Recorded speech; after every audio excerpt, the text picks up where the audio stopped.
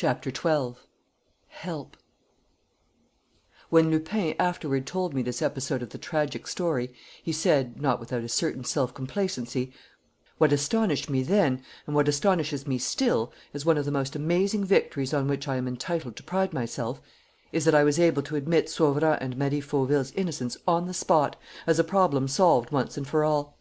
It was a first class performance, I swear, and surpassed the most famous deductions of the most famous investigators, both in psychological value and in detective merit. After all, taking everything into account, there was not the shadow of a fresh fact to enable me to alter the verdict.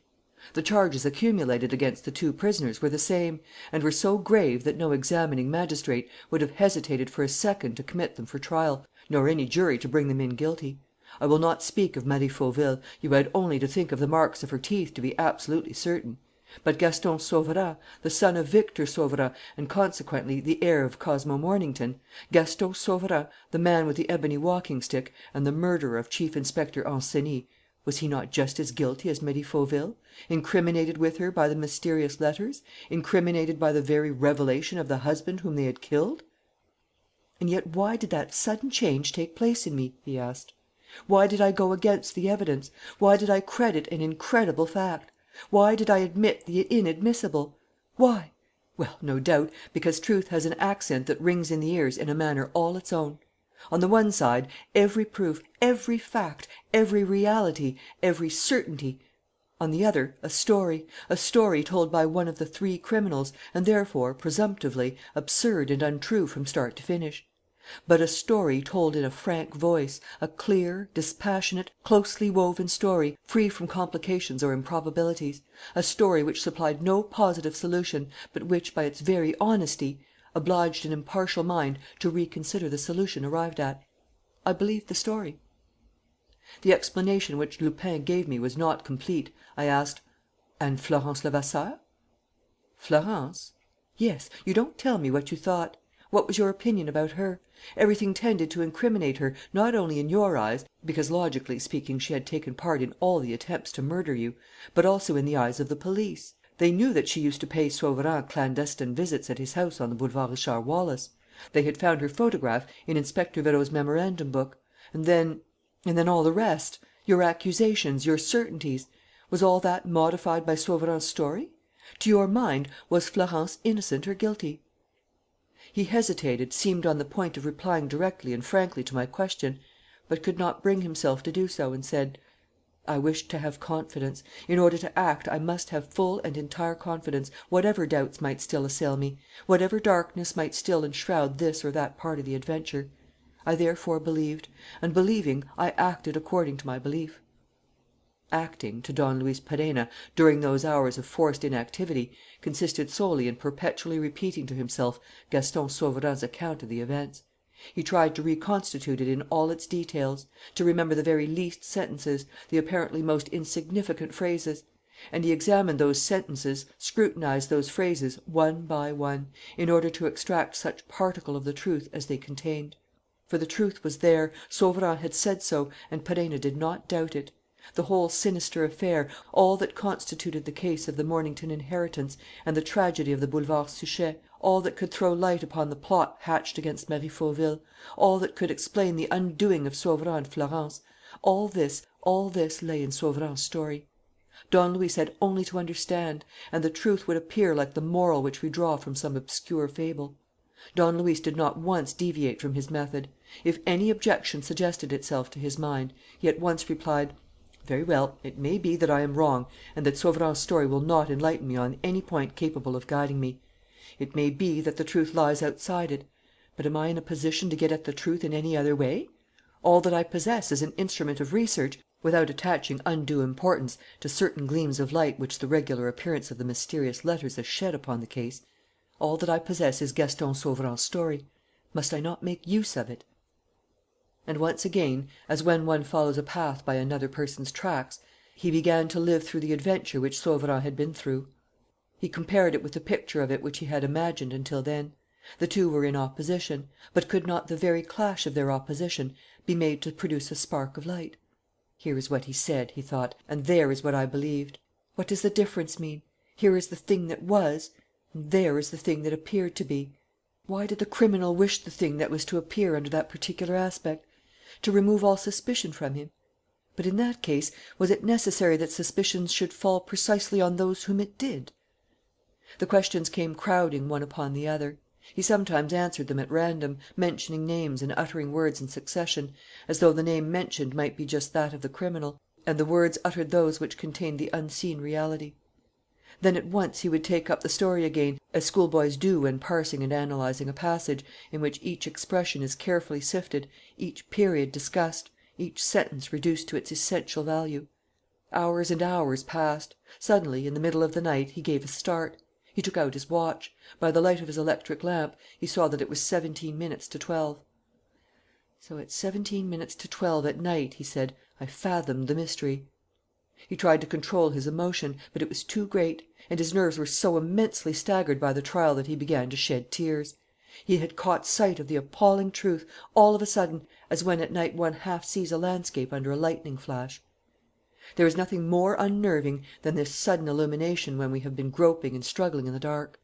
Already exhausted by his physical efforts and by the want of food, from which he was beginning to suffer, he felt the shock so intensely that, without caring to think a moment longer, he managed to go to sleep, or rather to sink into sleep, as one sinks into the healing waters of a bath.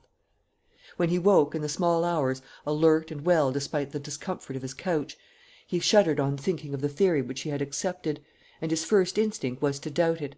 He had, so to speak, no time. All the proofs came rushing to his mind of their own accord, and at once transformed the theory into one of those certainties which it would be madness to deny. It was that and nothing else. As he had foreseen, the truth lay recorded in Sauverand's story; and he had not been mistaken either in saying to Mazeroux that the manner in which the mysterious letters appeared had put him on the track of the truth. And the truth was terrible. He felt, at the thought of it, the same fears that had maddened Inspector Vérot when, already tortured by the poison, he stammered: "Oh, I don't like this, I don't like the look of this. The whole thing has been planned in such an infernal manner." Infernal was the word, and Don Luis remained stupefied at the revelation of a crime which looked as if no human brain could have conceived it. For 2 hours more he devoted all his mental powers to examining the situation from every point of view. He was not much disturbed about the result, because, being now in possession of the terrible secret, he had nothing more to do but make his escape and go that evening to the meeting on the Boulevard Suchet, where he would show them all how the murder was committed. But when, wishing to try his chance of escaping, he went up through the underground passage and climbed to the top of the upper ladder, that is to say, to the level of the boudoir, he heard through the trap door the voices of men in the room. "By Jove," he said to himself, "the thing is not so simple as I thought. In order to escape the minions of the law, I must first leave my prison; and here is at least one of the exits blocked. Let's look at the other." He went down to Florence's apartments and worked the mechanism, which consisted of a counterweight. The panel of the cupboard moved in the groove. Driven by horror, and hoping to find some provisions which enable him to withstand a siege without being reduced to famine, he was about to pass through the alcove, behind the curtains, when he was stopped short by a sound of footsteps. Some one had entered the room. "Well, Mazeroux, have you spent the night here? Nothing new?" Don Luis recognized the Prefect of Police by his voice, and the question put by the Prefect told him, first, that Mazeroux had been released from the dark closet where he had bound him up, and, secondly, that the sergeant was in the next room. Fortunately, the sliding panel had worked without the least sound, and Don Luis was able to overhear the conversation between the two men. "No, nothing new, Monsieur le Préfet," replied Mazeroux. "That's funny. The confounded fellow must be somewhere. Or can he have got away over the roof?" "Impossible, Monsieur le Préfet," said a third voice, which Don Luis recognized as that of Weber, the deputy chief detective. "Impossible. We made certain yesterday that, unless he has wings—" "Then what do you think, Weber?" "I think, Monsieur le Préfet, that he is concealed in the house. This is an old house and probably contains some safe hiding place." Of course," said M. Desmalions, whom Don Luis, peeping through the curtains, saw walking to and fro in front of the alcove. "You're right; and we shall catch him in his burrow. Only, is it really necessary?" "Monsieur le Préfet!" "Well, you know my opinion on the subject, which is also the Prime Minister's opinion. Unearthing Lupin would be a blunder which we should end by regretting. After all, he's become an honest man, you know. He's useful to us and he does no harm." "No harm, Monsieur le Préfet? You really think so?" said Weber stiffly. M. Desmalions burst out laughing. "Oh, of course, yesterday's trick, the telephone trick! You must admit it was funny. The Premier had to hold his sides when I told him of it. "Upon my word, I see nothing to laugh at." "No, but all the same, the rascal is never at a loss. Funny or not, the trick was extraordinarily daring. To cut the telephone wire before your eyes and then blockade you behind that iron curtain! By the way, Mazeroux, you must get the telephone repaired this morning, so as to keep in touch with the office. Have you begun your search in these two rooms?" "As you ordered, Monsieur le Préfet. The deputy chief and I have been hunting round for the last hour."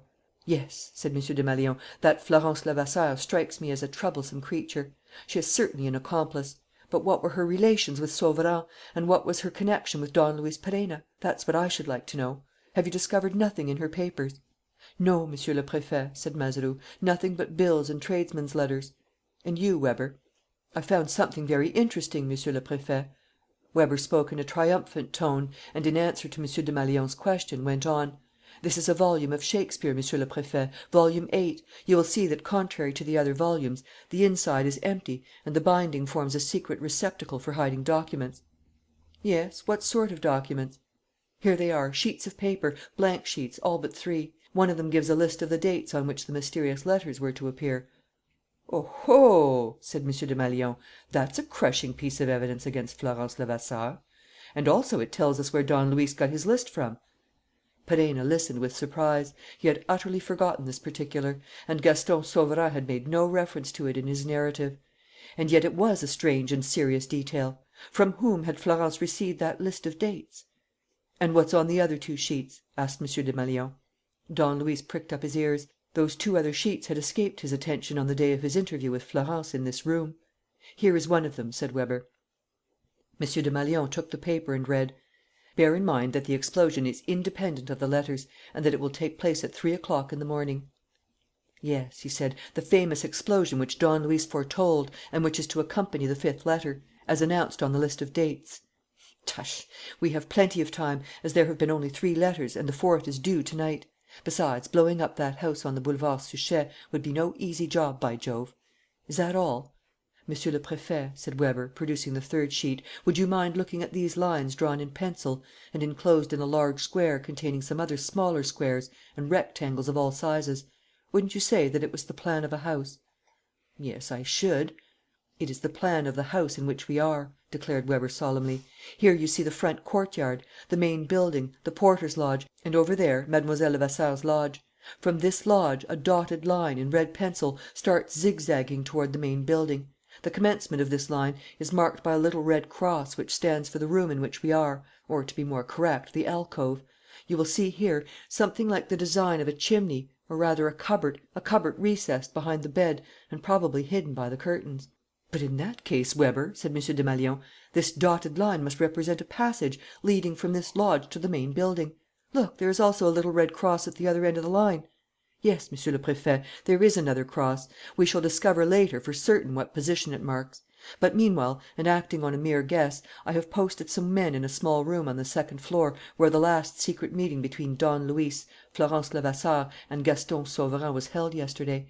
And meanwhile, at any rate, we hold one end of the line and, through that very fact, we know Don Luis Perenna's retreat." There was a pause, after which the deputy chief resumed in a more and more solemn voice: "Monsieur le Préfet, yesterday I suffered a cruel outrage at the hands of that man. It was witnessed by our subordinates. The servants must be aware of it. The public will know of it before long. This man has brought about the escape of Florence Levasseur. He tried to bring about the escape of Gaston Sauverand. He is a ruffian of the most dangerous type. Monsieur le Préfet, I am sure that you will not refuse me leave to dig him out of his hole. Otherwise, Monsieur le Préfet, I shall feel obliged to hand in my resignation." "With good reasons to back it up," said the Prefect, laughing. "There's no doubt about it. You can't stomach the trick of the iron curtain. Well, go ahead. It's Don Luis's own lookout. He's brought it on himself. Mazeroux, ring me up at the office as soon as the telephone is put right. And both of you meet me at the Fauvilles' house this evening. Don't forget it's the night for the fourth letter." "There won't be any fourth letter, Monsieur le Préfet," said Weber. "Why not?" "Because between this and then Don Luis will be under lock and key." "Oh, so you accuse Don Luis also of—" Don Luis did not wait to hear more. He softly retreated to the cupboard, took hold of the panel and pushed it back without a sound. "So his hiding place was known! By Jingo," he growled, "this is a bit awkward. I'm in a nice plight."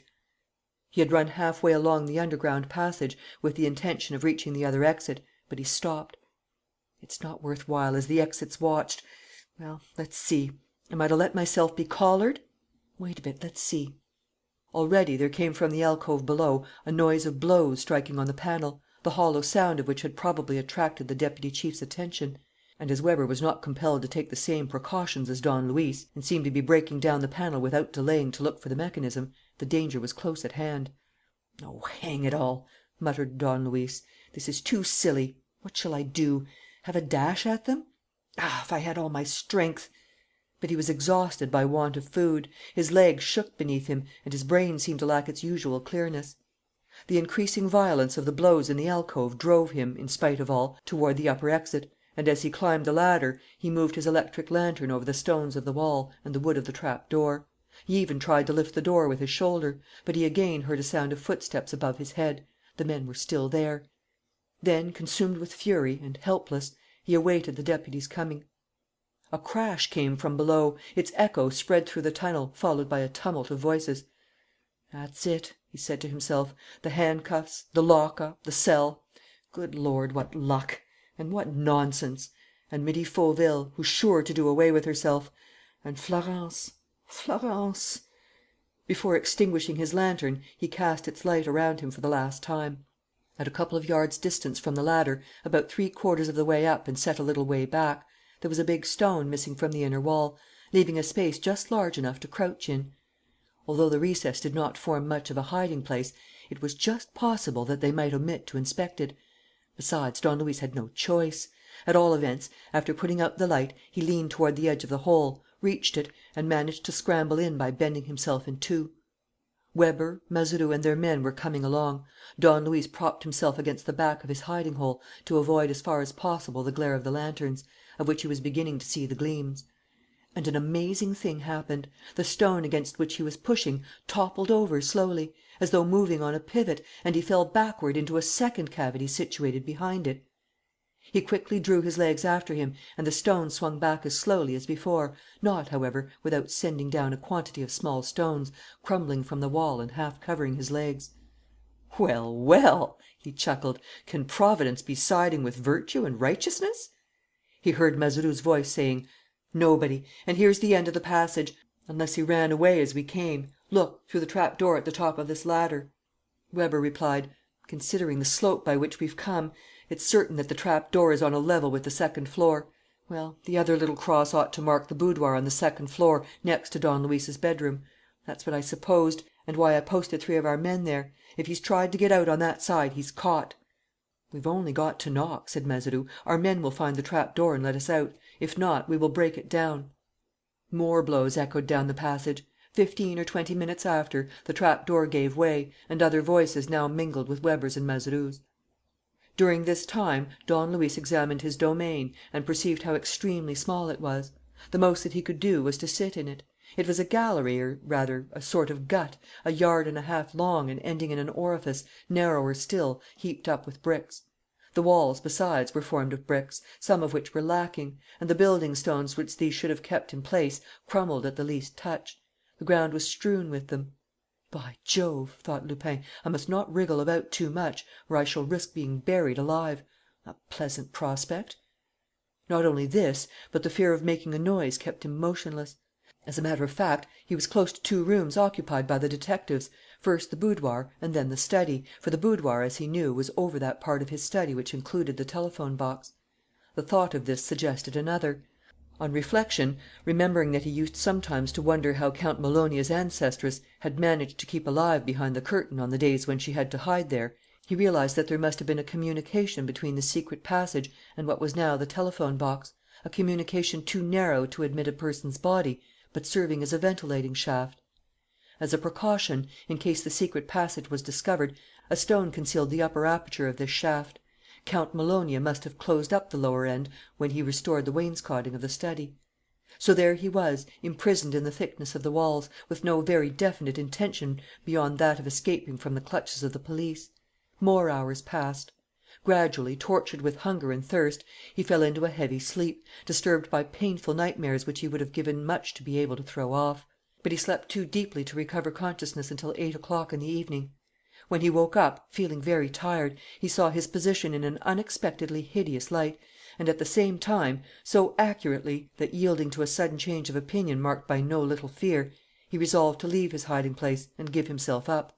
Anything was better than the torture which he was enduring and the dangers to which longer waiting exposed him. But, on turning round to reach the entrance to his hole, he perceived first that the stone did not swing over when merely pushed, and next, after several attempts, that he could not manage to find the mechanism which no doubt worked the stone. He persisted. His exertions were all in vain. The stone did not budge. Only, at each exertion, a few bits of stone came crumbling from the upper part of the wall and still further narrowed the space in which he was able to move. It cost him a considerable effort to master his excitement and to say jokingly: "That's capital. I shall be reduced now to calling for help. I, Arsène Lupin. Yes, to call in the help of those gentlemen of the police. Otherwise, the odds on my being buried alive will increase every minute. They're 10 to 1 as it is." He clenched his fists. "Hang it, I'll get out of this scrape by myself. Call for help? Not if I know it." He summoned up all his energies to think, but his jaded brain gave him none but confused and disconnected ideas. He was haunted by Florence's image and by Marie Fauville's as well. "It's to night that I'm to save them," he said to himself, "and I certainly will save them, as they are not guilty and as I know the real criminal. But how shall I set about it to succeed?" He thought of the Prefect of Police, of the meeting that was to take place at Fauville's house on the Boulevard Suchet. The meeting had begun, the police were watching the house; and this reminded him of the sheet of paper found by Weber in the 8th volume of Shakespeare's plays, and of the sentence written on it, which the Prefect had read out: "Bear in mind that the explosion is independent of the letters, and that it will take place at 3 o'clock in the morning." "Yes," thought Don Luis, accepting M. Desmalions's reasoning, "yes, in 10 days' time. As there have been only 3 letters, the 4th will appear to night; and the explosion will not take place until the 5th letter appears. That is in 10 days from now." He repeated: "In 10 days, with the 5th letter. In 10 days." And suddenly he gave a start of fright. A horrible vision had flashed across his mind, a vision only too real. The explosion was to occur that very night! And all at once, knowing that he knew the truth, all at once, in a revival of his usual clear sightedness, he accepted the theory as certain. No doubt, only 3 letters had appeared out of the mysterious darkness, but 4 letters ought to have appeared, because one of them had appeared not on the date fixed, but 10 days later. And this for a reason which Don Luis knew. Besides, it was not a question of all this. It was not a question of seeking the truth amid this confusion of dates and letters, amid this intricate tangle in which no one could lay claim to any certainty. No, one thing alone stood out above the situation: the sentence, "Bear in mind that the explosion is independent of the letters." And, as the explosion was put down for the night of the 25th of May, it would occur that very night, at 3 o'clock in the morning. "Help! Help!" he cried. This time he did not hesitate. So far, he had had the courage to remain huddled in his prison and to wait for the miracle that might come to his assistance. But he preferred to face every danger and undergo every penalty rather than abandon the Prefect of Police, Weber, Mazeroux, and their companions to the death that threatened them. "Help! Help!" Fauville's house would be blown up in 3 or 4 hours. That he knew with the greatest certainty. Just as punctually as the mysterious letters had reached their destination in spite of all the obstacles in the way, so the explosion would occur at the hour named. The infernal artificer of the accursed work had wished it so. At 3 o'clock in the morning there would be nothing left of the Fauville's house. "Help! Help!" He recovered enough strength to raise desperate shouts and to make his house carry beyond the stones and beyond the wainscoting. Then, when there seemed to be no answer to his call, he stopped and listened for a long time. There was not a sound. The silence was absolute. Thereupon a terrible anguish covered him with a cold sweat. Supposing the detectives had ceased to watch the upper floors and confined themselves to spending the night in the rooms on the ground floor? He madly took a brick and struck it repeatedly against the stone that closed the entrance, hoping that the noise would spread through the house. But an avalanche of small stones, loosened by the blows, at once fell upon him, knocking him down again and fixing him where he lay. "Help! Help!"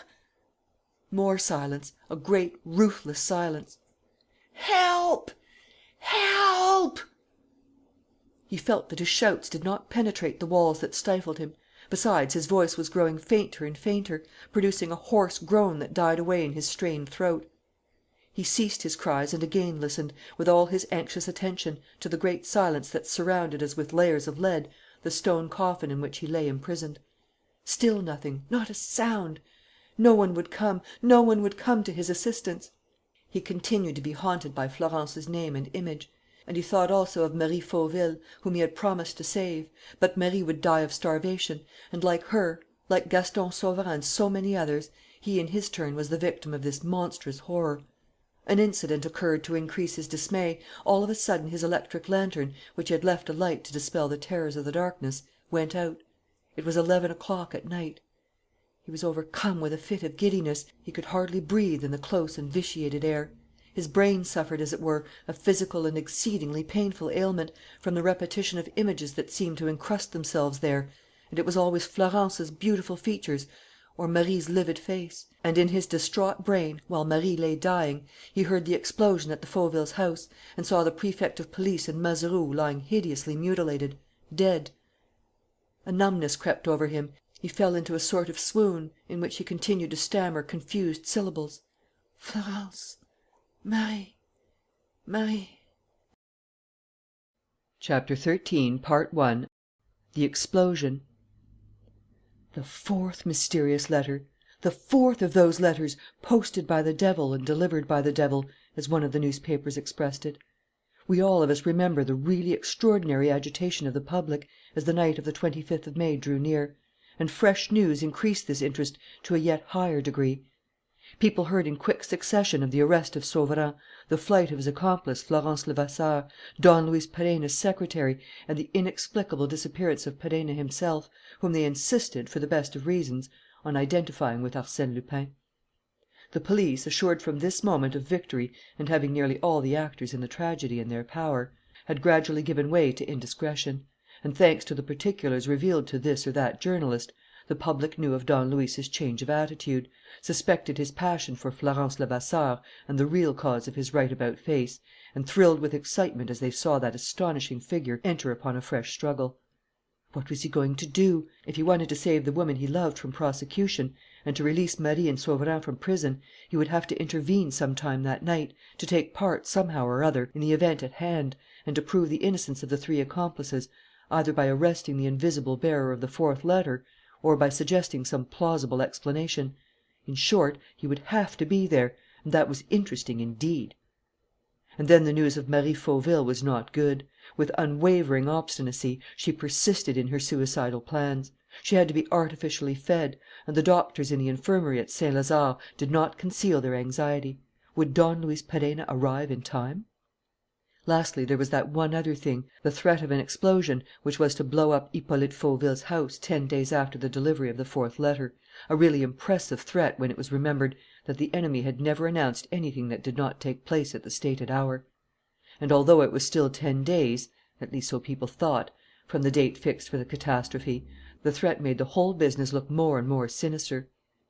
That evening, therefore, a great crowd made its way, through La Muette and Auteuil, to the Boulevard Suchet, a crowd coming not only from Paris, but also from the suburbs and the provinces.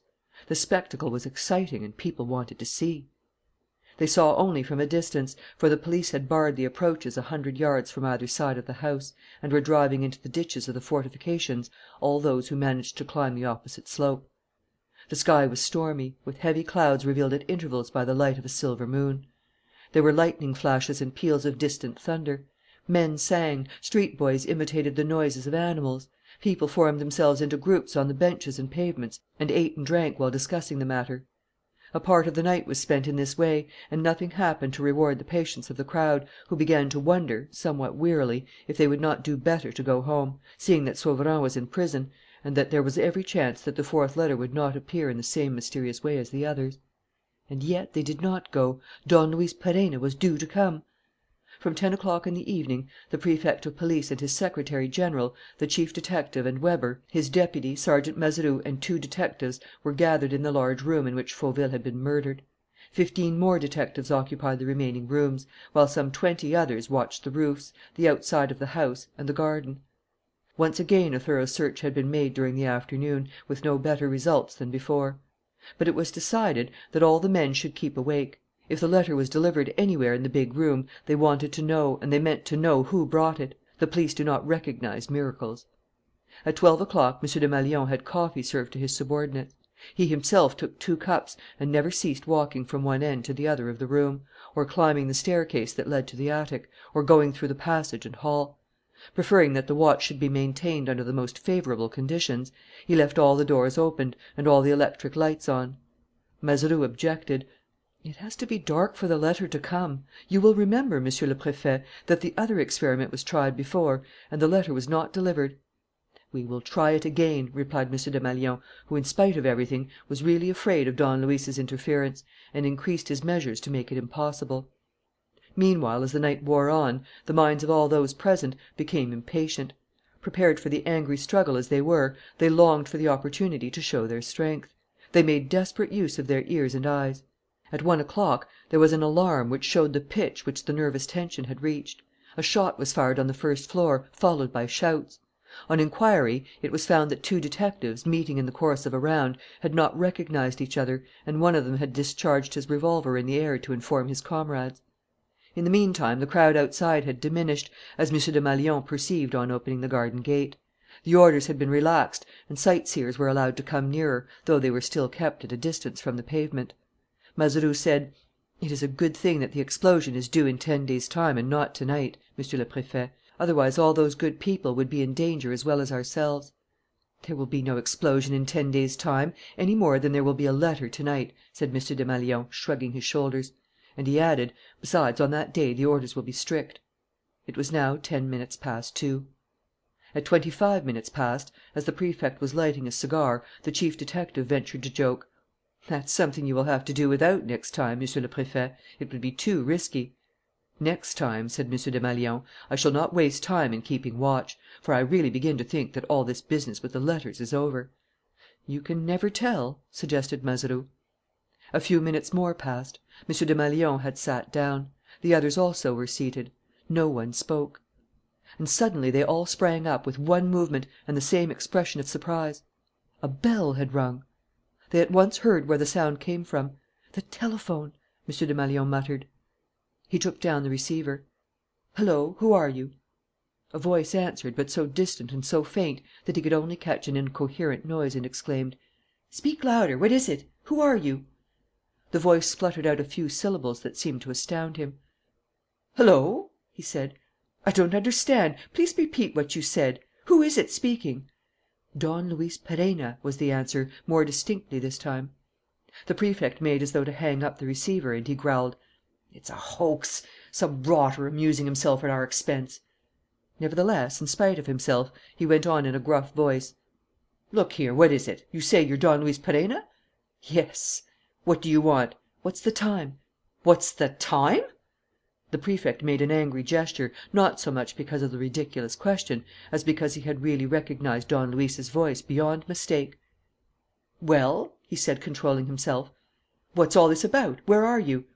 "At my house, above the iron curtain, in the ceiling of my study." "In the ceiling?" repeated the Prefect, not knowing what to think.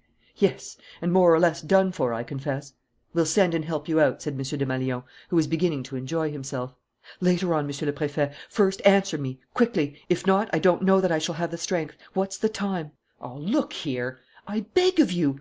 "It's 20 minutes to 3. 20 minutes to 3!"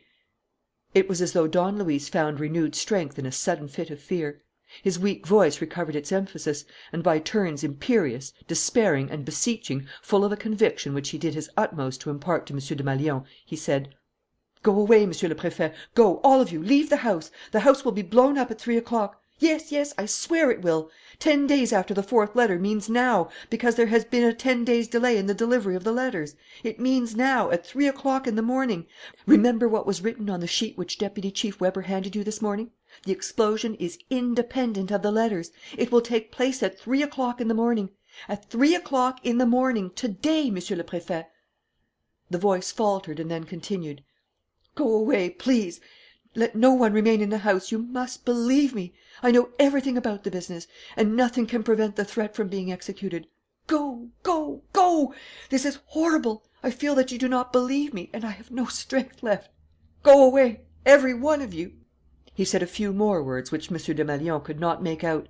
Then the voice ceased; and, though the Prefect still heard cries, it seemed to him that those cries were distant, as though the instrument were no longer within the reach of the mouth that uttered them. He hung up the receiver. "Gentlemen," he said with a smile, "it is 17 to 3. In 17 minutes we shall all be blown up together. At least, that is what our good friend Don Luis Perenna declares."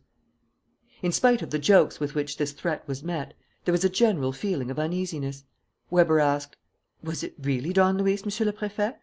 "Don Luis in person. He has gone to earth in some hiding hole in his house, above the study; and his fatigue and privations seem to have unsettled him a little. Mazeroux, go and ferret him out, unless this is just some fresh trick on his part. You have your warrant." Sergeant Mazeroux went up to M. Desmalions. His face was pallid. "Monsieur le Préfet, did he tell you that we were going to be blown up?" "He did. He relies on the note which M. Weber found in a volume of Shakespeare. The explosion is to take place to night." "At 3 o'clock in the morning?" "At 3 o'clock in the morning, that is to say, in less than a quarter of an hour." "And do you propose to remain, Monsieur le Préfet?" "What next, Sergeant? Do you imagine that we are going to obey that gentleman's fancies?" Mazeroux staggered, hesitated, and then, despite all his natural deference, unable to control himself, exclaimed: "Monsieur le Préfet, it's not a fancy. I have worked with Don Luis. I know the man. If he tells you that something is going to happen, it's because he has his reasons." "Absurd reasons." "No, Monsieur le Préfet," Mazeroux pleaded, growing more and more excited. "I swear that you must listen to him. The house will be blown up. He said so, at 3 o'clock. We have a few minutes left. Let us go. I entreat you, Monsieur le Préfet." "In other words, you want us to run away." "But it's not running away, Monsieur le Préfet. It's a simple precaution. After all, we can't You, yourself, Monsieur le Préfet." "That will do." "But, Monsieur le Préfet, as Don Luis said " "That will do, I say," repeated the Prefect harshly. "If you're afraid, you can take advantage of the order which I gave you and go off after Don Luis." Mazeroux clicked his heels together and, old soldier that he was, saluted: "I shall stay here, Monsieur le Préfet." And he turned and went back to his place at a distance. Chapter 13, Part 2. The Explosion. Silence followed. M. Desmalions began to walk up and down the room, with his hands behind his back. Then, addressing the chief detective and the secretary general: "You are of my opinion, I hope?" he said. "Why, yes, Monsieur le Préfet." "Well, of course, to begin with, that supposition is based on nothing serious. And, besides, we are guarded, aren't we? Bombs don't come tumbling on one's head like that. It takes some one to throw them. Well, how are they to come? By what way?" "Same way as the letters," the secretary general ventured to suggest. "What's that? Then you admit " The secretary general did not reply, and M. Desmalions did not complete his sentence. He himself, like the others, experienced that same feeling of uneasiness which gradually, as the seconds sped past, was becoming almost intolerably painful. 3 o'clock in the morning. The words kept on recurring to his mind. Twice he looked at his watch. There was 12 minutes left. There was 10 minutes. Was the house really going to be blown up, by the mere effect of an infernal and all powerful will? "It's senseless, absolutely senseless!" he cried, stamping his foot. But, on looking at his companions, he was amazed to see how drawn their faces were, and he felt his courage sink in a strange way. He was certainly not afraid, and the others were no more afraid than he. But all of them, from the chiefs to the simple detectives, were under the influence of that Don Luis Perenna whom they had seen accomplishing such extraordinary feats and who had shown such wonderful ability throughout this mysterious adventure. Consciously or unconsciously, whether they wished it or no, they looked upon him as an exceptional being endowed with special faculties, a being of whom they could not think without conjuring up the image of the amazing Arsene Lupin, with his legend of daring, genius, and superhuman insight.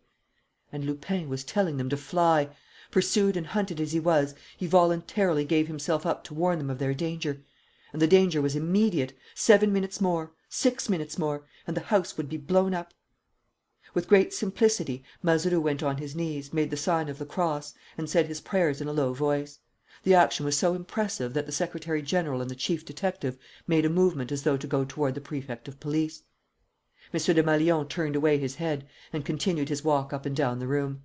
But his anguish increased; and the words which he had heard over the telephone rang in his ears; and all Perenna's authority, his ardent entreaties, his frenzied conviction, all this upset him. He had seen Perenna at work. He felt it borne in upon him that he had no right, in the present circumstances, to neglect the man's warning. "Let's go," he said. The words were spoken in the calmest manner, and it really seemed as if those who heard them regarded them merely as the sensible conclusion of a very ordinary state of affairs.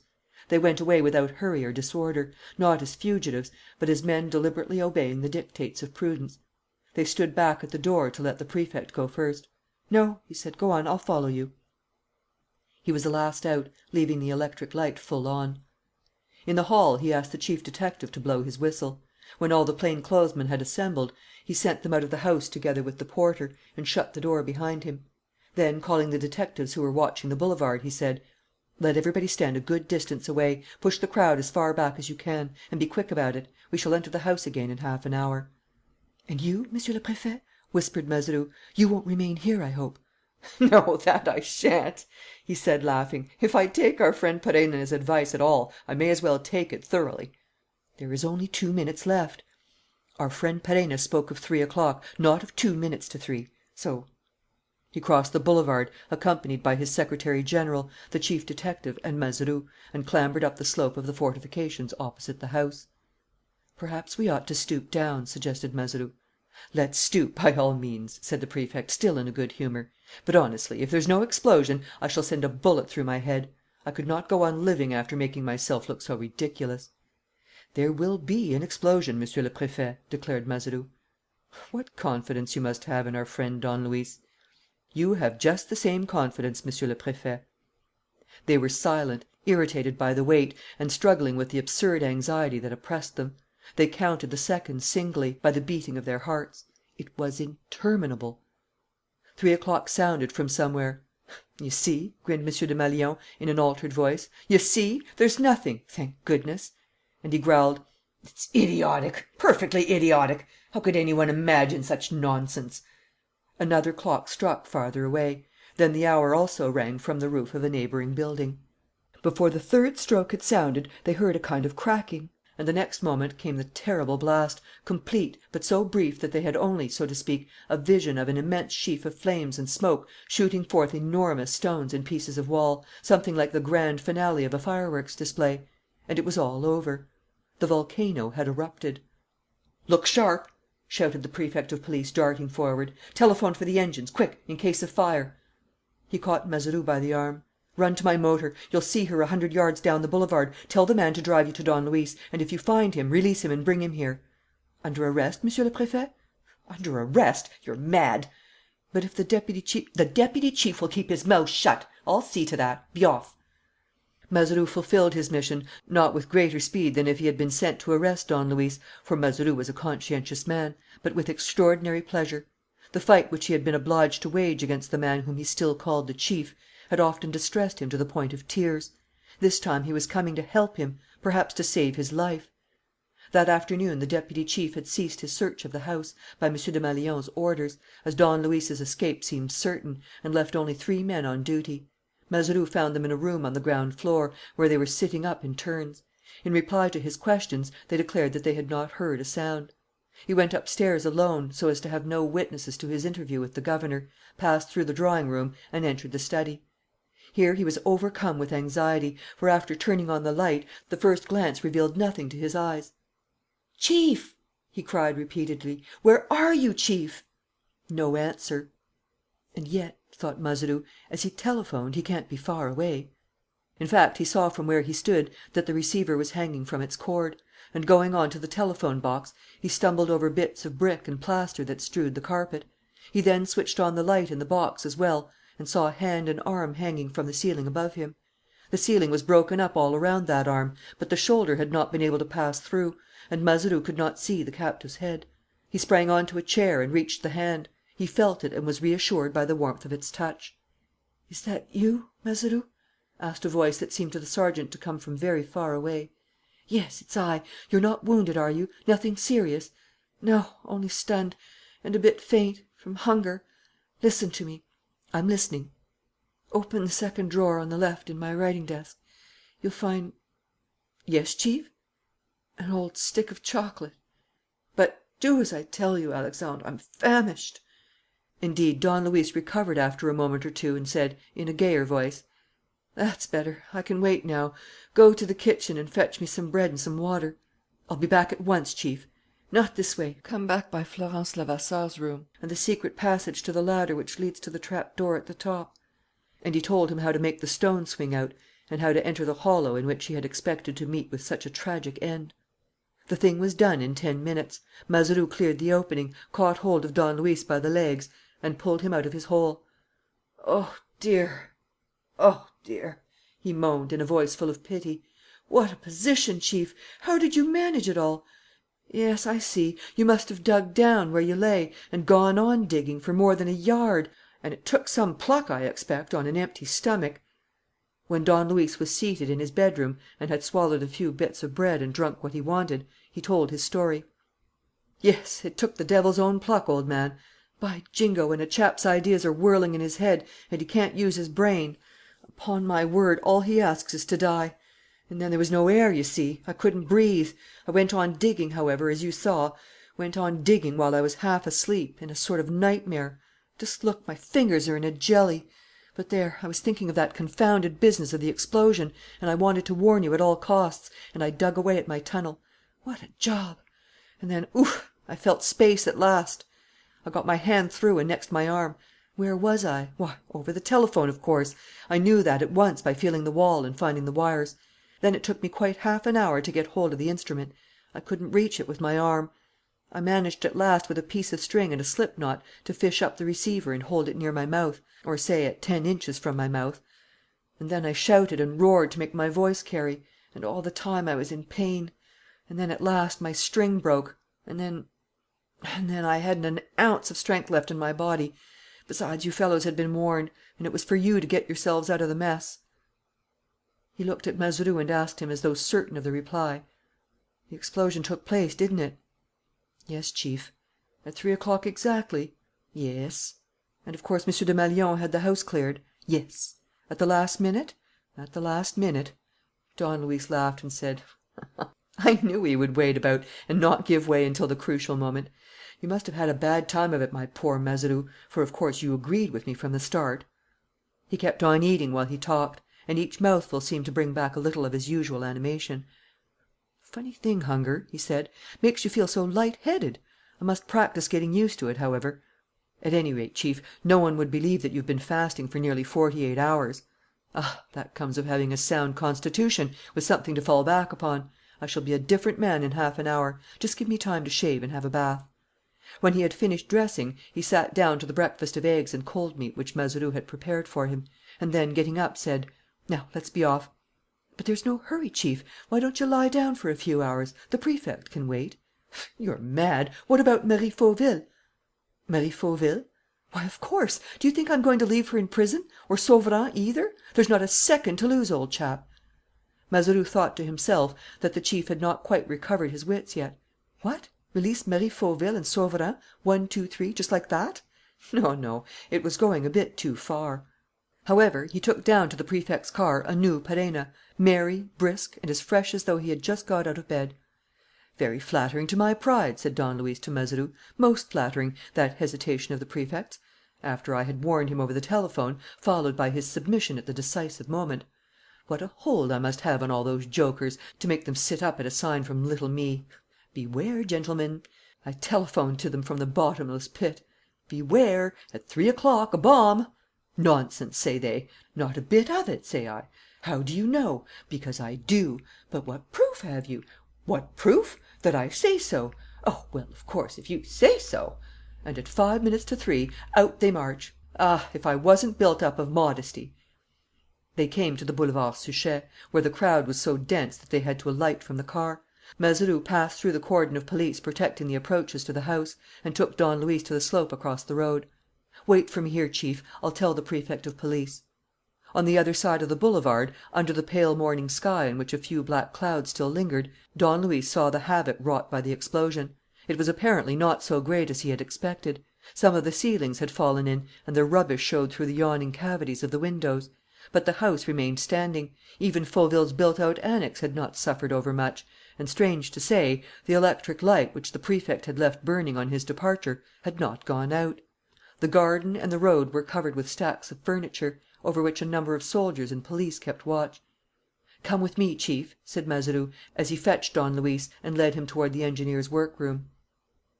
A part of the floor was demolished. The outer walls on the left, near the passage, were cracked; and 2 workmen were fixing up beams, brought from the nearest timber yard, to support the ceiling. But, on the whole, the explosion had not had the results which the man who prepared it must have anticipated. M. Desmalions was there, together with all the men who had spent the night in the room and several important persons from the public prosecutor's office. Weber, the deputy chief detective, alone had gone, refusing to meet his enemy. Don Luis's arrival caused great excitement. The Prefect at once came up to him and said: "All our thanks, Monsieur. Your insight is above praise. You have saved our lives; and these gentlemen and I wish to tell you so most emphatically. In my case, it is the second time that I have to thank you." "There is a very simple way of thanking me, Monsieur le Préfet," said Don Luis, "and that is to allow me to carry out my task to the end." "Your task?" "Yes, Monsieur le Préfet. My action of last night is only the beginning. The conclusion is the release of Marie Fauville and Gaston Sauverand." M. Desmalions smiled. "Oh! Am I asking too much, Monsieur le Préfet?" "One can always ask, but the request should be reasonable; and the innocence of those people does not depend on me." "No, but it depends on you, Monsieur le Préfet, to let them know if I prove their innocence to you." "Yes, I agree, if you prove it beyond dispute." "Just so." Don Luis's calm assurance impressed M. Desmalions, in spite of everything, and even more than on the former occasions; and he suggested: "The results of the hasty inspection which we have made will perhaps help you. For instance, we are certain that the bomb was placed by the entrance to the passage and probably under the boards of the floor." "Please do not trouble, Monsieur le Préfet. These are only secondary details. The great thing now is that you should know the whole truth, and that not only through words." The Prefect had come closer. The magistrate and detectives were standing round Don Luis, watching his lips and movements with feverish impatience. Was it possible that that truth, as yet so remote and vague, in spite of all the importance which they attached to the arrests already effected, was known at last? It was a solemn moment. Every one was on tenterhooks. The manner in which Don Luis had foretold the explosion lent the value of an accomplished fact to his predictions; and the men whom he had saved from the terrible catastrophe were almost ready to accept as certainties the most improbable statements which a man of his stamp might make. "Monsieur le Préfet," he said, "you waited in vain last night for the 4th letter to make its appearance.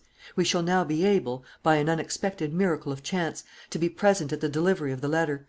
You will then know that it was the same hand that committed all the crimes, and you will know whose hand that was." And, turning to Mazeroux, "Sergeant, will you please make the room as dark as you can? The shutters are gone, but you might draw the curtains across the windows and close the doors. Monsieur le Préfet, is it by accident that the electric light is on?"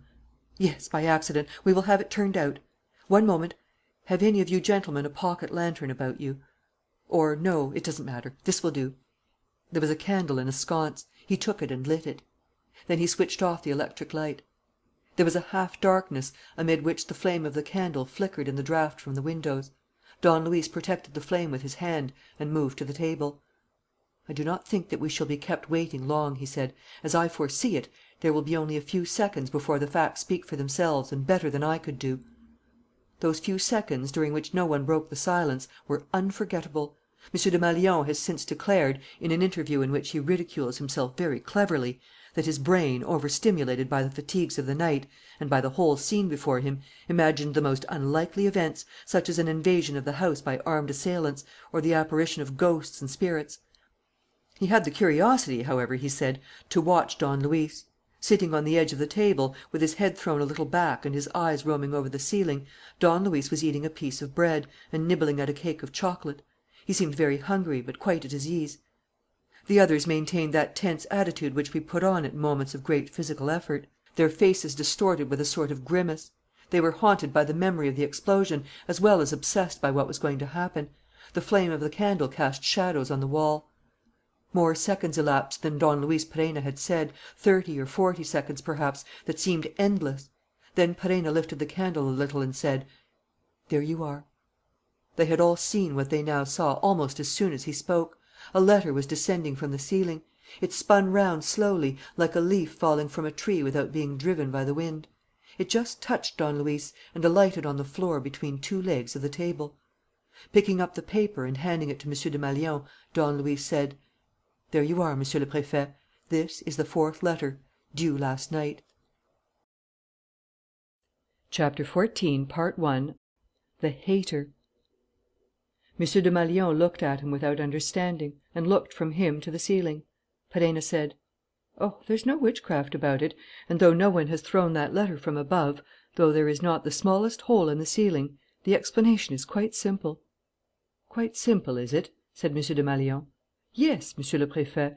It all looks like an extremely complicated conjuring trick, done almost for fun. Well, I say that it is quite simple and at the same time terribly tragic. Sergeant Mazeroux, would you mind drawing back the curtains and giving us as much light as possible?" While Mazeroux was executing his orders and M. Desmalions glancing at the fourth letter, the contents of which were unimportant and merely confirmed the previous ones, Don Luis took a pair of steps which the workman had left in the corner, set it up in the middle of the room and climbed to the top, where, seated astride, he was able to reach the electric chandelier. It consisted of a broad, circular band in brass, beneath which was a festoon of crystal pendants.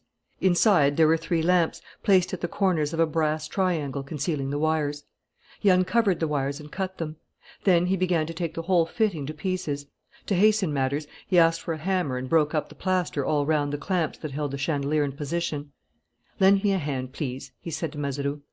Mazeroux went up the steps, and between them they took hold of the chandelier and let it slide down the uprights. The detectives caught it and placed it on the table with some difficulty, for it was much heavier than it looked. On inspection, it proved to be surmounted by a cubical metal box, measuring about 8 inches square, which box, being fastened inside the ceiling between the iron clamps, had obliged Don Luis to knock away the plaster that concealed it. "What the devil's this?" exclaimed M. Desmalions. "Open it for yourself, Monsieur le Préfet. There's a lid to it," said Perenna. M. Desmalions raised the lid. The box was filled with springs and wheels, a whole complicated and detailed mechanism resembling a piece of clockwork. "By your leave, Monsieur le Préfet," said Don Luis.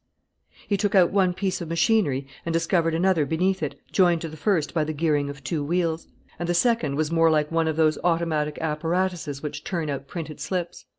Right at the bottom of the box, just where the box touched the ceiling, was a semicircular groove, and at the edge of it was a letter ready for delivery. "The last of the 5 letters," said Don Luis, doubtless continuing the series of denunciations. "You will notice, Monsieur le Préfet, that the chandelier originally had a 4th lamp in the centre. It was obviously removed when the chandelier was altered, so as to make room for the letters to pass." He continued his detailed explanations. "So the whole set of letters was placed here, at the bottom.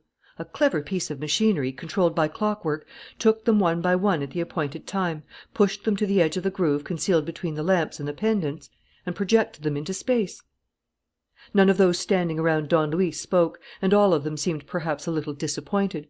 The whole thing was certainly very clever, but they had expected something better than a trick of springs and wheels, however surprising. "Have patience, gentlemen," said Don Luis. "I promised you something ghastly, and you shall have it." "Well, I agree," said the Prefect of Police, "that this is where the letters started from, but a good many points remain obscure. And, apart from this, there is one fact in particular which it seems impossible to understand. How were the criminals able to adapt the chandelier in this way? And in a house guarded by the police, in a room watched night and day, how were they able to carry out such a piece of work without being seen or heard?" "The answer is quite easy, Monsieur le Préfet. The work was done before the house was guarded by the police." "Before the murder was committed, therefore?" "Before the murder was committed." "And what is to prove to me that that is so?" "You have said so yourself, Monsieur le Préfet, because it could not have been otherwise."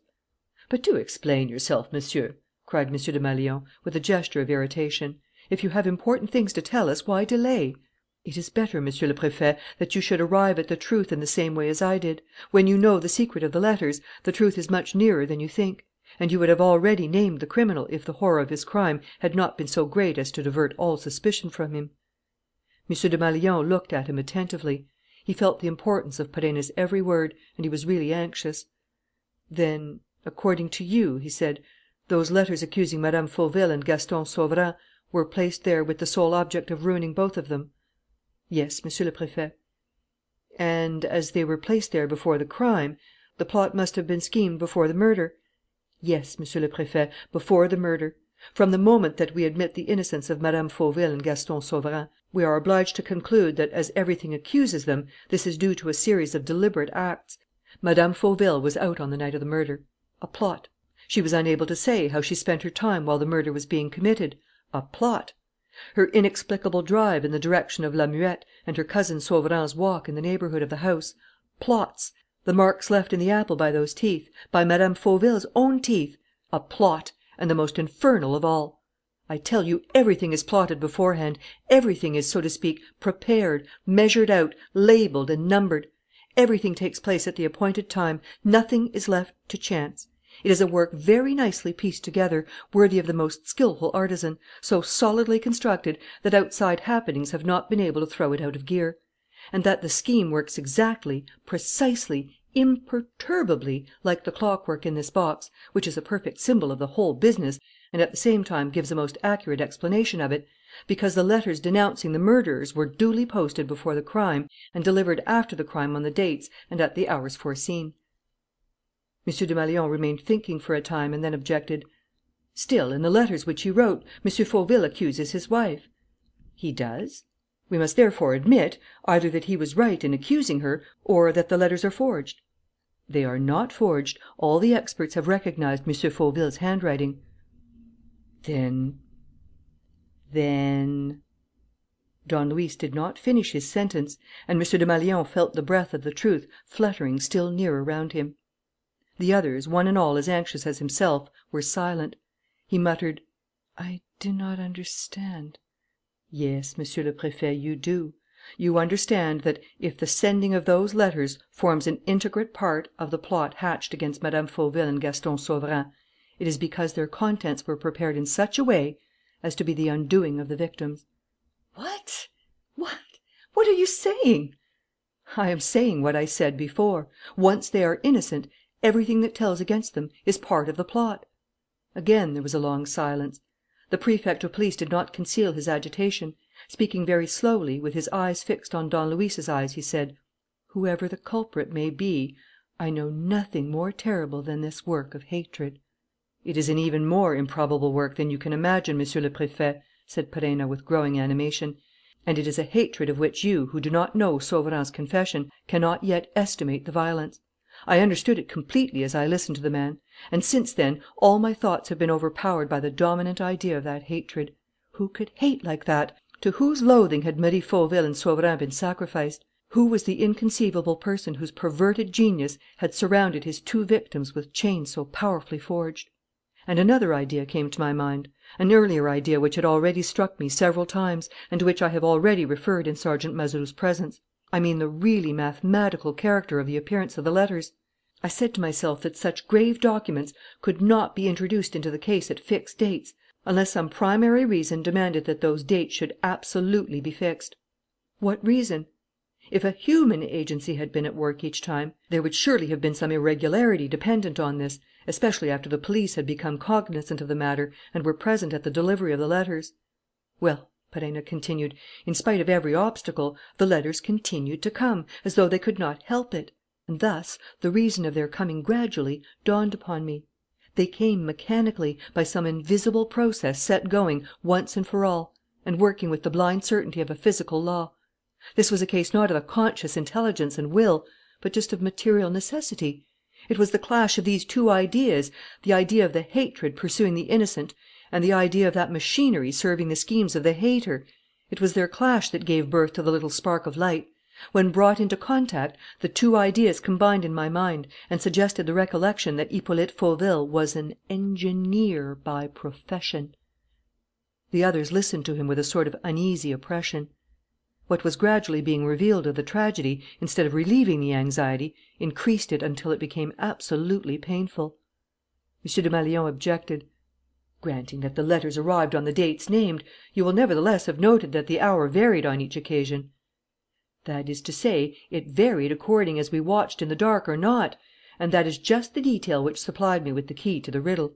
If the letters, and this was an indispensable precaution which we are now able to understand, were delivered only under cover of the darkness, it must be because a contrivance of some kind prevented them from appearing when the electric light was on, and because that contrivance was controlled by a switch inside the room.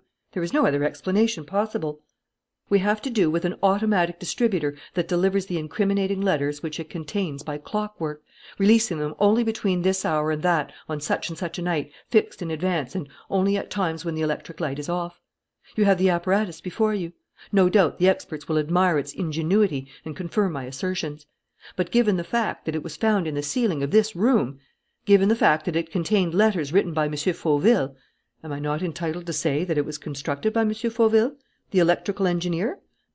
Once more the name of M. Fauville returned, like an obsession, and each time the name stood more clearly defined.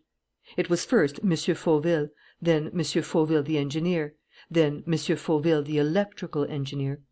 And thus the picture of the hater, as Don Luis said, appeared in its accurate outlines, giving those men, used though they were to the strangest criminal monstrosities, a thrill of terror. The truth was now no longer prowling around them. They were already fighting with it, as you fight with an adversary whom you do not see, but who clutches you by the throat and brings you to the ground. And the Prefect of Police, summing up all his impressions, said in a strained voice: "So Monsieur Fauville wrote those letters in order to ruin his wife and the man who was in love with her?" "Yes." "In that case, what? Knowing at the same time that he was threatened with death, he wished, if ever the threat was realized, that his death should be laid to the charge of his wife and her friend?" "Yes." "And in order to avenge himself on their love for each other, and to gratify his hatred of them both, he wanted the whole set of facts to point to them as guilty of the murder of which he would be the victim?" "Yes." So that M. Fauville, in one part of his accursed work, was, what shall I say, the accomplice of his own murder? He dreaded death, he struggled against it, but he arranged that his hatred should gain by it. That's it, isn't it? That's how it is?" "Almost, Monsieur le Préfet. You are following the same stages by which I travelled, and, like myself, you are hesitating before the last truth, before the truth which gives the tragedy its sinister character and deprives it of all human proportions." The Prefect struck the table with his two fists and, in a sudden fit of revolt, cried: "It's ridiculous! It's a perfectly preposterous theory! M. Fauville threatened with death and contriving his wife's ruin with that Machiavellian perseverance! Absurd! The man who came to my office, the man whom you saw, was thinking of only one thing: how to escape dying. He was obsessed by one dread alone, the dread of death. It is not at such moments," the Prefect emphasized, "that a man fits up clockwork and lays traps, especially when those traps cannot take effect unless he dies by foul play. Can you see M. Fauville working at his automatic machine, putting in with his own hands letters which he has taken the pains to write to a friend 3 months before and intercept, arranging events so that his wife shall appear guilty and saying, 'There, if I die murdered, I'm easy in my mind. The person to be arrested will be Marie'? No, you must confess, men don't take these gruesome precautions. Or if they do, it means that they're sure of being murdered. It means that they agree to be murdered. It means that they are at one with the murderer, so to speak, and meet him halfway. In short, it means—" He interrupted himself, as if the sentences which he had spoken had surprised him. And the others seemed equally disconcerted. And all of them unconsciously drew from those sentences the conclusions which they implied and which they themselves did not yet fully perceive. Don Luis did not remove his eyes from the Prefect and awaited the inevitable words. M. Desmalions muttered: "Come, you're not going to suggest that he had agreed—" "I suggest nothing, Monsieur le Préfet," said Don Luis.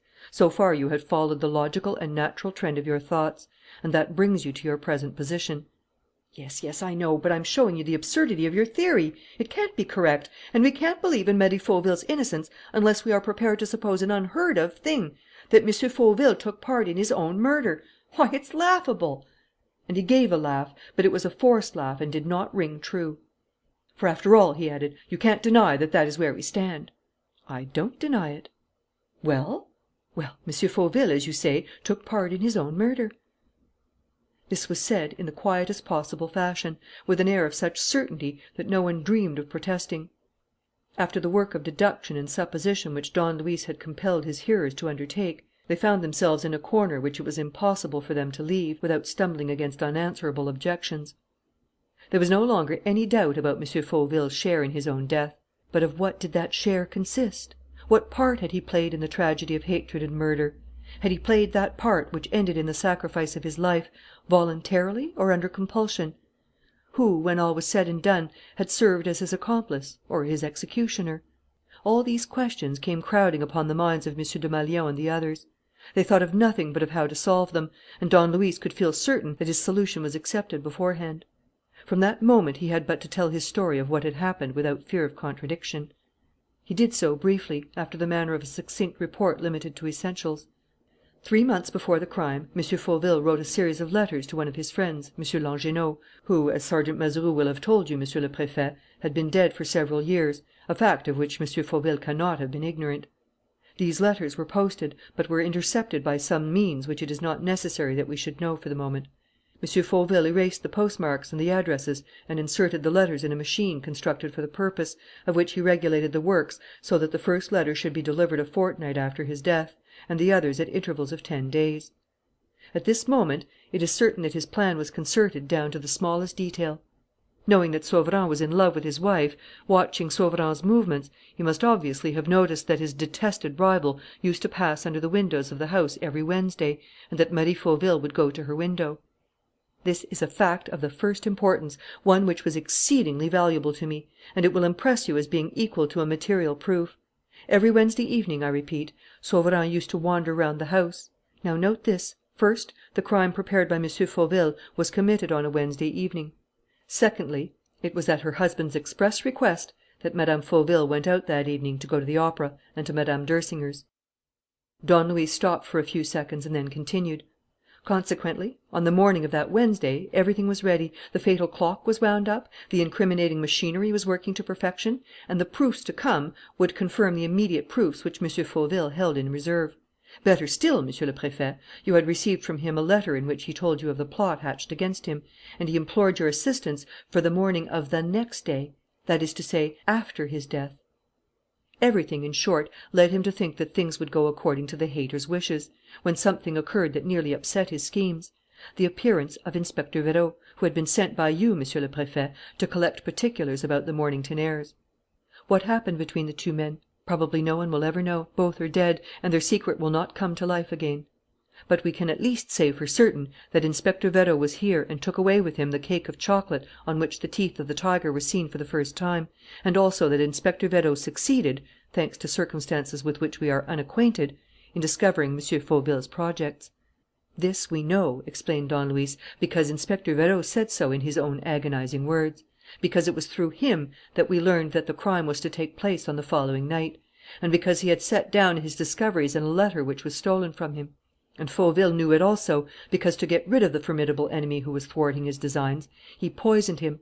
Because when the poison was slow in acting, he had the audacity, under a disguise which made him look like Sauverand and which was one day to turn suspicion against Sauverand, he had the audacity and the presence of mind to follow Inspector Vérot to the Café du Pont Neuf, to purloin the letter of explanation which Inspector Vérot wrote you, to substitute a blank sheet of paper for it, and then to ask a passer-by, who might become a witness against Sauverand, the way to the nearest underground station for Neuilly, where Sauverand lived.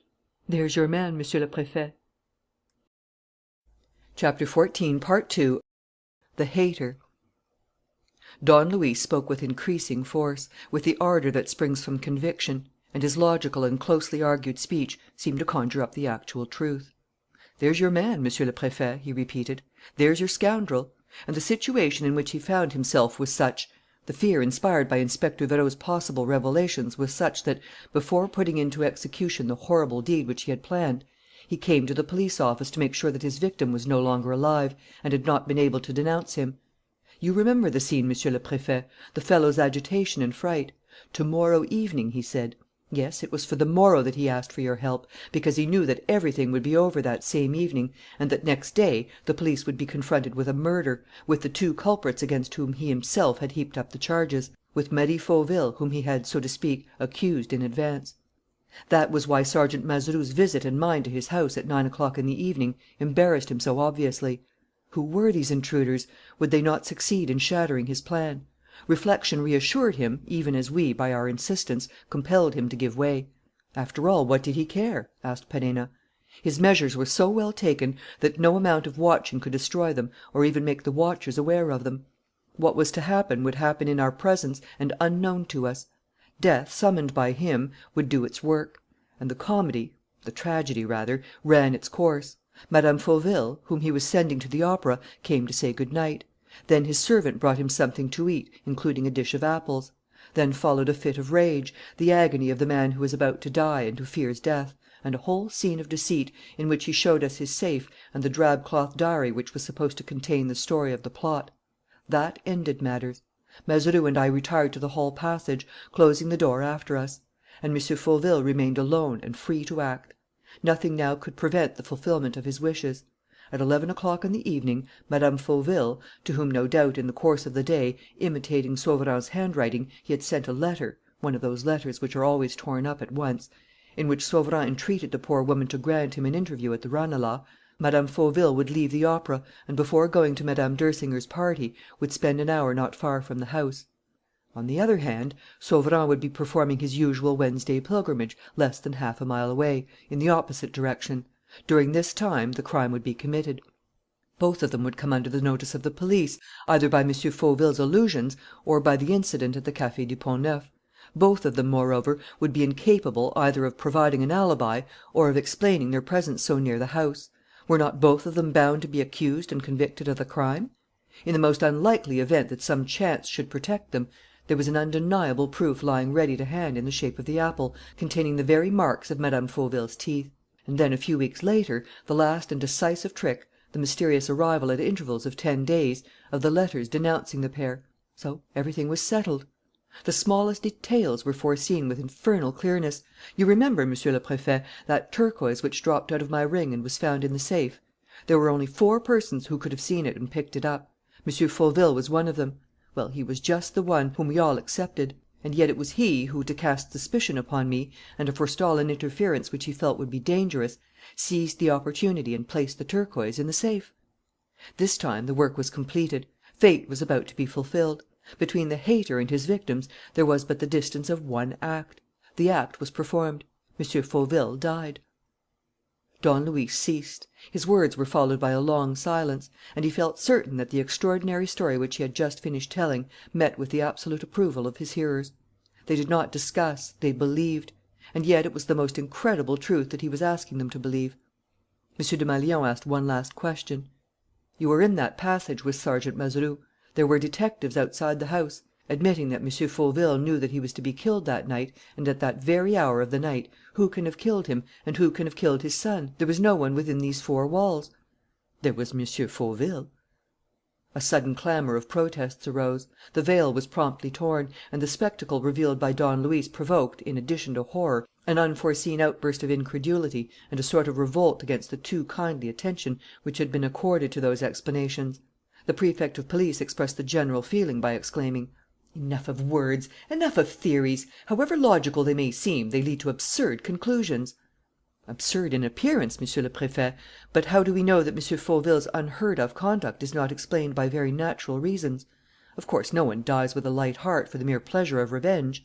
But how do we know that M. Fauville, whose extreme emaciation and pallor you must have noted as I did, was not stricken by some mortal illness and that, knowing himself doomed—" "I repeat, enough of words!" cried the Prefect. "You go only by suppositions. What I want is proofs, a proof, only one, and we are still waiting for it."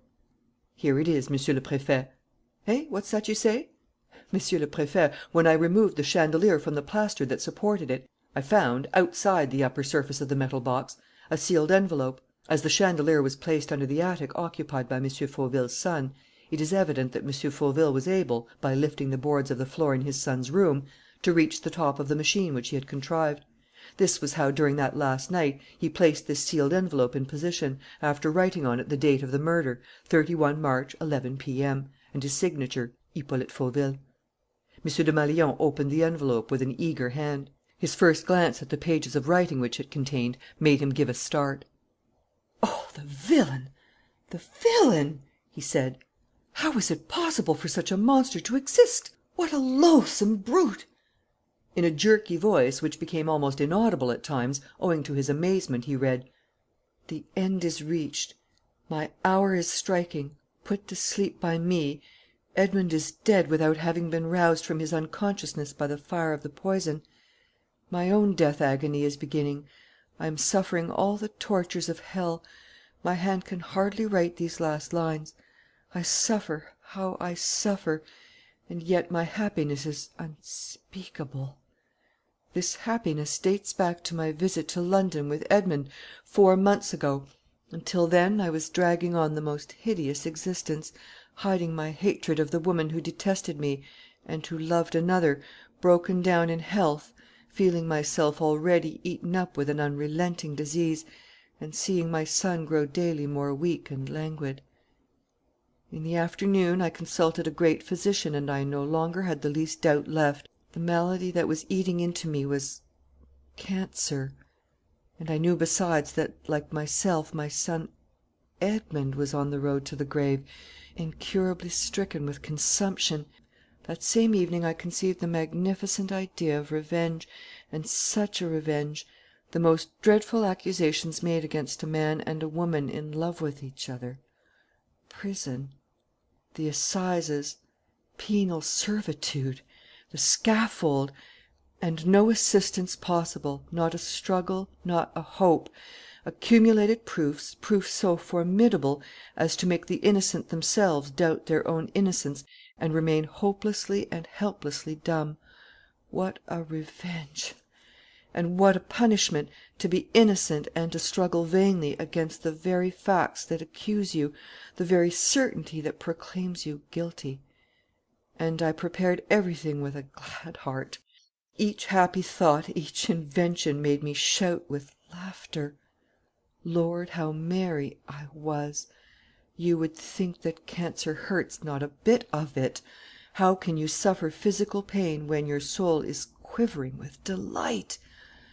Do you think I feel the hideous burning of the poison at this moment? I am happy.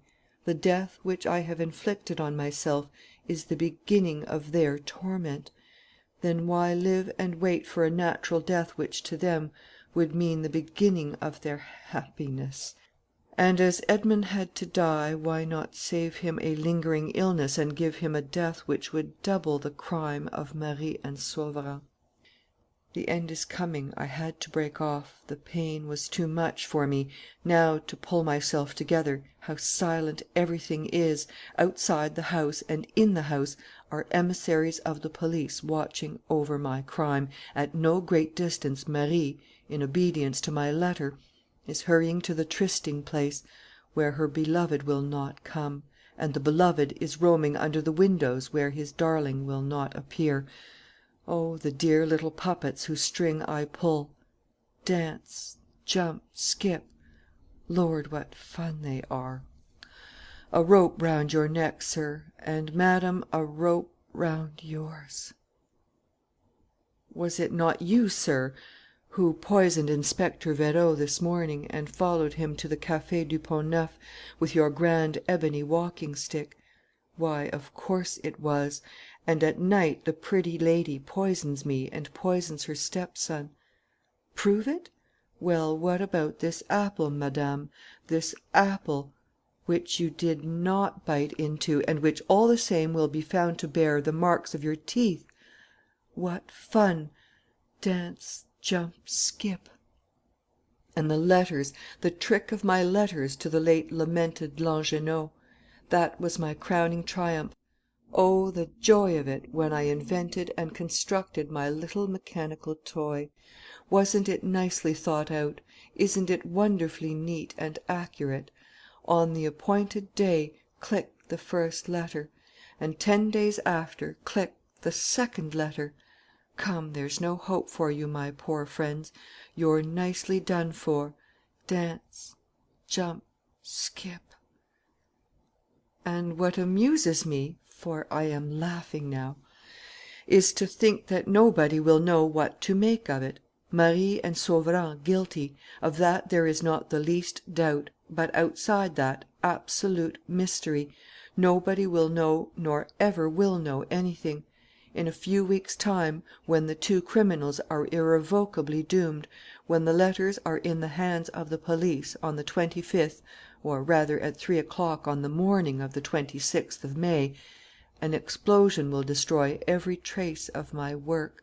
The bomb is in its place.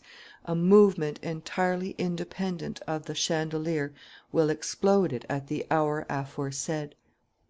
I have just laid beside it the drab cloth manuscript book, in which I pretended that I wrote my diary, the phials containing the poison, the needles which I used, an ebony walking stick, 2 letters from Inspector Vérot, in short, anything that might save the culprits, then how can any one know?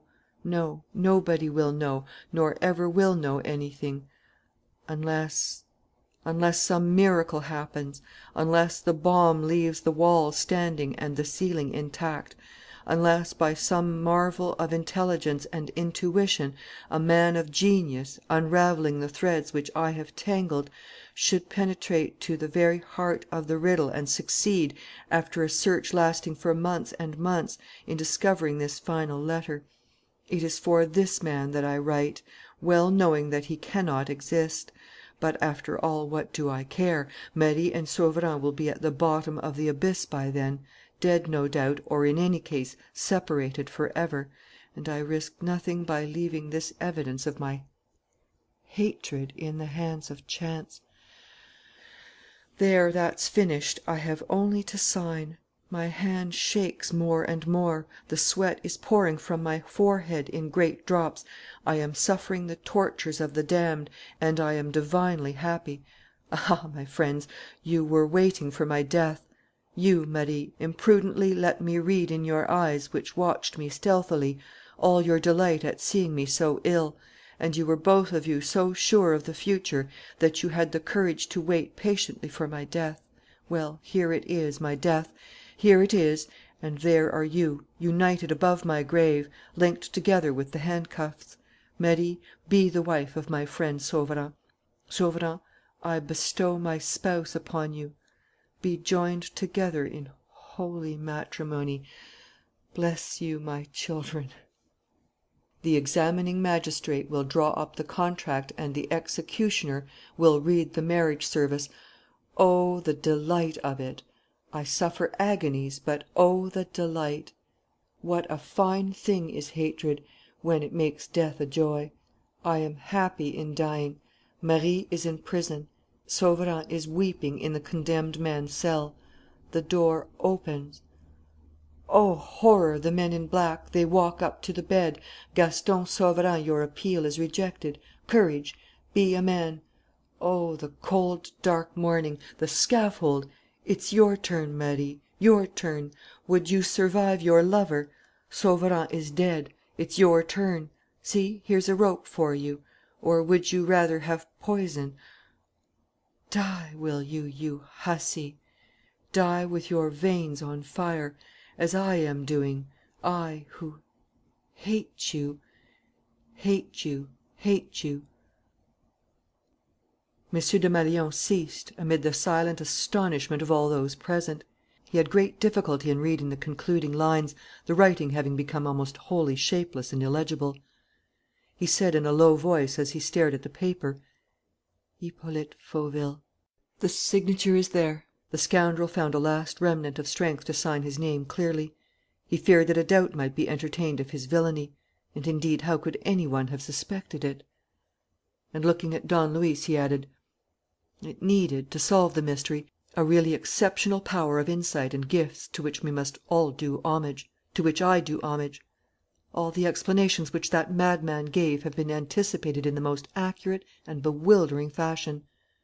Don Luis bowed and, without replying to the praise bestowed upon him, said: "You are right, Monsieur le Préfet. He was a madman, and one of the most dangerous kind, the lucid madman who pursues an idea from which nothing will make him turn aside. He pursued it with superhuman tenacity and with all the resources of his fastidious mind, enslaved by the laws of mechanics. Another would have killed his victims frankly and brutally. He set his wits to work to kill at a long date, like an experimenter who leaves to time the duty of proving the excellence of his invention. And he succeeded only too well, because the police fell into the trap and because Mme. Fauville is perhaps going to die." M. Desmalions made a gesture of decision. The whole business, in fact, was past history, on which the police proceedings would throw the necessary light. One fact alone was of importance to the present: the saving of Marie Fauville's life. "It's true," he said. "We have not a minute to lose. Mme. Fauville must be told without delay. At the same time, I will send for the examining magistrate; and the case against her is sure to be dismissed at once." He swiftly gave orders for continuing the investigations and verifying Don Luis's theories. Then, turning to Perenna: "Come, Monsieur," he said. "It is right that Mme. Fauville should thank her rescuer. Mazeroux, you come too." The meeting was over, that meeting in the course of which Don Luis had given the most striking proofs of his genius. Waging war, so to speak, upon the powers beyond the grave, he had forced the dead man to reveal his secret. He disclosed, as though he had been present throughout, the hateful vengeance conceived in the darkness and carried out in the tomb. M. Desmalions showed all his admiration by his silence and by certain movements of his head. And Perenna took a keen enjoyment in the strange fact that he, who was being hunted down by the police a few hours ago, should now be sitting in a motor car beside the head of that same force. Nothing threw into greater relief the masterly manner in which he had conducted the business and the importance which the police attached to the results obtained. The value of his collaboration was such that they were willing to forget the incidents of the last 2 days. The grudge which Weber bore him was now of no avail against Don Luis Perenna. M. Desmalions, meanwhile, began briefly to review the new solutions; and he concluded by still discussing certain points. "Yes, that's it. There is not the least shadow of a doubt. We agree. It's that and nothing else. Still, 1 or 2 things remain obscure. First of all, the mark of the teeth. This, notwithstanding the husband's admission, is a fact which we cannot neglect." "I believe that the explanation is a very simple one, Monsieur le Préfet. I will give it to you as soon as I am able to support it with the necessary proofs." "Very well. But another question. How is it that Weber, yesterday morning, found that sheet of paper relating to the explosion in Mlle. Levasseur's room?" "And how was it," added Don Luis, laughing, "that I found there the list of the 5 dates corresponding with the delivery of the letters?" "So you are of my opinion," said M. Desmalions. "The part played by Mlle. Levasseur is at least suspicious." "I believe that everything will be cleared up, Monsieur le Préfet, and that you need now only question Mme. Fauville and Gaston Sauverand in order to dispel these last obscurities and remove all suspicion from Mlle. Levasseur." "And then," insisted M. Desmalions, "there is one more fact that strikes me as odd. Hippolyte Fauville does not once mention the Mornington inheritance in his confession. Why? Did he not know of it? Are we to suppose that there is no connection, beyond a mere casual coincidence, between the series of crimes and that bequest? There I am entirely of your opinion, Monsieur le Préfet. Hippolyte Fauville's silence as to that bequest perplexes me a little, I confess. But all the same I look upon it as comparatively unimportant. The main thing is Fauville's guilt and the prisoner's innocence."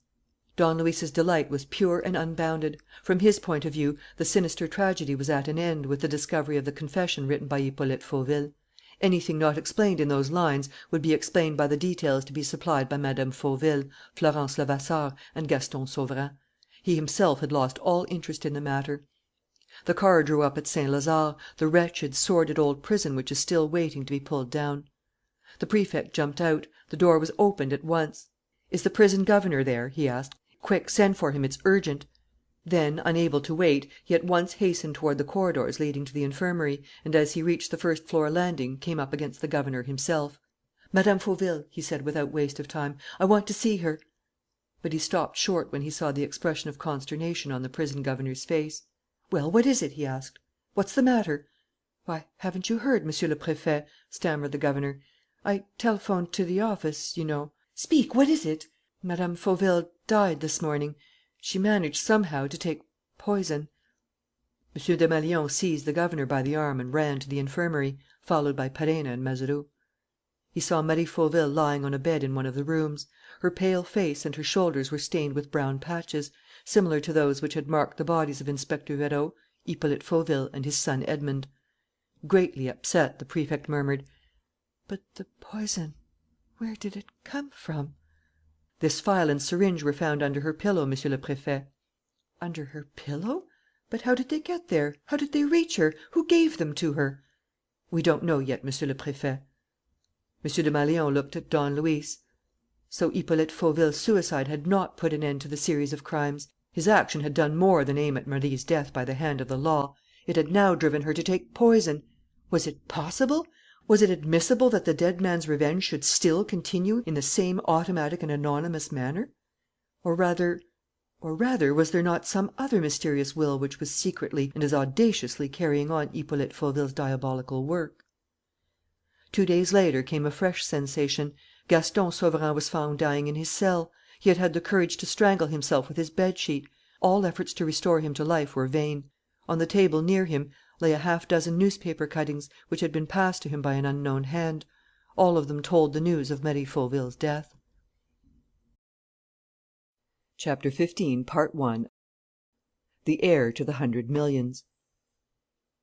On the fourth evening after the tragic events related, an old cab driver, almost entirely hidden in a huge greatcoat, rang at Perenna's door and sent up a letter to Don Luis. He was at once shown into the study on the first floor. Hardly taking time to throw off his greatcoat, he rushed at Don Luis. "It's all up with you this time, Chief," he exclaimed. "This is no moment for joking. Pack up your trunks and be off as quick as you can." Don Luis, who sat quietly smoking in an easy chair, answered: "Which shall you have, Mazeroux? A cigar or a cigarette?" Mazeroux at once grew indignant. "But look here, Chief, don't you read the papers?" "Worse luck." "In that case, the situation must appear as clear to you as it does to me and everybody else. During the last 3 days, since the double suicide, or rather the double murder of Marie Fauville and her cousin Gaston Sauverand, there hasn't been a newspaper but has said this kind of thing.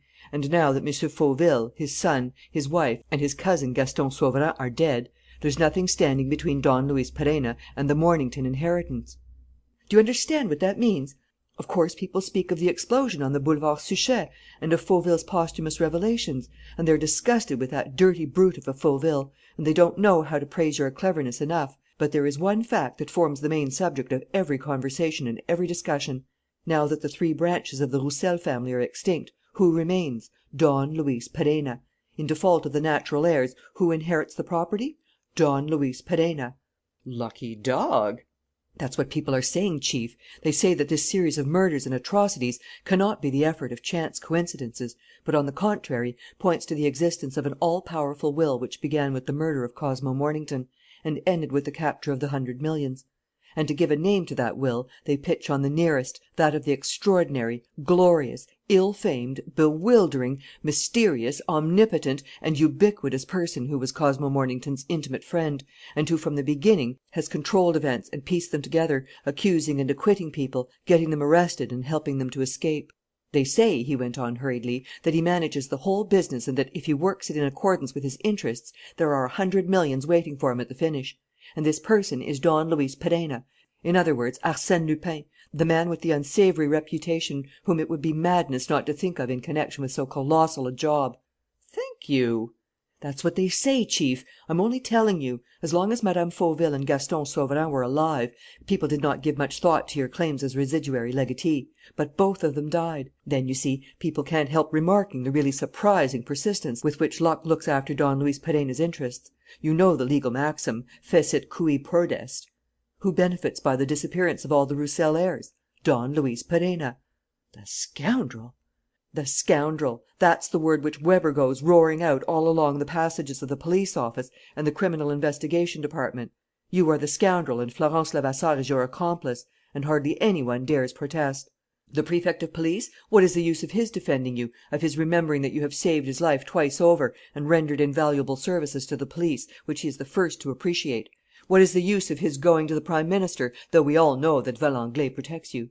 There are others besides the Prefect of Police. There are others besides the Prime Minister. There's the whole of the detective office. There's the public prosecutor's staff.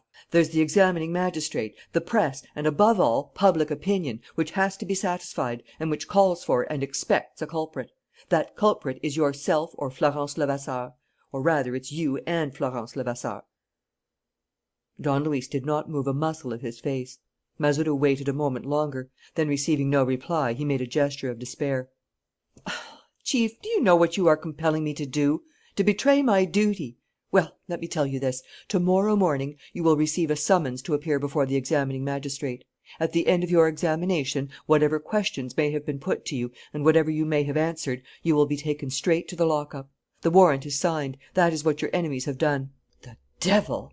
"And that's not all. Weber, who is burning to take his revenge, has asked for permission to watch your house from this day onward, so that you may not slip away as Florence Levasseur did. He will be here with his men in an hour's time. What do you say to that, Chief?" Without abandoning his careless attitude, Don Luis beckoned to Mazeroux. "Sergeant, just look under that sofa between the windows." Don Luis was serious. Mazeroux instinctively obeyed. Under the sofa was a portmanteau. "Sergeant, in 10 minutes, when I have told my servants to go to bed, carry the portmanteau to 143 bis Rue de Rivoli, where I have taken a small flat under the name of M. Lecoq." "What for, Chief? What does it mean?" It means that, having no trustworthy person to carry that portmanteau for me, I have been waiting for your visit for the last 3 days." "Why, but," stammered Mazeroux, in his confusion. "Why, but what? Had you made up your mind to clear out?" "Of course I had. But why hurry? The reason I placed you in the detective office was that I might know what was being plotted against me. Since you tell me that I am in danger, I shall cut my stick."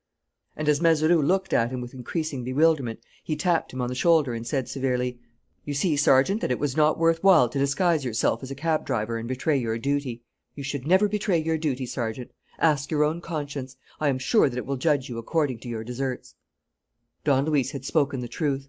Recognizing how greatly the deaths of Marie Fauville and Sauverand had altered the situation, he considered it wise to move to a place of safety.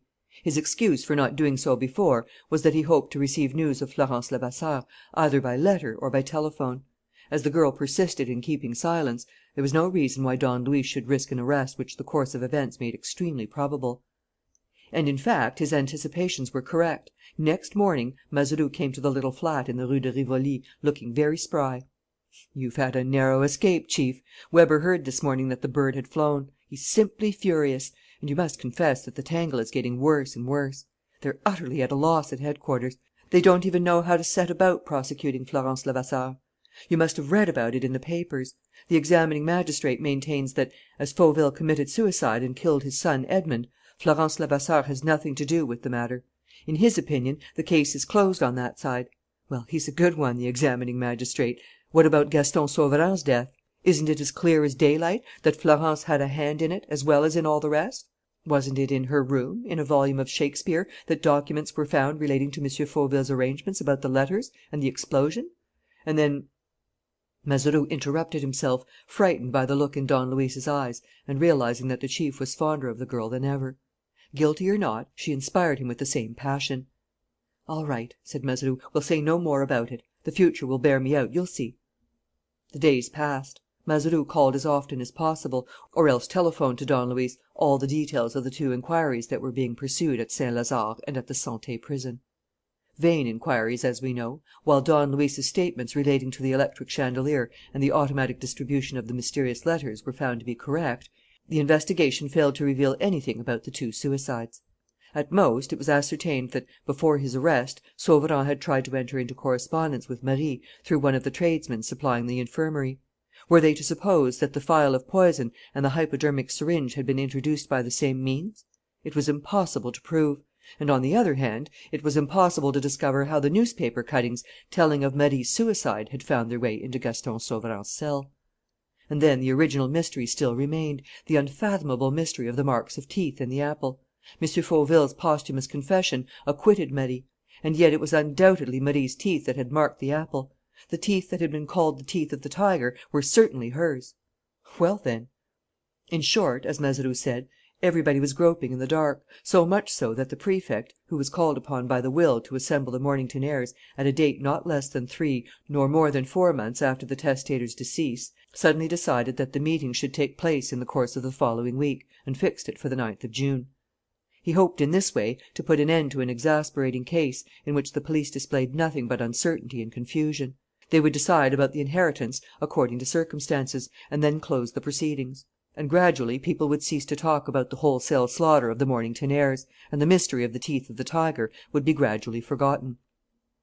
It was strange, but these last days, which were restless and feverish like all the days that come before great battles, and everyone felt that this last meeting meant a great battle, were spent by Don Luis in an armchair on his balcony in the Rue de Rivoli, where he sat quietly smoking cigarettes or blowing soap bubbles which the wind carried toward the garden of the Tuileries. Mazeroux could not get over it. "Chief, you astound me. How calm and careless you look." "I am calm and careless, Alexandre." "But what do you mean? Doesn't the case interest you? Don't you intend to avenge Mme. Fauville and Sauverand? You are openly accused and you sit here blowing soap bubbles." "There's no more delightful pastime, Alexandre." "Shall I tell you what I think, Chief? You've discovered the solution of the mystery." "Perhaps I have, Alexandre, and perhaps I haven't." Nothing seemed to excite Don Luis. Hours and hours passed, and he did not stir from his balcony. The sparrows now came and ate the crumbs which he threw to them. It really seemed as if the case was coming to an end for him and as if everything was turning out perfectly. But on the day of the meeting, Mazeroux entered with a letter in his hand and a scared look on his face. "This is for you, Chief. It was addressed to me, but with an envelope inside it in your name. How do you explain that?" "Quite easily, Alexandre. The enemy is aware of our cordial relations; and, as he does not know where I am staying." "What enemy?" "I'll tell you to morrow evening." Don Luis opened the envelope and read the following words, written in red ink: "There's still time, Lupin. Retire from the contest. If not, it means your death too. When you think that your object is attained, when your hand is raised against me and you utter words of triumph, at that same moment the ground will open beneath your feet. The place of your death is chosen. The snare is laid. Beware, Lupin." Don Luis smiled. "Good," he said. "Things are taking shape." "Do you think so, Chief?" "I do. And who gave you the letter?" "Ah, we've been lucky for once, Chief. The policeman to whom it was handed happened to live at Les Ternes, next door to the bearer of the letter. He knows the fellow well. It was a stroke of luck, wasn't it?" Don Luis sprang from his seat, radiant with delight. "What do you mean? Out with it! You know who it is?" "The chap's an indoor servant employed at a nursing home in the Avenue des Ternes." "Let's go there. We've no time to lose." "Splendid, Chief! You're yourself again." "Well, of course. As long as there was nothing to do, I was waiting for this evening and resting, for I can see that the fight will be tremendous. But as the enemy has blundered at last, as he's given me a trail to go upon, there's no need to wait, and I'll get ahead of him. Have at the tiger, Mazeroux." It was 1 o'clock in the afternoon when Don Luis and Mazeroux arrived at the nursing home in the Avenue des Ternes. A manservant opened the door. Mazeroux nudged Don Luis. The man was doubtless the bearer of the letter. And, in reply to the sergeant's questions, he made no difficulty about saying that he had been to the police office that morning. "By whose orders?" asked Mazeroux. "The Mother Superior's." "The Mother Superior?" "Yes. The home includes a private hospital, which is managed by nuns." "Could we speak to the Superior?" "Certainly, but not now. She has gone out." "When will she be in?" "Oh, she may be back at any time." The man showed them into the waiting room, where they spent over an hour. They were greatly puzzled. What did the intervention of that nun mean? What part was she playing in the case? People came in and were taken to the patients whom they had called to see. Others went out. There were also sisters moving silently to and fro, and nurses dressed in their long white overalls belted at the waist. "We're not doing any good here, Chief," whispered Mazeroux. "What's your hurry? Is your sweetheart waiting for you?" "We're wasting our time." "I'm not wasting mine. The meeting at the Prefect's is not till 5. "What did you say? You're joking, Chief. You surely don't intend to go to it?" "Why not?" "Why not? Well, the warrant." "The warrant? A scrap of paper." "A scrap of paper which will become a serious matter if you force the police to act. Your presence will be looked upon as a provocation." "And my absence as a confession. A gentleman who comes into 100 millions does not lie low on the day of the windfall. So I must attend that meeting, lest I should forfeit my claim. And attend it I will." "Chief!"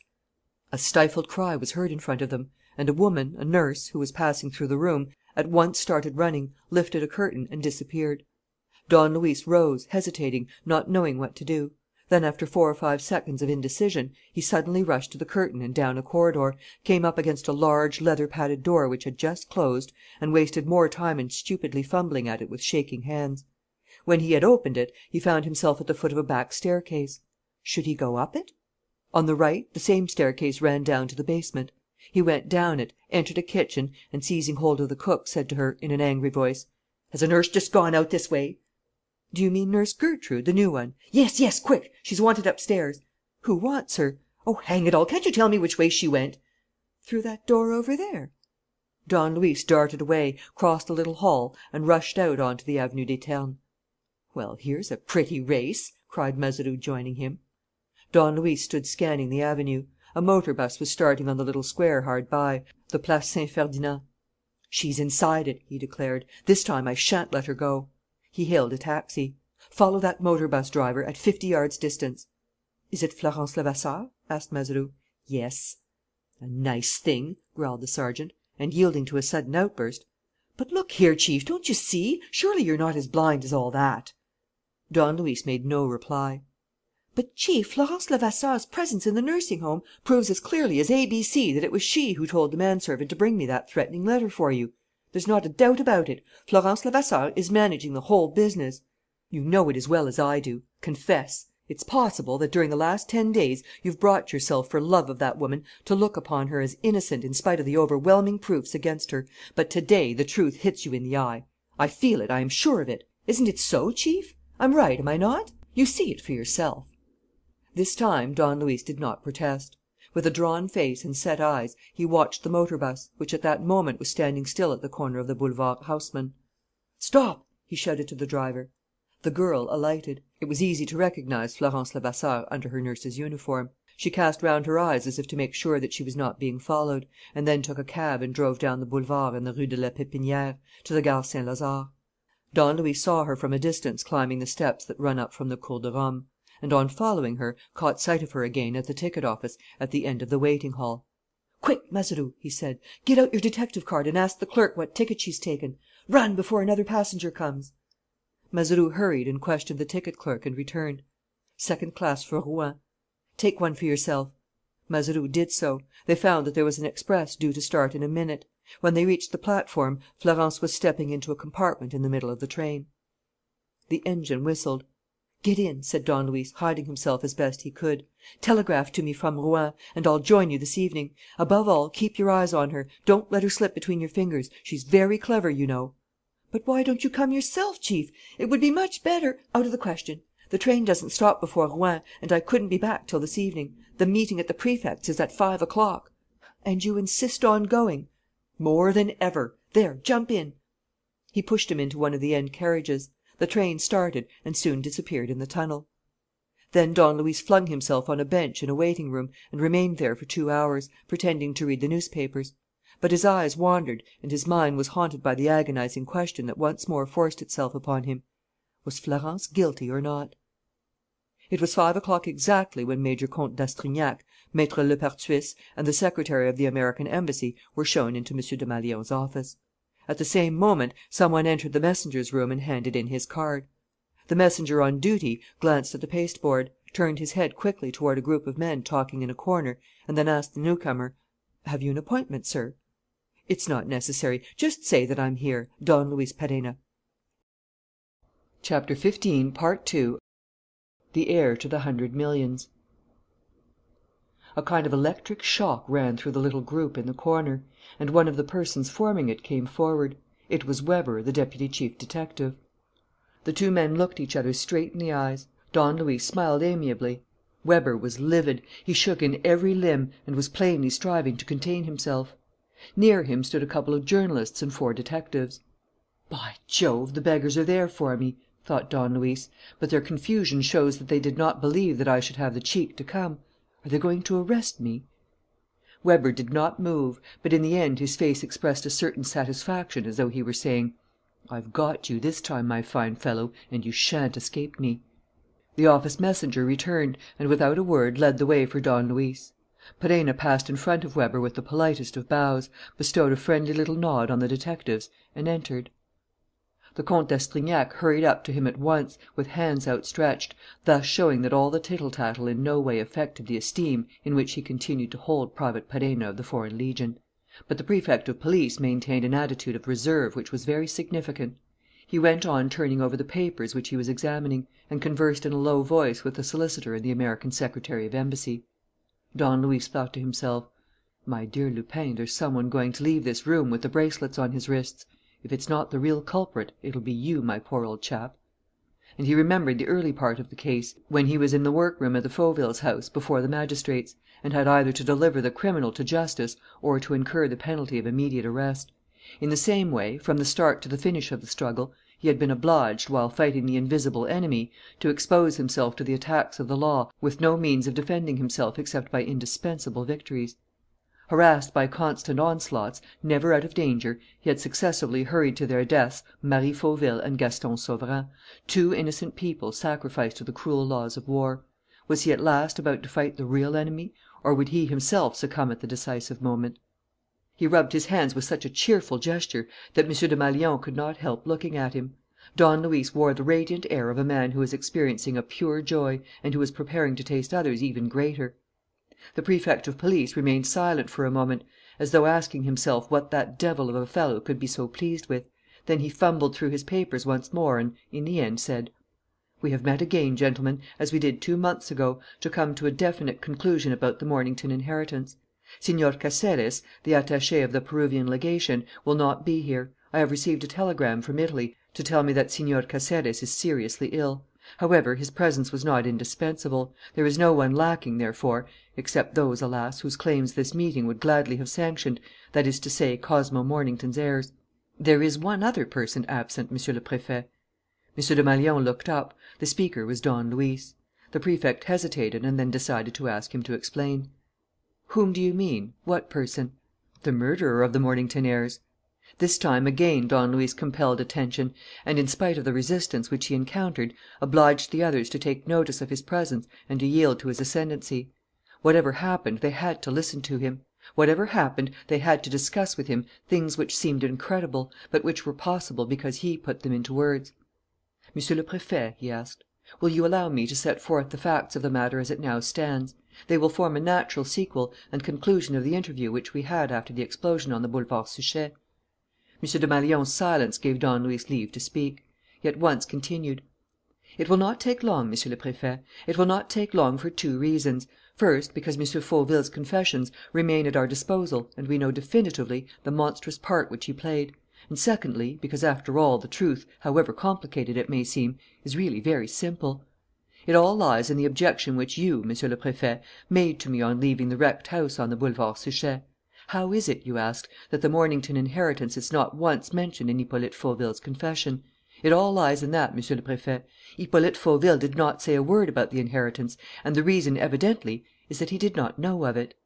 And the reason why Gaston Sauverand was able to tell me his whole sensational story without making the least allusion to the inheritance was that the inheritance played no sort of part in Gaston Sauverand's story. He, too, knew nothing of it before those events, any more than Marie Fauville did, or Florence Levasseur. There is no denying the fact: Hippolyte Fauville was guided by revenge, and by revenge alone. If not, why should he have acted as he did, seeing that Cosmo Mornington's millions reverted to him by the fullest of rights? Besides, if he had wished to enjoy those millions, he would not have begun by killing himself. One thing, therefore, is certain: the inheritance in no way affected Hippolyte Fauville's resolves or actions. And nevertheless, one after the other, with inflexible regularity, as if they had been struck down in the very order called for by the terms of the Mornington inheritance, they all disappeared. Cosmo Mornington, then Hippolyte Fauville, then Edmond Fauville, then Marie Fauville, then Gaston Sauverand.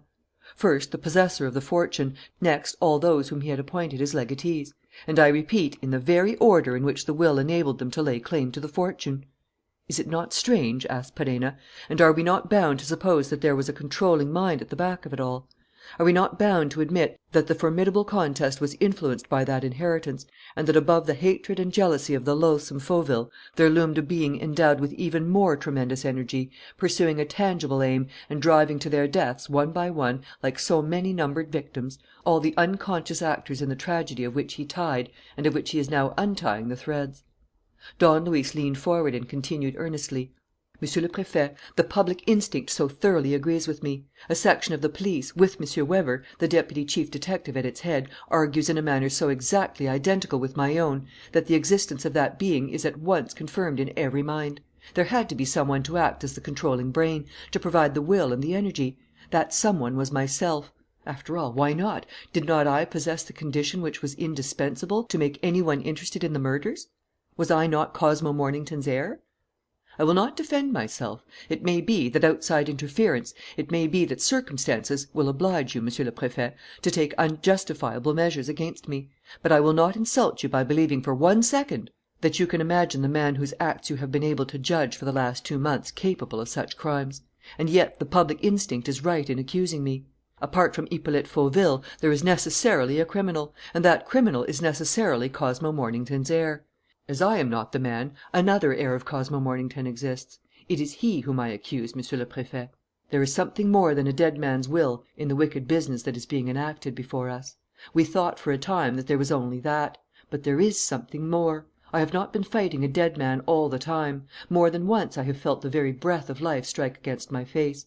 More than once I have felt the teeth of the tiger seeking to tear me. The dead man did much, but he did not do everything. And even then, was he alone in doing what he did? Was the being of whom I speak merely one who executed his orders? Or was he also the accomplice who helped him in his scheme?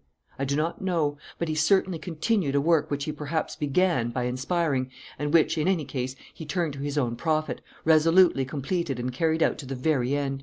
And he did so because he knew of Cosmo Mornington's will. It is he whom I accuse, Monsieur le Préfet. I accuse him at the very least of that part of the crimes and felonies which cannot be attributed to Hippolyte Fauville. I accuse him of breaking open the drawer of the desk in which Maître Lepertuis, Cosmo Mornington's solicitor, had put his client's will. I accuse him of entering Cosmo Mornington's room and substituting a phial containing a toxic fluid for one of the phials of glycerophosphate which Cosmo Mornington used for his hypodermic injections. I accuse him of playing the part of a doctor who came to certify Cosmo Mornington's death and of delivering a false certificate. I accuse him of supplying Hippolyte Fauville with the poison which killed successively Inspector Vérot, Edmond Fauville, and Hippolyte Fauville himself. I accuse him of arming and turning against me the hand of Gaston Sauverand, who, acting under his advice and his instructions, tried 3 times to take my life and ended by causing the death of my chauffeur. I accuse him of profiting by the relations which Gaston Sauverand had established with the infirmary in order to communicate with Marie Fauville, and of arranging for Marie Fauville to receive the hypodermic syringe and the phial of poison with which the poor woman was able to carry out her plans of suicide." Perenna paused to note the effect of these charges. Then he went on: "I accuse him of conveying to Gaston Sauverand, by some unknown means, the newspaper cuttings about Marie Fauville's death, and, at the same time, foreseeing the inevitable results of his act. To sum up, therefore, without mentioning his share in the other crimes, the death of Inspector Vérot, the death of my chauffeur, I accuse him of killing Cosmo Mornington, Edmond Fauville, Hippolyte Fauville, Marie Fauville, and Gaston Sauverand. In plain words, of killing all those who stood between the millions and himself. These last words, Monsieur le Préfet, will tell you clearly what I have in my mind. When a man does away with 5 of his fellow creatures in order to secure a certain number of millions, it means that he is convinced that this proceeding will positively and mathematically ensure his entering into possession of the millions. In short, when a man does away with a millionaire and his 4 successive heirs, it means that he himself is the millionaire's 5th heir. The man will be here in a moment." "What?" It was a spontaneous exclamation on the part of the Prefect of Police, who was forgetting the whole of Don Luis Perenna's powerful and closely reasoned argument, and thinking only of the stupefying apparition which Don Luis announced. Don Luis replied: "Monsieur le Préfet, his visit is the logical outcome of my accusations. Remember that Cosmo Mornington's will explicitly states that no heir's claim will be valid unless he is present at today's meeting." "And suppose he does not come?" asked the Prefect, thus showing that Don Luis's conviction had gradually got the better of his doubts. "He will come, Monsieur le Préfet. If not, there would have been no sense in all this business. Limited to the crimes and other actions of Hippolyte Fauville, it could be looked upon as the preposterous work of a madman. Continued to the deaths of Marie Fauville and Gaston Sauverand, it demands, as its inevitable outcome, the appearance of a person who, as the last descendant of the Roussels of Saint Etienne and consequently as Cosmo Mornington's absolute heir, taking precedence of myself, will come to claim the 100 millions which he has won by means of his incredible audacity." "And suppose he does not come?" M. Desmalions once more exclaimed, in a more vehement tone. "Then, Monsieur le Préfet, you may take it that I am the culprit, and you have only to arrest me. This day, between 5 and 6 o'clock, you will see before you, in this room, the person who killed the Mornington heirs. It is, humanly speaking, impossible that this should not be so. Consequently, the law will be satisfied in any circumstances. He or I. The position is quite simple." M. Desmalions was silent. He gnawed his moustache thoughtfully and walked round and round the table, within the narrow circle formed by the others. It was obvious that objections to the supposition were springing up in his mind. In the end, he muttered, as though speaking to himself: "No, no. For, after all, how are we to explain that the man should have waited until now to claim his rights?" "An accident, perhaps, Monsieur le Préfet. An obstacle of some kind. Or else one can never tell the perverse longing for a more striking sensation. And remember, Monsieur le Préfet, how minutely and subtly the whole business was worked. Each event took place at the very moment fixed by Hippolyte Fauville. Cannot we take it that his accomplice is pursuing this method to the end and that he will not reveal himself until the last minute?" M. Desmalions exclaimed, with a sort of anger: "No, no, and again no! It is not possible! If a creature monstrous enough to commit such a series of murders exists, he will not be such a fool as to deliver himself into our hands." "Monsieur le Préfet, he does not know the danger that threatens him if he comes here, because no one has even contemplated the theory of his existence. Besides, what risk does he run?" "What risk? Why, if he has really committed those murders " "He has committed them, Monsieur le Préfet. He has caused them to be committed, which is a different thing. And you now see where the man's unsuspected strength lies. He does not act in person. From the day when the truth appeared to me, I have succeeded in gradually discovering his means of action, in laying bare the machinery which he controls, the tricks which he employs. He does not act in person. There you have his method. You will find that it is the same throughout the series of murders. In appearance, Cosmo Mornington died of the results of a carelessly administered injection. In reality, it was this man who caused the injection to prove fatal. In appearance, Inspector Vérot was killed by Hippolyte Fauville. In reality, it must have been this man who contrived the murder by pointing out the necessity to Fauville, and, so to speak, guiding his hand. And in the same way, in appearance, Fauville killed his son and committed suicide. Marie Fauville committed suicide. Gaston Sauverand committed suicide. In reality, it was this man who wanted them dead, who prompted them to commit suicide, and who supplied them with the means of death. There you have the method, and sure, Monsieur le Préfet, you have the man." And in a lower voice, that contained a sort of apprehension, he added, "I confess that never before, in the course of a life that has been full of strange meetings, have I encountered a more terrifying person, acting with more devilish ability or greater psychological insight." His words created an ever increasing sensation among his hearers. They really saw that invisible being. He took shape in their imaginations. They waited for him to arrive. Twice Don Luis had turned to the door and listened. And his action did more than anything else to conjure up the image of the man who was coming.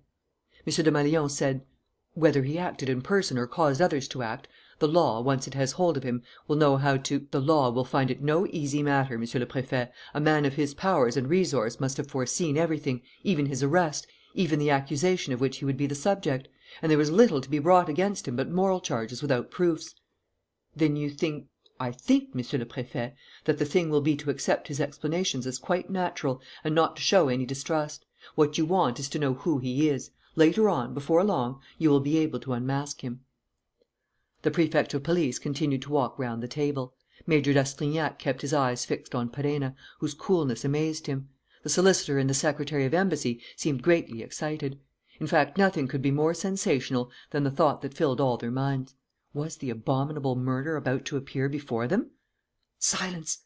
said the Prefect, stopping his walk. Some one had crossed the anteroom. There was a knock at the door. "Come in." The office messenger entered, carrying a card tray. On the tray was a letter. And in addition there was one of those printed slips on which callers write their name and the object of their visit. M. Desmalions hastened toward the messenger. He hesitated a moment before taking up the slip. He was very pale. Then he glanced at it quickly. "Oh!" he said, with a start. He looked toward Don Luis, reflected, and then, taking the letter, he said to the messenger: "Is the bearer outside?" "In the anteroom, Monsieur le Préfet." "Show the person in when I ring." The messenger left the room. M. Desmalions stood in front of his desk without moving. For the second time Don Luis met his eyes; and a feeling of perturbation came over him. What was happening? With a sharp movement the Prefect of Police opened the envelope which he held in his hand, unfolded the letter, and began to read it. The others watched his every gesture, watched the least change of expression on his face. Were Perenna's predictions about to be fulfilled? Was a fifth heir putting in his claim? The moment he had read the first lines, M. Desmalions looked up and, addressing Don Luis, murmured: "You are right, Monsieur. This is a claim." "On whose part, Monsieur le Préfet?"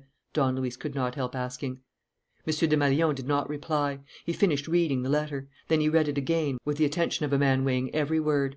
Lastly, he read aloud: "Monsieur le Préfet, a chance correspondence has revealed to me the existence of an unknown heir of the Roussel family. It was only to day that I was able to procure the documents necessary for identifying this heir; and, owing to unforeseen obstacles, it is only at the last moment that I am able to send them to you by the person whom they concern. Respecting a secret which is not mine, and wishing, as a woman, to remain outside a business in which I have been only accidentally involved, I beg you, Monsieur le Préfet, to excuse me if I do not feel called upon to sign my name to this letter." So Perenna had seen rightly and events were justifying his forecast. Some one was putting in an appearance within the period indicated. The claim was made in good time. And the very way in which things were happening at the exact moment was curiously suggestive of the mechanical exactness that had governed the whole business. The last question still remained. Who was this unknown person, the possible heir, and therefore the 5- or 6-fold murderer? He was waiting in the next room. There was nothing but a wall between him and the others. He was coming in. They would see him. They would know who he was. The Prefect suddenly rang the bell. A few tense seconds elapsed. Oddly enough, M. Desmalions did not remove his eyes from Perenna. Don Luis remained quite master of himself, but restless and uneasy at heart. The door opened. The messenger showed some one in. It was Florence Levasseur. Chapter 16, Part 1. Weber takes his revenge. Don Luis was for one moment amazed. Florence Levasseur here. Florence, whom he had left in the train under Mazeroux's supervision, and for whom it was physically impossible to be back in Paris before 8 o'clock in the evening. Then, despite his bewilderment, he at once understood. Florence, knowing that she was being followed, had drawn them after her to the Gare Saint Lazare and simply walked through the railway carriage, getting out on the other platform, while the worthy Mazeroux went on in the train to keep his eye on the traveller who was not there. But suddenly the full horror of the situation struck him.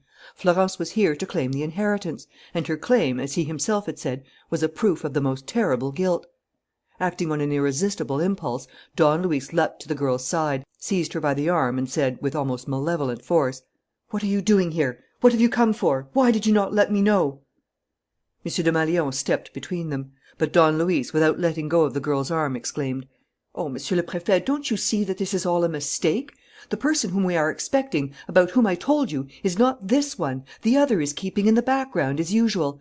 Why, it's impossible that Florence Levasseur—" "I have no preconceived opinion on the subject of this young lady," said the Prefect of Police, in an authoritative voice.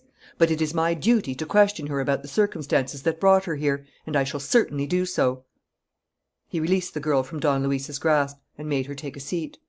He himself sat down at his desk; and it was easy to see how great an impression the girl's presence made upon him. It afforded, so to speak, an illustration of Don Luis's argument. The appearance on the scene of a new person laying claim to the inheritance was undeniably, to any logical mind, the appearance on the scene of a criminal who herself brought with her the proofs of her crimes. Don Luis felt this clearly, and from that moment did not take his eyes off the Prefect of Police. Florence looked at them by turns as though the whole thing was the most insoluble mystery to her. Her beautiful dark eyes retained their customary serenity. She no longer wore her nurse's uniform, and her gray gown, very simply cut and devoid of ornaments, showed her graceful figure. She was grave and unemotional as usual. M. Desmalions said: "Explain yourself, mademoiselle." She answered: "I have nothing to explain, Monsieur le Préfet. I have come to you on an errand which I am fulfilling without knowing exactly what it is about." "What do you mean, without knowing what it is about?" "I will tell you, Monsieur le Préfet. Some one in whom I have every confidence and for whom I entertain the greatest respect asked me to hand you certain papers. They appear to concern the question which is the object of your meeting to day." "The question of awarding the Mornington inheritance?" "Yes." "You know that if this claim had not been made in the course of the present sitting, it would have had no effect?" "I came as soon as the papers were handed to me." "Why were they not handed to you an hour or two earlier?" "I was not there. I had to leave the house where I am staying in a hurry." Perenna did not doubt that it was his intervention that upset the enemy's plans by causing Florence to take to flight. The Prefect continued: "So you are ignorant of the reasons why you received the papers?" "Yes, Monsieur le Préfet." "And evidently you are also ignorant of how far they concern you." "They do not concern me, Monsieur le Préfet." M. Desmalions smiled and, looking into Florence's eyes, said plainly: "According to the letter that accompanies them, they concern you intimately. It seems that they prove, in the most positive manner, that you are descended from the Roussel family and that you consequently have every right to the Mornington inheritance." "I?"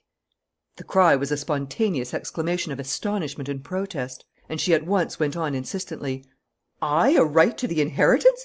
I have none at all, Monsieur le Préfet, none at all. I never knew Mr. Mornington. What is this story? There is some mistake." She spoke with great animation and with an apparent frankness that would have impressed any other man than the Prefect of Police. But how could he forget Don Luis's arguments and the accusation made beforehand against the person who would arrive at the meeting? "Give me the papers," he said. She took from her handbag a blue envelope which was not fastened down and which he found to contain a number of faded documents, damaged at the folds and torn in different places. He examined them amid perfect silence, read them through, studied them thoroughly, inspected the signatures and the seals through a magnifying glass, and said: "They bear every sign of being genuine. The seals are official." "Then, Monsieur le Préfet," said Florence in a trembling voice, "then, mademoiselle, let me tell you that your ignorance strikes me as most incredible." And turning to the solicitor, he said: "Listen briefly to what these documents contain and prove. Gaston Sauverand, Cosmo Mornington's heir in the fourth line, had, as you know, an elder brother, called Raoul, who lived in the Argentine Republic. This brother, before his death, sent to Europe, in the charge of an old nurse, a child of 5 who was none other than his daughter, a natural but legally recognized daughter whom he had had by Mlle. Levasseur, a French teacher at Buenos Ayres. Here is the birth certificate. Here is the signed declaration written entirely in the father's hand. Here is the affidavit signed by the old nurse. Here are the depositions of 3 friends, merchants or solicitors at Buenos Ayres. And here are the death certificates of the father and mother. All these documents have been legalized and bear the seals of the French consulate. For the present, I have no reason to doubt them, and I am bound to look upon Florence Levasseur as Raoul Sauverand's daughter and Gaston Sauverand's niece." "Gaston Sauverand's niece? His niece?" stammered Florence. The mention of a father whom she had, so to speak, never known, left her unmoved; but she began to weep at the recollection of Gaston Sauverand, whom she loved so fondly and to whom she found herself linked by such a close relationship. Were her tears sincere, or were they the tears of an actress able to play her part down to the slightest details? Were those facts really revealed to her for the first time? Or was she acting the emotions which the revelation of those facts would produce in her under normal conditions? Don Luis observed M. Desmalions even more narrowly than he did the girl, and tried to read the secret thoughts of the man with whom the decision lay. And suddenly he became certain that Florence's arrest was a matter resolved upon as definitely as the arrest of the most monstrous criminal. Then he went up to her and said: "Florence." She looked at him with her tear dimmed eyes and made no reply. Slowly he said: "To defend yourself, Florence. For, though I am sure you do not know it, you are under that obligation. You must understand the terrible position in which events have placed you. Florence, the Prefect of Police has been led by the logical outcome of those events to come to the final conclusion that the person entering this room, with an evident claim to the inheritance, is the person who killed the Mornington heirs. You entered the room, Florence, and you are undoubtedly Cosmo Mornington's heir." He saw her shake from head to foot and turn as pale as death. Nevertheless, she uttered no word and made no gesture of protest. He went on: "It is a formal accusation. Do you say nothing in reply?" She waited some time and then declared: "I have nothing to say. The whole thing is a mystery. What would you have me reply? I do not understand."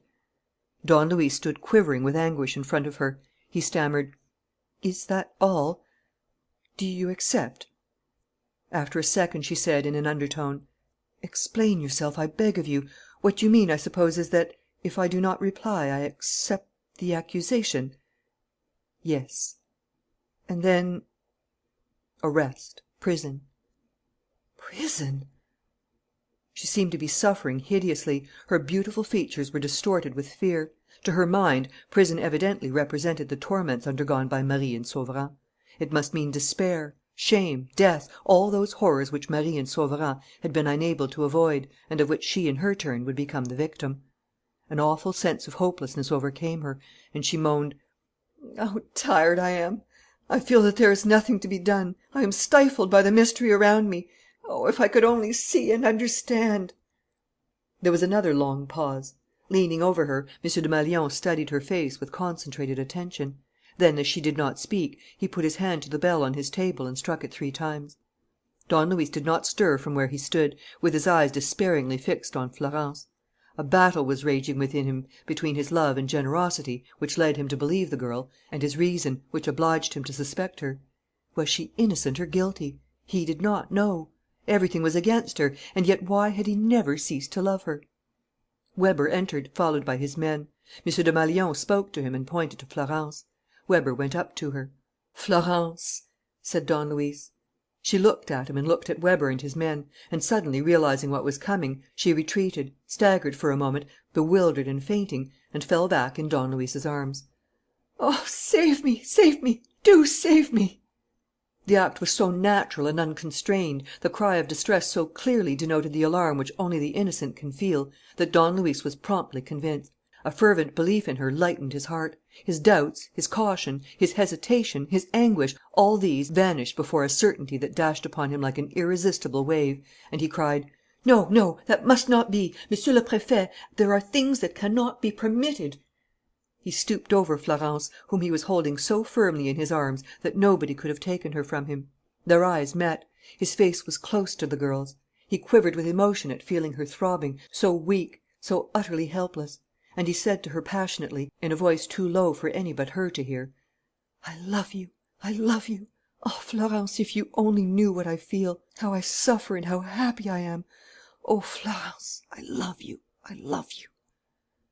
Weber had stood aside, at a sign from the Prefect, who wanted to witness the unexpected conflict between those two mysterious beings, Don Luis Perenna and Florence Levasseur. Don Luis unloosed his arms and placed the girl in a chair. Then, putting his two hands on her shoulders, face to face with her, he said: "Though you do not understand, Florence, I am beginning to understand a good deal, and I can already almost see my way in the mystery that terrifies you. Florence, listen to me. It is not you who are doing all this, is it?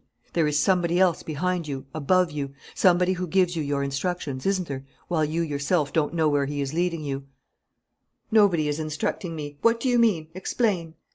"Yes, you are not alone in your life. There are many things which you do because you are told to do them, and because you think them right, and because you do not know their consequences, or even that they can have any consequences. Answer my question. Are you absolutely free? Are you not yielding to some influence?" The girl seemed to have come to herself, and her face recovered some of its usual calmness. Nevertheless, it seemed as if Don Luis's question made an impression on her. "No," she said, "there is no influence, none at all, I'm sure of it." He insisted, with growing eagerness: "No, you are not sure. Don't say that. Some one is dominating you without your knowing it. Think for a moment. You are Cosmo Mornington's heir to a fortune which you don't care about. I know, I swear. Well, if you don't want that fortune, to whom will it belong? Answer me. Is there any one who is interested, or believes himself interested, in seeing you rich? The whole question lies in that. Is your life linked with that of some one else? Is he a friend of yours? Are you engaged to him?" She gave a start of revolt. "Oh, never!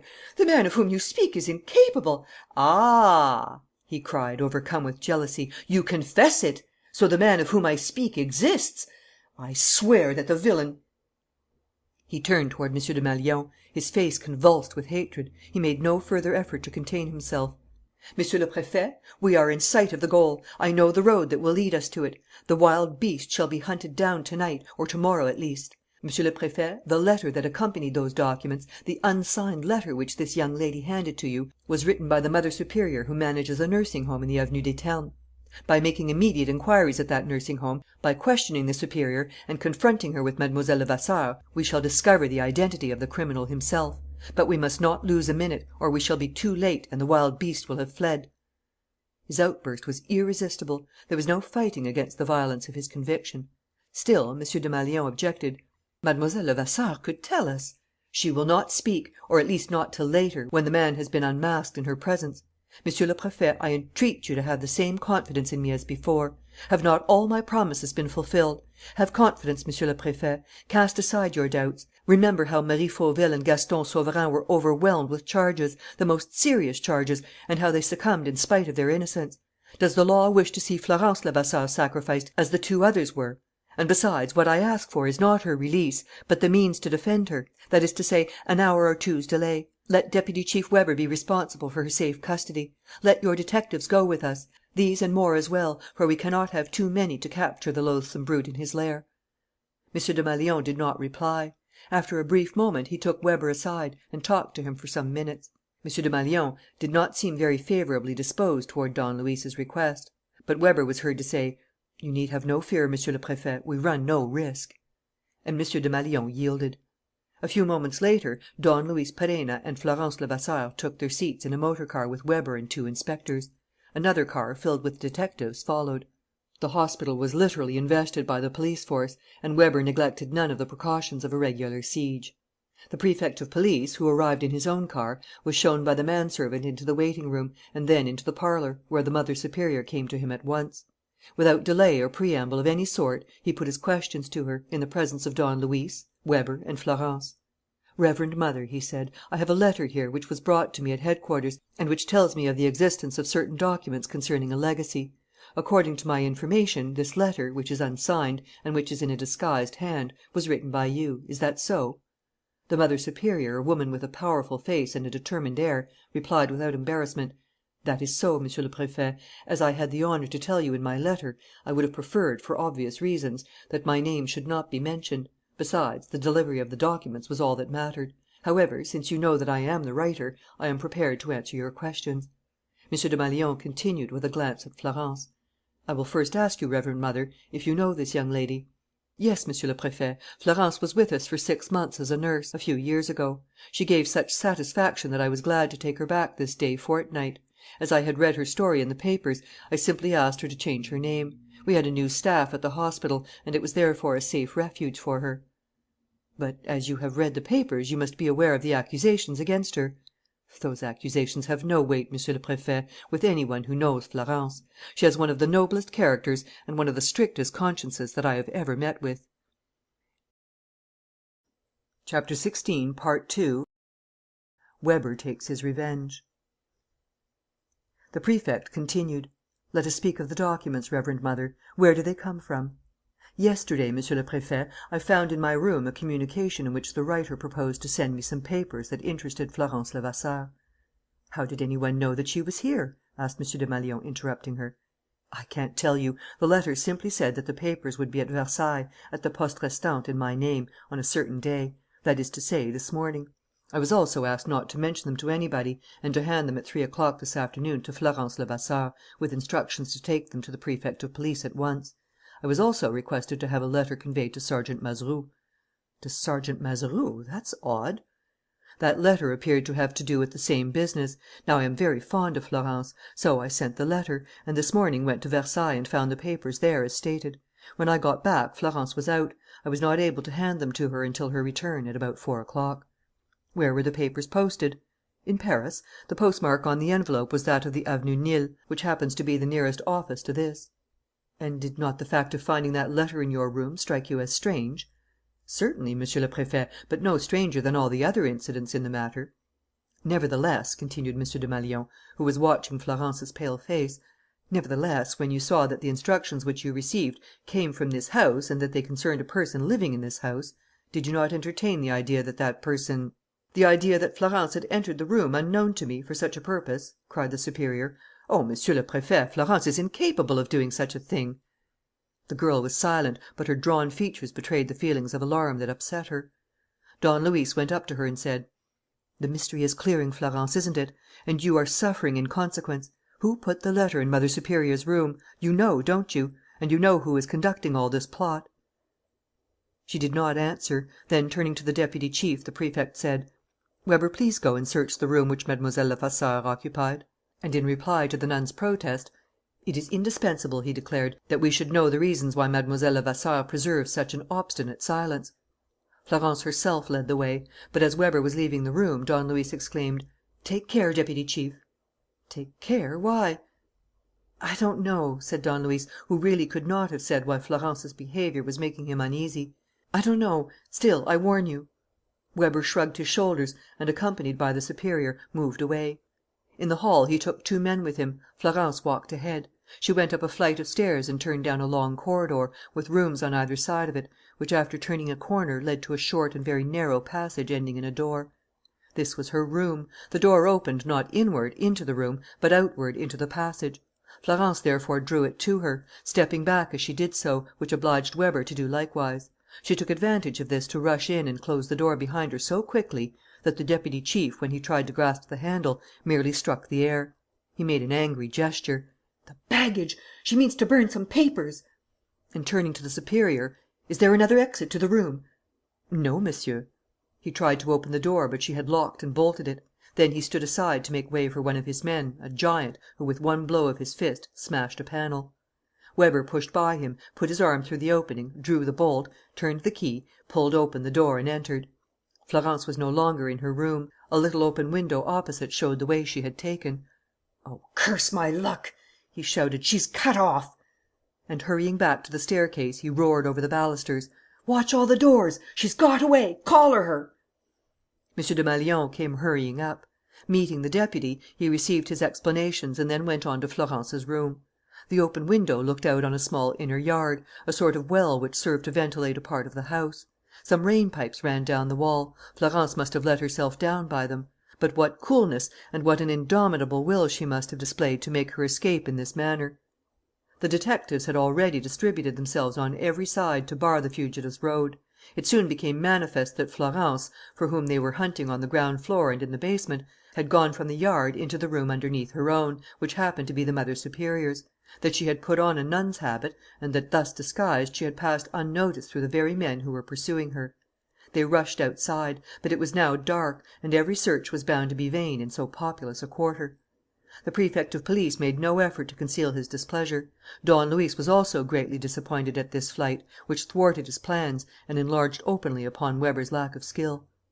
"I told you so, Deputy Chief. You should have taken your precautions. Mlle. Levasseur's attitude ought to have warned you. She evidently knows the criminal and wanted to go to him, ask him for explanations and, for all we can tell, save him, if he managed to convince her. And what will happen between them? When the villain sees that he is discovered, he will be capable of anything." M. Desmalions again questioned the Mother Superior, and soon learned that Florence, before taking refuge in the nursing home, had spent 48 hours in some furnished apartments on the Ile Saint Louis. The clue was not worth much, but they could not neglect it. The Prefect of Police, who retained all his doubts with regard to Florence and attached extreme importance to the girl's capture, ordered Weber and his men to follow up this trail without delay.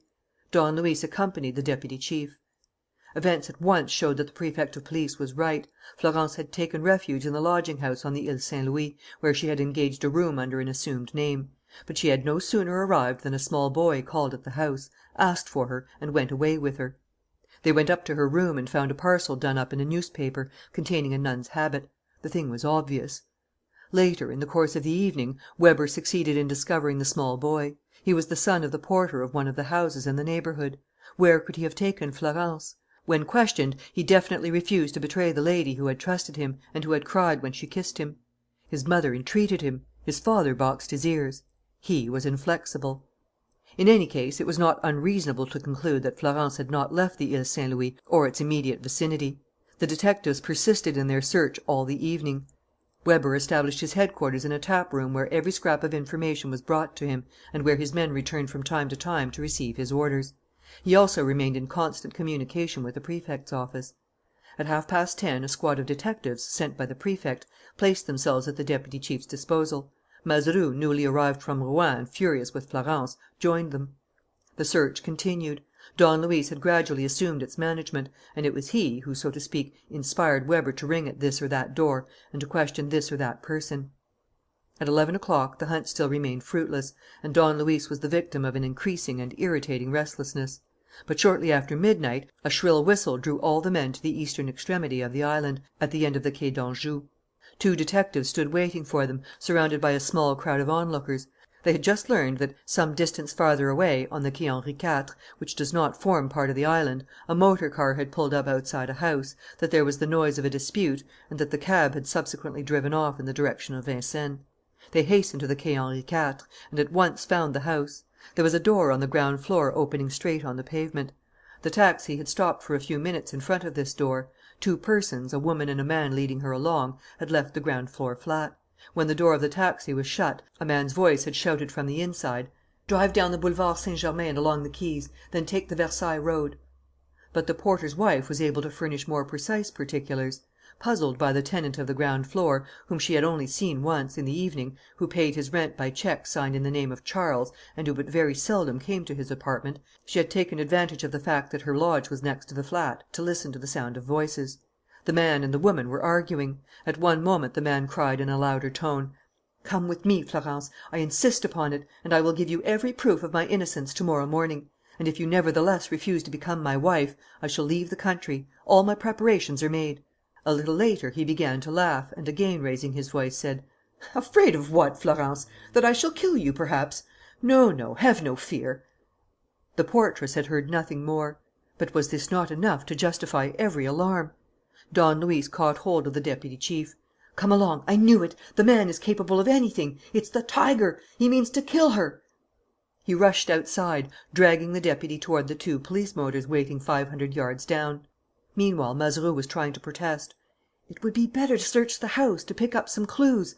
Oh!" shouted Don Luis, increasing his pace. "The house and the clues will keep. But he's gaining ground, the ruffian, and he has Florence with him. And he's going to kill her. It's a trap. I'm sure of it." He was shouting in the dark, dragging the two men along with irresistible force. They neared the motors. "Get ready," he ordered as soon as he was in sight. "I'll drive myself." He tried to get into the driver's seat, but Weber objected and pushed him inside, saying: "Don't trouble. The chauffeur knows his business. He'll drive faster than you would." Don Luis, the deputy chief, and two detectives crowded into the cab. Mazeroux took his seat beside the chauffeur. "Versailles Road!" roared Don Luis. The car started, and he continued: "We've got him. You see, it's a magnificent opportunity. He must be going pretty fast, but without forcing the pace, because he doesn't think we're after him. Oh, the villain! We'll make him sit up. Quicker, driver! But what the devil are we loaded up like this for? You and I, Deputy Chief, would have been enough. Hi, Mazeroux, get down and jump into the other car. That'll be better, won't it, Deputy? It's absurd." He interrupted himself, and, as he was sitting on the back seat, between the deputy chief and the detective, he rose toward the window and muttered: "Why, look here, what's the idiot doing? That's not the road. I say, what does this mean?" A roar of laughter was the only answer. It came from Weber, who was shaking with delight. Don Luis stifled an oath and, making a tremendous effort, tried to leap from the car. 6 hands fell upon him and held him motionless. The deputy chief had him by the throat. The detectives clutched his arms. There was no room for him to struggle within the restricted space of the small car, and he felt the cold iron of a revolver on his temple. "None of your nonsense," growled Weber, "or I'll blow out your brains, my boy. Ha ha! You didn't expect this. It's Weber's revenge, eh?" And when Perenna continued to wriggle, he went on in a threatening tone: "You'll have only yourself to blame, mind. I'm going to count 3. 1, 2 " "But what's this all about?" bellowed Don Luis. "Prefect's orders, received just now." "What orders?" "To take you to the lockup if the Florence girl escaped us again." "Have you a warrant?" "I have." "And what next?" "What next? Nothing. The Santé, the examining magistrate." "But, hang it all, the tiger's making tracks meanwhile. Oh, rot! Is it possible to be so dense? What mugs those fellows are! Oh, dash it!" He was fuming with rage; and, when he saw that they were driving into the prison yard, he gathered all his strength, knocked the revolver out of the deputy's hand, and stunned one of the detectives with a blow of his fist. But 10 men came crowding round the doors. Resistance was useless. He understood this, and his rage increased. "The idiots!" he shouted, while they surrounded him and searched him at the door of the office. "The rotters! The bunglers! To go mucking up a job like that! They can lay hands on the villain if they want to, and they lock up the honest man, while the villain makes himself scarce. And he'll do more murder yet. Florence! Florence!" Under the lamplight, in the midst of the detectives holding him, he was magnificent in his helpless violence. They dragged him away. With an unparalleled display of strength, he drew himself up, shook off the men who were hanging on to him like a pack of hounds worrying some animal at bay, got rid of Weber, and accosted Mazeroux in familiar tones. He was gloriously masterful, almost calm, so wholly did he appear to control his seething rage. He gave his orders in breathless little sentences, curt as words of command. "Mazeroux, run around to the Prefect's. Ask him to ring up Valenglay. Yes, the Prime Minister. I want to see him. Have him informed. Ask the Prefect to say it's I, the man who made the German Emperor play his game. My name? He knows. Or, if he forgets, the Prefect can tell him my name." He paused for a second or two, and then, calmer still, he declared: "Arsène Lupin. Telephone those 2 words to him and just say this: Arsène Lupin wishes to speak to the Prime Minister on very important business. Get that through to him at once. The Prime Minister would be very angry if he heard afterward that they had neglected to communicate my request. Go, Mazeroux, and then find the villain's tracks again." The governor of the prison had opened the jail book. "You can enter my name, Monsieur le Directeur," said Don Luis. "Put down Arsène Lupin." The governor smiled and said: "I should find a difficulty in putting down any other. It's on the warrant: Arsène Lupin, alias Don Luis Perenna." Don Luis felt a little shudder pass through him at the sound of those words. The fact that he was arrested under the name of Arsène Lupin made his position doubly dangerous. "Ah," he said, "so they've resolved." "I should think so," said Weber, in a tone of triumph. "We're resolved to take the bull by the horns and to go straight for Lupin. Plucky of us, eh? Never fear, we'll show you something better than that." Don Luis did not flinch. Turning to Mazeroux again, he said: "Don't forget my instructions, Mazeroux." But there was a fresh blow in store for him. The sergeant did not answer his remark. Don Luis watched him closely and once more gave a start. He had just perceived that Mazeroux was also surrounded by men who were holding him tight. and the poor sergeant stood silently shedding tears. Weber's liveliness increased. "You'll have to excuse him, Lupin. Sergeant Mazeroux accompanies you to prison, though not in the same cell." "Ah!" said Don Luis, drawing himself up. "Is Mazeroux put into jail?" "Prefect's orders. Warrant duly executed." "And on what charge?" "Accomplice of Arsène Lupin." "Mazeroux, my accomplice? Get out! Mazeroux, the most honest man that ever lived?" "The most honest man that ever lived, as you say. That didn't prevent people from going to him when they wanted to write to you, or prevent him from bringing you the letters. Which proves that he knew where you were hanging out. And there's a good deal more which we'll explain to you, Lupin, in good time. You'll have plenty of fun, I assure you." Don Luis murmured: "My poor Mazeroux."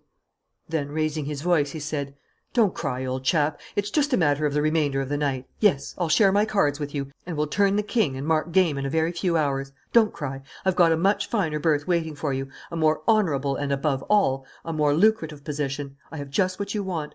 You don't imagine, surely, that I wasn't prepared for this? Why, you know me. Take it from me, I shall be at liberty to morrow, and the government, after setting you free, will pitch you into a colonelcy or something, with a marshal's pay attached to it. So don't cry, Mazeroux." Then, addressing Weber, he said to him in the voice of a principal giving an order and knowing that the order will be executed without discussion: "Monsieur, I will ask you to fulfil the confidential mission which I was entrusting to Mazeroux. First, inform the Prefect of Police that I have a communication of the very highest importance to make to the Prime Minister. Next, discover the tiger's tracks at Versailles before the night is over. I know your merit, Monsieur, and I rely entirely upon your diligence and your zeal. Meet me at 12 o'clock to morrow." And, still maintaining his attitude of a principal who has given his instructions, he allowed himself to be taken to his cell. It was 10 to 1. For the last 50 minutes, the enemy had been bowling along the high road, carrying off Florence like a prey which it now seemed impossible to snatch from him. The door was locked and bolted. Don Luis reflected: "Even presuming that Monsieur le Préfet consents to ring up Valenglay, he won't do so before the morning. So they've given the villain 8 hours' start before I'm free. 8 hours! Curse it!" He thought a little longer, then shrugged his shoulders with the air of one who, for the moment, has nothing better to do than wait, and flung himself on his mattress, murmuring: "Hush-a-bye, Lupin." Chapter 17. Open Sesame. In spite of his usual facility for sleep, Don Luis slept for 3 hours at most. He was racked with too much anxiety; and, though his plan of conduct was worked out mathematically, he could not help foreseeing all the obstacles which were likely to frustrate that plan. Of course, Weber would speak to M. Desmalions. But would M. Desmalions telephone to Valenglay? "He is sure to telephone," Don Luis declared, stamping his foot. "It doesn't let him in for anything. And, at the same time, he would be running a big risk if he refused, especially as Valenglay must have been consulted about my arrest and is obviously kept informed of all that happens." He next asked himself what exactly Valenglay could do, once he was told. For, after all, was it not too much to expect that the head of the government, that the Prime Minister should put himself out to obey the injunctions and assist the schemes of M. Arsène Lupin? "He will come!" he cried, with the same persistent confidence. "Valenglay doesn't care a hang for form and ceremony and all that nonsense. He will come, even if it is only out of curiosity, to learn what the Kaiser's friend can have to say to him. Besides, he knows me. I am not one of those beggars who inconvenience people for nothing. There's always something to be gained by meeting me. He'll come." But another question at once presented itself to his mind. Valenglay's coming in no way implied his consent to the bargain which Perenna meant to propose to him. And, even if Don Luis succeeded in convincing him, what risks remained! How many doubtful points to overcome! And then the possibilities of failure! Would Weber pursue the fugitive's motor car with the necessary decision and boldness? Would he get on the track again? And, having got on the track, would he be certain not to lose it? And then, even supposing that all the chances were favourable, was it not too late? Taking for granted that they hunted down the wild beast, that they drove him to bay, would he not meanwhile have killed his prey? Knowing himself beaten, would a monster of that kind hesitate to add one more murder to the long list of his crimes? And this, to Don Luis, was the crowning terror. After all the difficulties which, in his stubbornly confident imagination, he had managed to surmount, he was brought face to face with the horrible vision of Florence being sacrificed, of Florence dead. "Oh, the torture of it!" he stammered. "I alone could have succeeded; and they shut me up." He hardly put himself out to inquire into the reasons for which M. Desmalions, suddenly changing his mind, had consented to his arrest, thus bringing back to life that troublesome Arsène Lupin, with whom the police had not hitherto cared to hamper themselves. No, that did not interest him. Florence alone mattered. And the minutes passed; and each minute wasted brought Florence nearer to her doom. He remembered a similar occasion when, some years before, he waited in the same way for the door of his cell to open and the German Emperor to appear. But how much greater was the solemnity of the present moment! Before, it was at the very most his liberty that was at stake. This time it was Florence's life which fate was about to offer or refuse him. "Florence, Florence," he kept repeating in his despair. He no longer had a doubt of her innocence. Nor did he doubt that the other loved her and had carried her off not so much for the hostage of a coveted fortune as for a love spoil which a man destroys if he cannot keep it. "Florence, Florence." He was suffering from an extraordinary fit of depression. His defeat seemed irretrievable. There was no question of hastening after Florence, of catching the murderer. Don Luis was in prison under his own name of Arsène Lupin; and the whole problem lay in knowing how long he would remain there: for months or for years. It was then that he fully realized what his love for Florence meant. He perceived that it took the place in his life of his former passions, his craving for luxury, his desire for mastery, his pleasure in fighting, his ambition, his revenge. For 2 months he had been struggling to win her and for nothing else. The search after the truth and the punishment of the criminal were to him no more than means of saving Florence from the dangers that threatened her. If Florence had to die, if it was too late to snatch her from the enemy, in that case he might as well remain in prison. Arsène Lupin spending the rest of his days in a convict settlement was a fitting end to the spoilt life of a man who had not even been able to win the love of the only woman he had really loved. It was a passing mood and, being totally opposed to Don Luis's nature, finished abruptly in a state of utter confidence which no longer admitted the least particle of anxiety or doubt.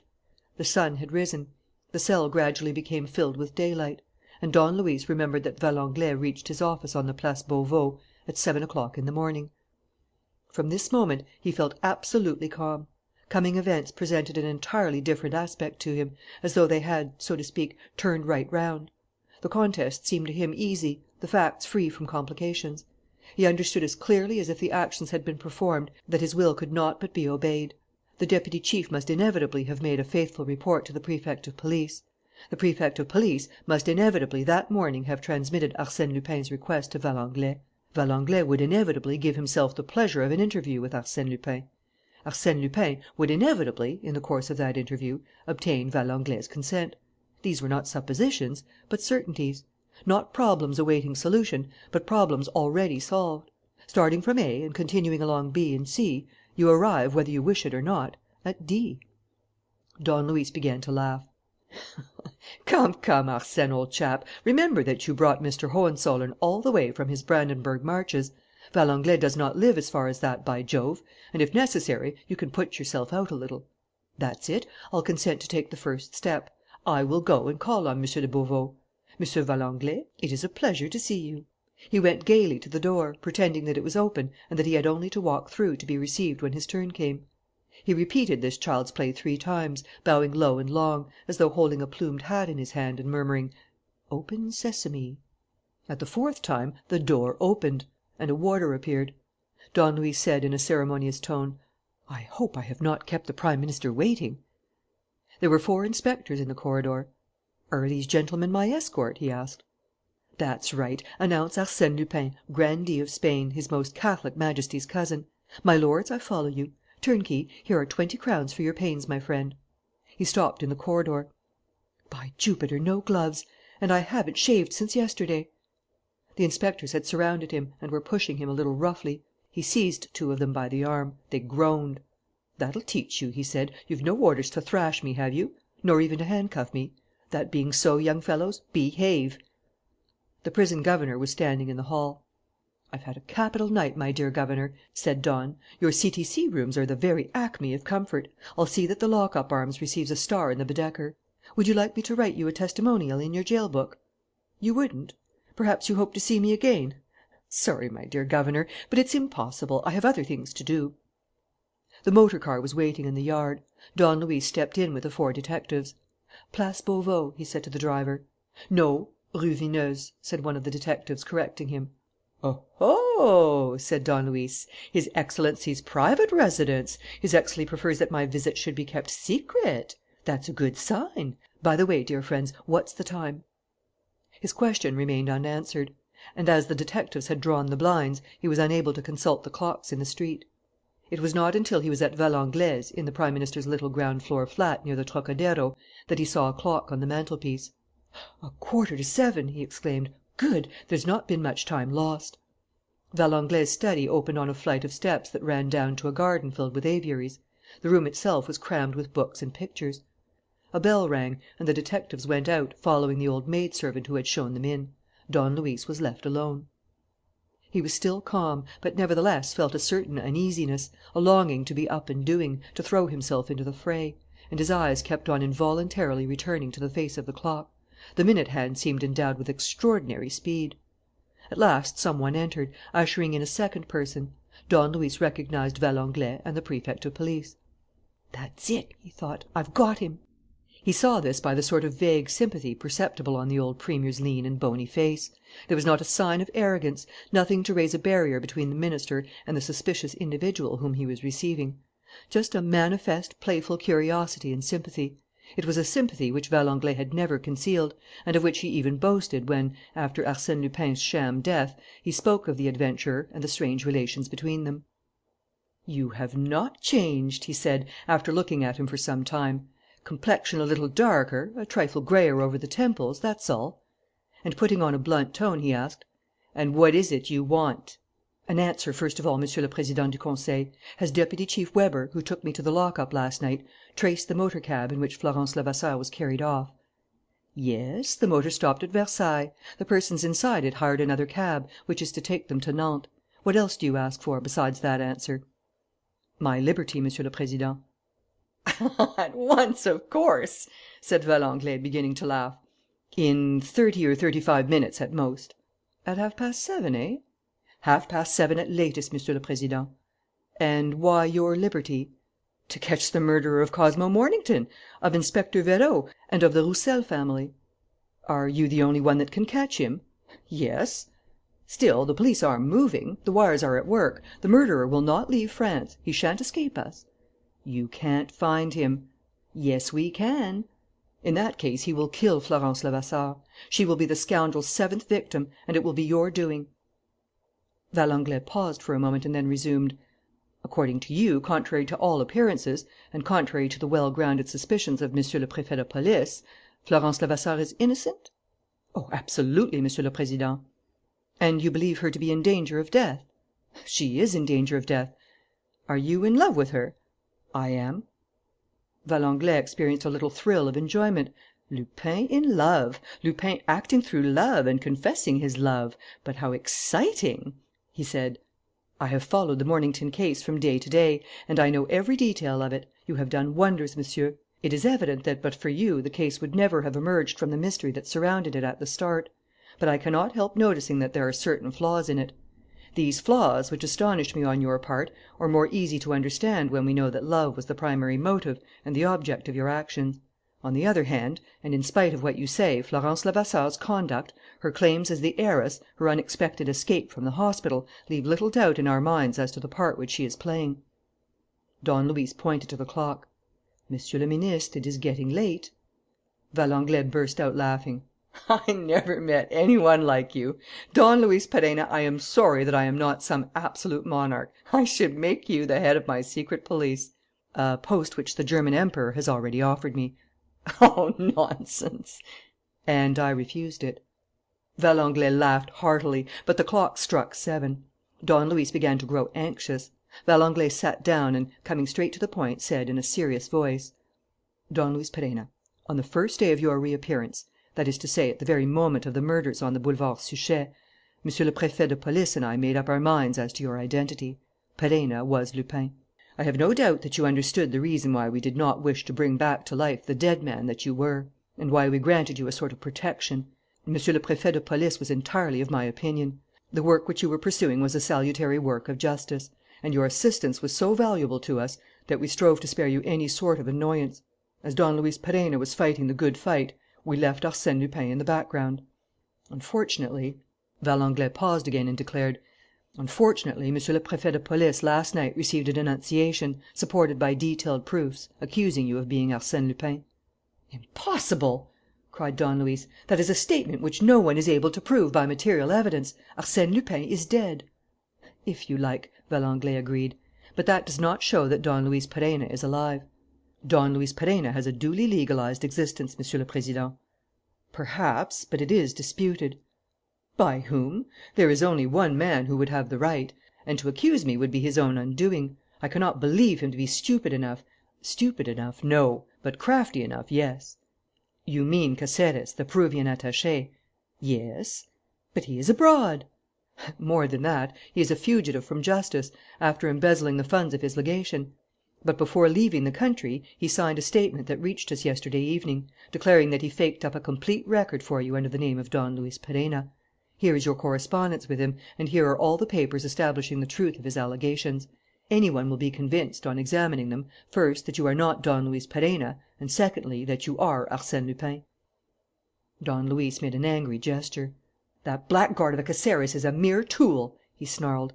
"The other man's behind him, has paid him, and is controlling his actions. It's the scoundrel himself. I recognize his touch. He has once more tried to get rid of me at the decisive moment." "I am quite willing to believe it," said the Prime Minister.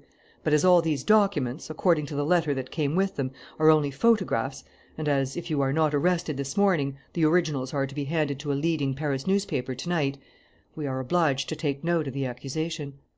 "But, Monsieur le Président," exclaimed Don Luis, "as Caceres is abroad and as the scoundrel who bought the papers of him was also obliged to take to flight before he was able to execute his threats, there is no fear now that the documents will be handed to the press."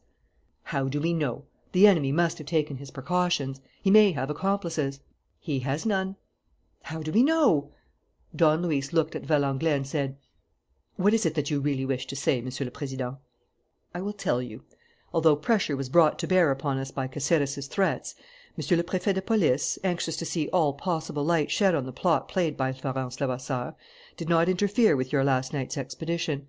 As that expedition led to nothing, he determined, at any rate, to profit by the fact that Don Luis had placed himself at our disposal and to arrest Arsène Lupin. If we now let him go, the documents will certainly be published; and you can see the absurd and ridiculous position in which that will place us in the eyes of the public. Well, at this very moment, you ask for the release of Arsène Lupin, a release which would be illegal, uncalled for, and inexcusable. I am obliged, therefore, to refuse it; and I do refuse it." He ceased; and then, after a few seconds, he added: "Unless " "Unless?" asked Don Luis. "Unless and this is what I wanted to say unless you offer me in exchange something so extraordinary and so tremendous that I could consent to risk the annoyance which the absurd release of Arsène Lupin would bring down upon my head." "But, Monsieur le Président, surely, if I bring you the real criminal, the murderer of " "I don't need your assistance for that." "And if I give you my word of honour, Monsieur le Président, to return the moment my task is done and give myself up?" Valenglay struck the table with his fist and, raising his voice, addressed Don Luis with a certain genial familiarity.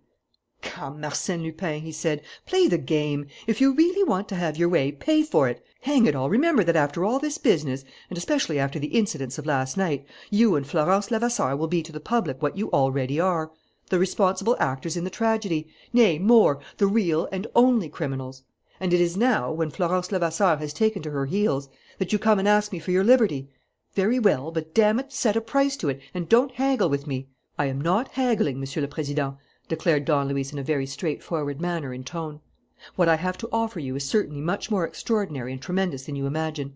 But if it were twice as extraordinary and twice as tremendous, it would not count once Florence Levasseur's life is in danger. Nevertheless, I was entitled to try for a less expensive transaction. Of this your words remove all hope. I will therefore lay my cards upon the table, as you demand, and as I had made up my mind to do." He sat down opposite Valenglay in the attitude of a man treating with another on equal terms. "I shall not be long. A single sentence, Monsieur le Président, will express the bargain which I am proposing to the Prime Minister of my country." And, looking at Valenglay straight in the eyes, he said slowly, syllable by syllable: "In exchange for 24 hours' liberty and no more, undertaking on my honour to return here to morrow morning and to return here either with Florence, to give you every proof of her innocence, or without her, to constitute myself a prisoner, I offer you He took his time and, in a serious voice, concluded: "I offer you a kingdom, Monsieur le Président du Conseil." The sentence sounded bombastic and ludicrous, sounded silly enough to provoke a shrug of the shoulders, sounded like one of those sentences which only an imbecile or a lunatic could utter. And yet Valenglay remained impassive. He knew that, in such circumstances as the present, the man before him was not the man to indulge in jesting. And he knew it so fully that, instinctively, accustomed as he was to momentous political questions, in which secrecy is of the utmost importance, he cast a glance toward the Prefect of Police, as though M. Desmalions's presence in the room hindered him. "I positively insist," said Don Luis, "that Monsieur le Préfet de Police shall stay and hear what I have to say. He is better able than any one else to appreciate the value of it, and he will bear witness to its correctness in certain particulars." "Speak," said Valenglay. His curiosity knew no bounds. He did not much care whether Don Luis's proposal could have any practical results. In his heart he did not believe in it. But what he wanted to know was the lengths to which that demon of audacity was prepared to go, and on what new prodigious adventure he based the pretensions which he was putting forward so calmly and frankly. Don Luis smiled. "Will you allow me?" he asked. Rising and going to the mantelpiece, he took down from the wall a small map representing Northwest Africa. He spread it on the table, placed different objects on the four corners to hold it in position, and resumed: "There is one matter, Monsieur le Président, which puzzled Monsieur le Préfet de Police and about which I know that he caused inquiries to be made. And that matter is how I employed my time, or rather how Arsène Lupin employed his time during the last 3 years of his service with the Foreign Legion." "Those inquiries were made by my orders," said Valenglay. "And they led?" "To nothing." "So that you do not know what I did during my captivity?" "Just so." "I will tell you, Monsieur le Président. It will not take me long." Don Luis pointed with a pencil to a spot in Morocco marked on the map. "It was here that I was taken prisoner on the 24th of July. My capture seemed queer to Monsieur le Préfet de Police and to all who subsequently heard the details of the incident. They were astonished that I should have been foolish enough to get caught in ambush and to allow myself to be trapped by a troop of 40 Berber horse. Their surprise is justified. My capture was a deliberate move on my part. You will perhaps remember, Monsieur le Président, that I enlisted in the Foreign Legion after making a fruitless attempt to kill myself in consequence of some really terrible private disasters. I wanted to die, and I thought that a Moorish bullet would give me the final rest for which I longed. Fortune did not permit it. My destiny, it seemed, was not yet fulfilled. Then what had to be was. Little by little, unknown to myself, the thought of death vanished, and I recovered my love of life. A few rather striking feats of arms had given me back all my self confidence and all my desire for action.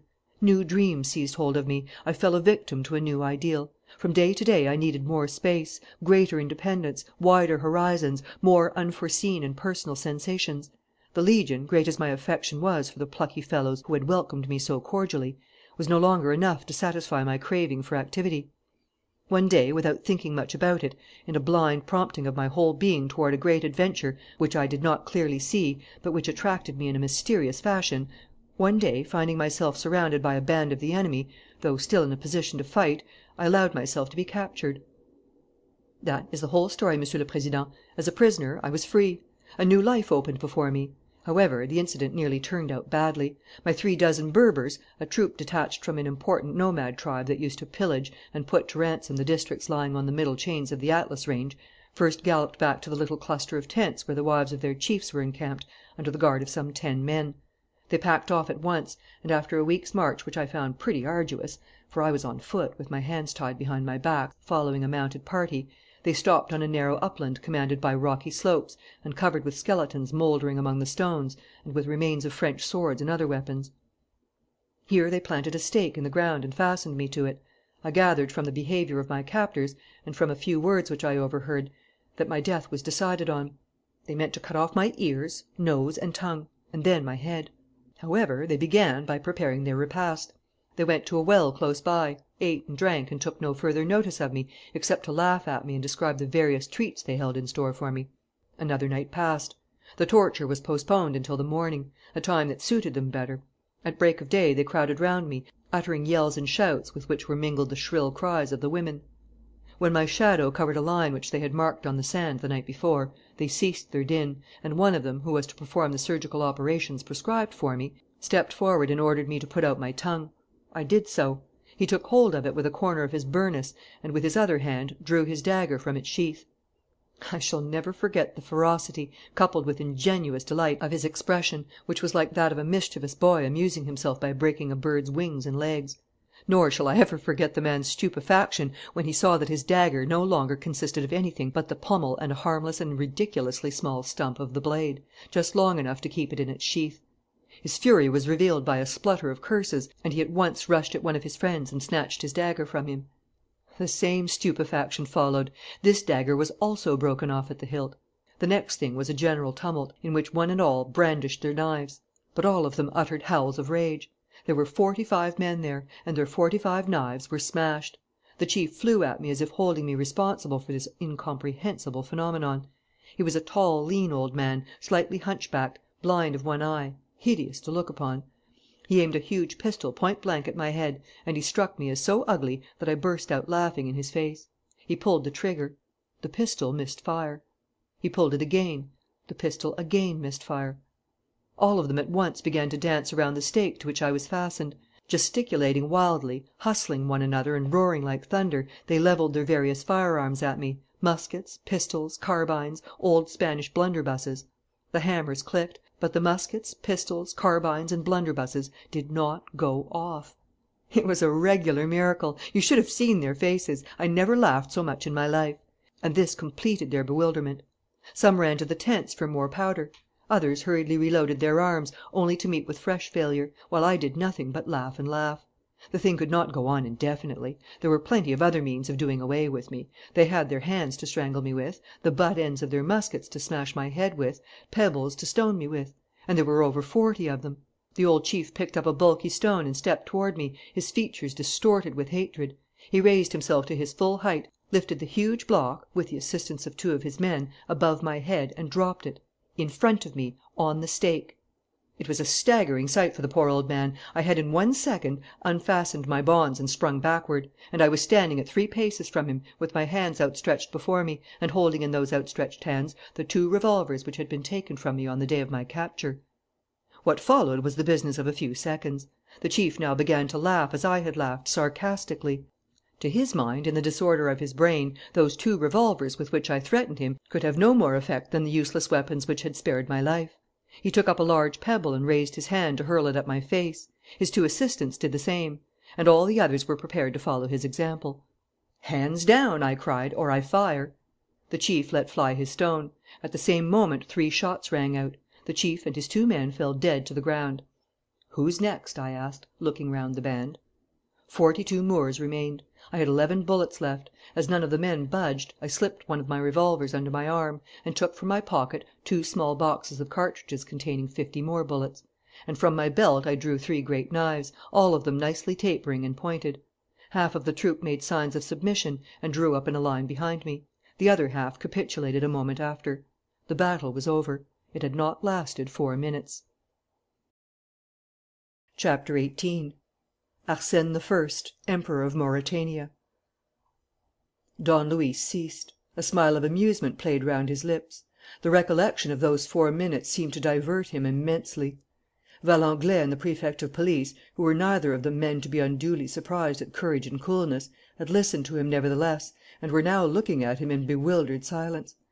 Was it possible for a human being to carry heroism to such unlikely lengths?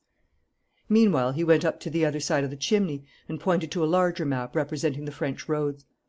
"You told me, Monsieur le Président, that the scoundrel's motor car had left Versailles and was going toward Nantes." "Yes, and all our arrangements are made to arrest him either on the way, or else at Nantes or at Saint Nazaire, where he may intend to take ship."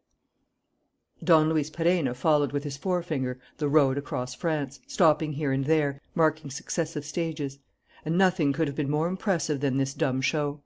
The man that he was, preserving his composure amid the overthrow of all that he had most at heart, seemed by his calmness to dominate time and circumstances.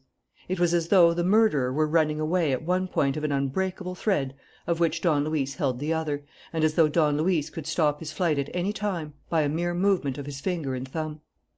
As he studied the map, the master seemed to command not only a sheet of cardboard, but also the high road on which a motor car was spinning along, subject to his despotic will. He went back to the table and continued. The battle was over.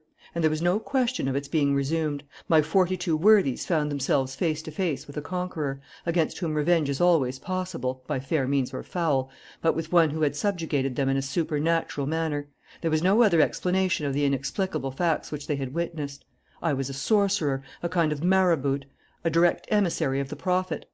Valenglay laughed and said: "Their interpretation was not so very unreasonable, for, after all, you must have performed a sleight of hand trick which strikes me also as being little less than miraculous."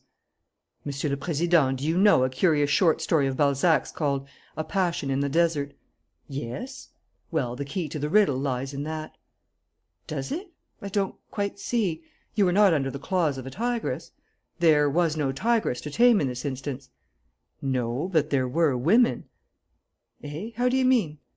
"Upon my word, Monsieur le Président," said Don Luis gaily, "I should not like to shock you, but I repeat that the troop which carried me off on that week's march included women; and women are a little like Balzac's tigress, creatures whom it is not impossible to tame, to charm, to break in, until you make friends of them." "Yes, yes," muttered the Premier, madly puzzled. "But that needs time." "I had a week." "And complete liberty of action." "No, no, Monsieur le Président, the eyes are enough to start with. The eyes give rise to sympathy, interest, affection, curiosity, a wish to know you better. After that, the merest opportunity." "And did an opportunity offer?" "Yes, one night. I was fastened up, or at least they thought I was. I knew that the chief's favourite was alone in her tent close by. I went there. I left her an hour afterward." "And the tigress was tamed?" "Yes, as thoroughly as Balzac's, tamed and blindly submissive." "But there were several of them." "I know, Monsieur le Préfet, and that was the difficulty. I was afraid of rivalry. But all went well. The favourite was not jealous, far from it. And then, as I have told you, her submission was absolute. In short, I had 5 staunch, invisible friends, resolved to do anything I wanted, and suspected by nobody. My plan was being carried out before we reached the last halting place. My 5 secret agents collected all the arms during the night. They dashed the daggers to the ground and broke them. They removed the bullets from the pistols. They damped the powder. Everything was ready for ringing up the curtain." Valenglay bowed. "My compliments. You are a man of resource. And your scheme was not lacking in charm. For I take it that your 5 ladies were pretty." Don Luis put on a bantering expression. He closed his eyes, as if to recall his bliss, and let fall the one word: "Hags."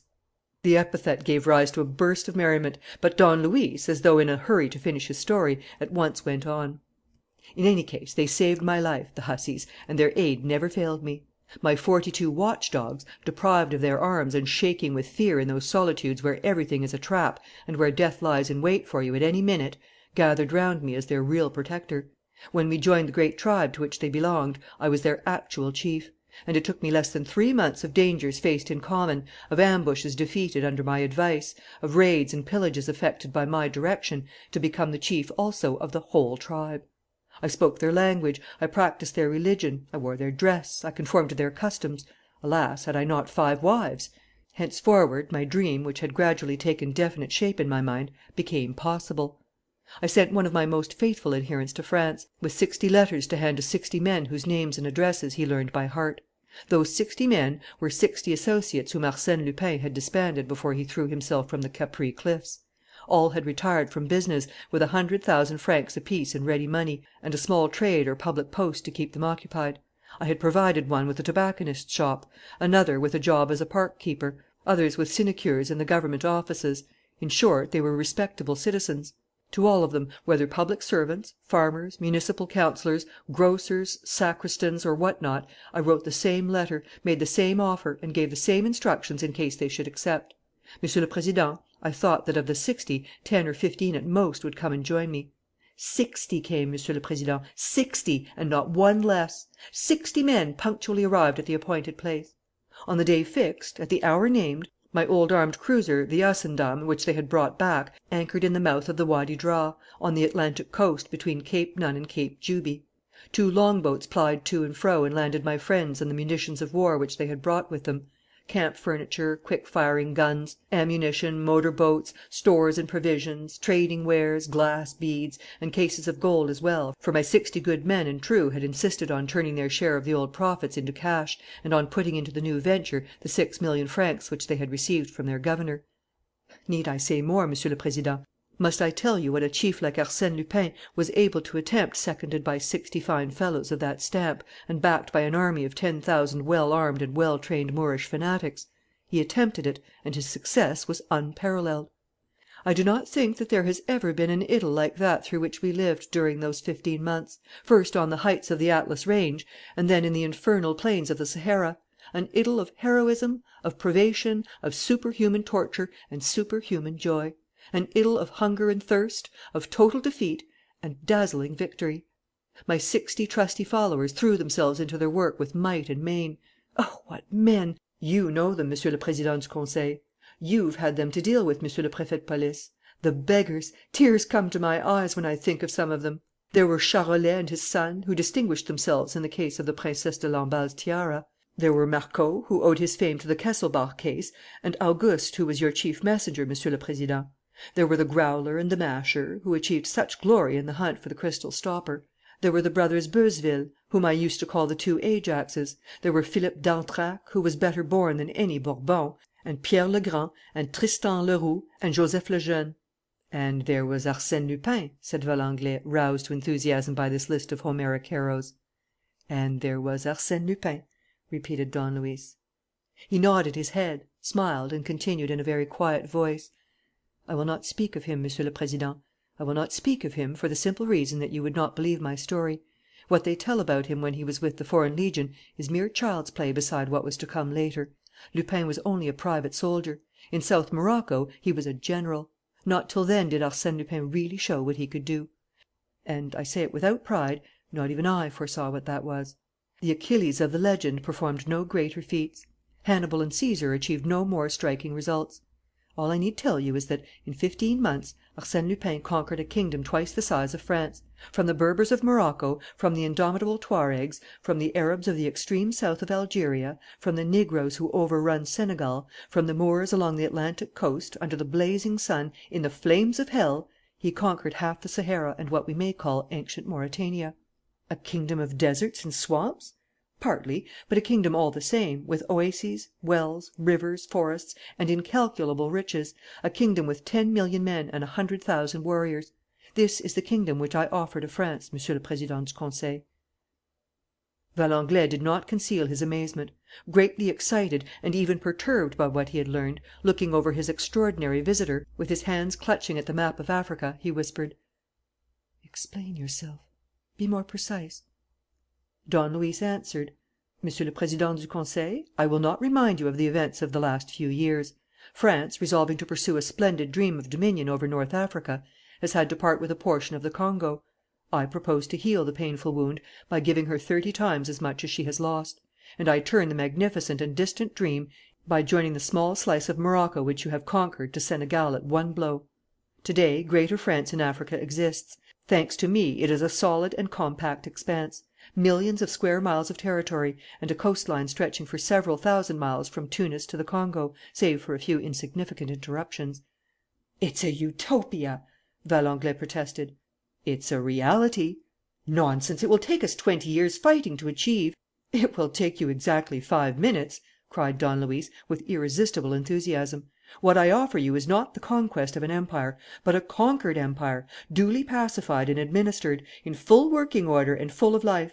My gift is a present, not a future gift. I, too, Monsieur le Président du Conseil, I, Arsène Lupin, had cherished a splendid dream.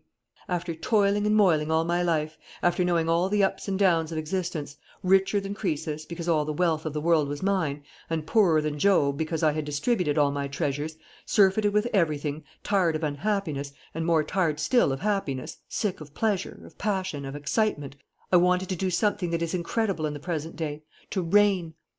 And a still more incredible phenomenon: when this thing was accomplished, when the dead Arsène Lupin had come to life again, as a sultan out of the Arabian Nights, as a reigning, governing, law giving Arsène Lupin, head of the state and head of the church, I determined in a few years, at one stroke, to tear down the screen of rebel tribes against which you were waging a desultory and tiresome war in the north of Morocco, while I was quietly and silently building up my kingdom at the back of it. Then, face to face with France, and as powerful as herself, like a neighbour treating on equal terms, I would have cried to her, 'It's I, Arsène Lupin. Behold the former swindler and gentleman burglar! The Sultan of Adrar, the Sultan of Iguidi, the Sultan of El Djouf, the Sultan of the Tuaregs, the Sultan of Obata, the Sultan of Brakna and Frerzon, all these am I, the Sultan of Sultans, grandson of Mahomet, son of Allah, I, Arsène Lupin.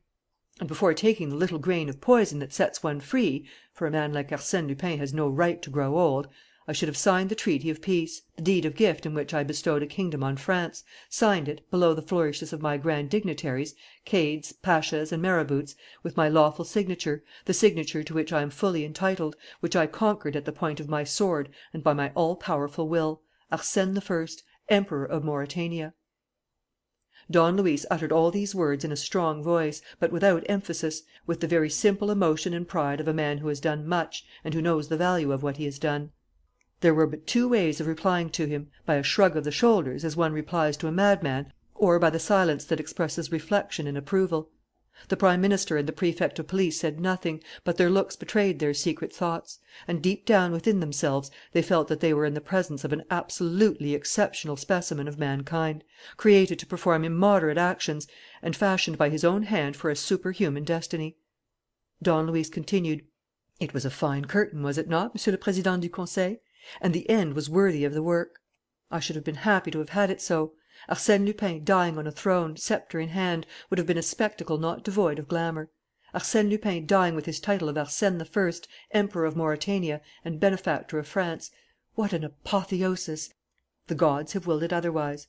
Jealous, no doubt, they are lowering me to the level of my cousins of the Old World and turning me into that absurd creature, a king in exile. Their will be done. Peace to the late Emperor of Mauretania. He has strutted and fretted his hour upon the stage. Arsène I is dead. Long live France! Monsieur le Président du Conseil, I repeat my offer. Florence Levasseur is in danger. I alone can rescue her from the monster who is carrying her away. It will take me 24 hours. In return for 24 hours' liberty, I will give you the Mauretanian Empire. Do you accept, Monsieur le Président du Conseil?' 'Well, certainly, I accept,' said Valenglay, laughing. 'What do you say, my dear Desmalions? The whole thing may not be very orthodox, but, hang it, Paris is worth a mass and the kingdom of Mauretania is a tempting morsel. We'll risk the experiment.' Don Luis's face expressed so sincere a joy that one might have thought that he had just achieved the most brilliant victory, instead of sacrificing a crown and flinging into the gutter the most fantastic dream that mortal man had ever conceived and realized. He asked: 'What guarantees do you require, Monsieur le Président?' 'None. I can show you treaties, documents to prove ' 'Don't trouble. We'll talk all about that to morrow. Meanwhile, go ahead. You are free.' The essential word, the incredible word, was spoken. Don Luis took a few steps toward the door. 'One word more, Monsieur le Président,' he said, stopping. 'Among my former companions is one for whom I have procured a post suited to his inclinations and his deserts. This man I did not send for to come to Africa, thinking that some day or other he might be of use to me through the position which he occupied. I am speaking of Mazeroux, a sergeant in the detective service.' 'Sergeant Mazeroux, whom Caceres denounced, with corroborating evidence, as an accomplice of Arsène Lupin, is in prison.' 'Sergeant Mazeroux is a model of professional honour, Monsieur le Président. I owed his assistance only to the fact that I was helping the police. I was accepted as an auxiliary and more or less patronized by Monsieur le Préfet. Mazeroux thwarted me in anything I tried to do that was at all illegal. And he would have been the first to take me by the collar if he had been so instructed. I ask for his release.' 'Oho!' 'Monsieur le Président, your consent will be an act of justice, and I beg you to grant it. Sergeant Mazeroux shall leave France. He can be charged by the government with a secret mission in the south of Morocco, with the rank of colonial inspector.' 'Agreed,' said Valenglay, laughing heartily. And he added, 'My dear Préfet, once we depart from the strictly lawful path, there's no saying where we come to. But the end justifies the means; and the end which we have in view is to have done with this loathsome Mornington case.' 'This evening everything will be settled,' said Don Luis. 'I hope so. Our men are on the track.' 'They are on the track, but they have to check that track at every town, at every village, by inquiries made of every peasant they meet. They have to find out if the motor has not branched off somewhere. And they are wasting time. I shall go straight for the scoundrel.' 'By what miracle?' That must be my secret for the present, Monsieur le Président." "Very well. Is there anything you want?" "This map of France." "Take it." "And a couple of revolvers." "Monsieur le Préfet will be good enough to ask his inspectors for 2 revolvers and to give them to you. Is that all? Any money?" "No, thank you, Monsieur le Président. I always carry a useful 50,000 francs in my pocket book, in case of need." "In that case," said the Prefect of Police, "I shall have to send some one with you to the lockup. I presume your pocket book was among the things taken from you." Don Luis smiled. "Monsieur le Préfet, the things that people can take from me are never of the least importance. My pocket book is at the lockup, as you say, but the money." He raised his left leg, took his boot in his hands, and gave a slight twist to the heel. There was a little click, and a sort of double drawer shot out of the front of the sole. It contained 2 sheafs of banknotes and a number of diminutive articles, such as a gimlet, a watch spring, and some pills. "The wherewithal to escape," he said, "to live and to die. Good bye, Monsieur le Président." In the hall, M. Desmalions told the inspectors to let their prisoner go free. Don Luis asked: "Monsieur le Préfet, did Deputy Chief Weber give you any particulars about the brute's car?" "Yes, he telephoned from Versailles. It's a deep yellow car, belonging to the Compagnie des Comètes. The driver's seat is on the left. He's wearing a gray cloth cap with a black leather peak." "Thank you, Monsieur le Préfet." And he left the house. An inconceivable thing had happened. Don Luis was free. Half an hour's conversation had given him the power of acting and of fighting the decisive battle. He went off at a run. At the Trocadero he jumped into a taxi. "Go to Issy les Moulineaux," he cried. "Full speed, 40 francs." The cab flew through Passy, crossed the Seine, and reached the Issy les Moulineaux aviation ground in 10 minutes. None of the aeroplanes was out, for there was a stiff breeze blowing. Don Luis ran to the sheds. The owners' names were written over the doors. "Davanne," he muttered. "That's the man I want." The door of the shed was open. A short, stoutish man with a long red face was smoking a cigarette and watching some mechanics working at a monoplane. The little man was Davanne himself, the famous airman. Don Luis took him aside and, knowing from the papers the sort of man that he was, opened the conversation so as to surprise him from the start. "Monsieur," he said, unfolding his map of France, "I want to catch up some one who has carried off the woman I love and is making for Nantes by motor. The abduction took place at midnight. It is now about 8 o'clock. Suppose that the motor, which is just a hired taxi with a driver who has no inducement to break his neck, does an average of 20 miles an hour, including stoppages. In 12 hours' time, that is to say, at 12 o'clock, our man will have covered 240 miles and reached a spot between Angers and Nantes, at this point on the map." "Les Ponts de Drive," agreed Davanne, who was quietly listening. "Very well. Suppose, on the other hand, that an aeroplane were to start from Issy les Moulineaux at 8 o'clock in the morning and travel at the rate of 60 miles an hour, without stopping. In 4 hours' time, that is to say, at 12 o'clock, it would reach Les Ponts de Drive at the exact same moment as the motor. Am I right?" "Perfectly." "In that case, if we agree, all is well. Does your machine carry a passenger?" "Sometimes she does." "We'll start at once. What are your terms?" "It depends. Who are you?" "Arsène Lupin." "The devil you are!" exclaimed Davanne, a little taken aback. "I am Arsène Lupin. You must know the best part of what has happened from reading about it in the papers. Well, Florence Levasseur was kidnapped last night. I want to save her. What's your price?" "Nothing." "That's too much." "Perhaps, but the adventure amuses me. It will be an advertisement."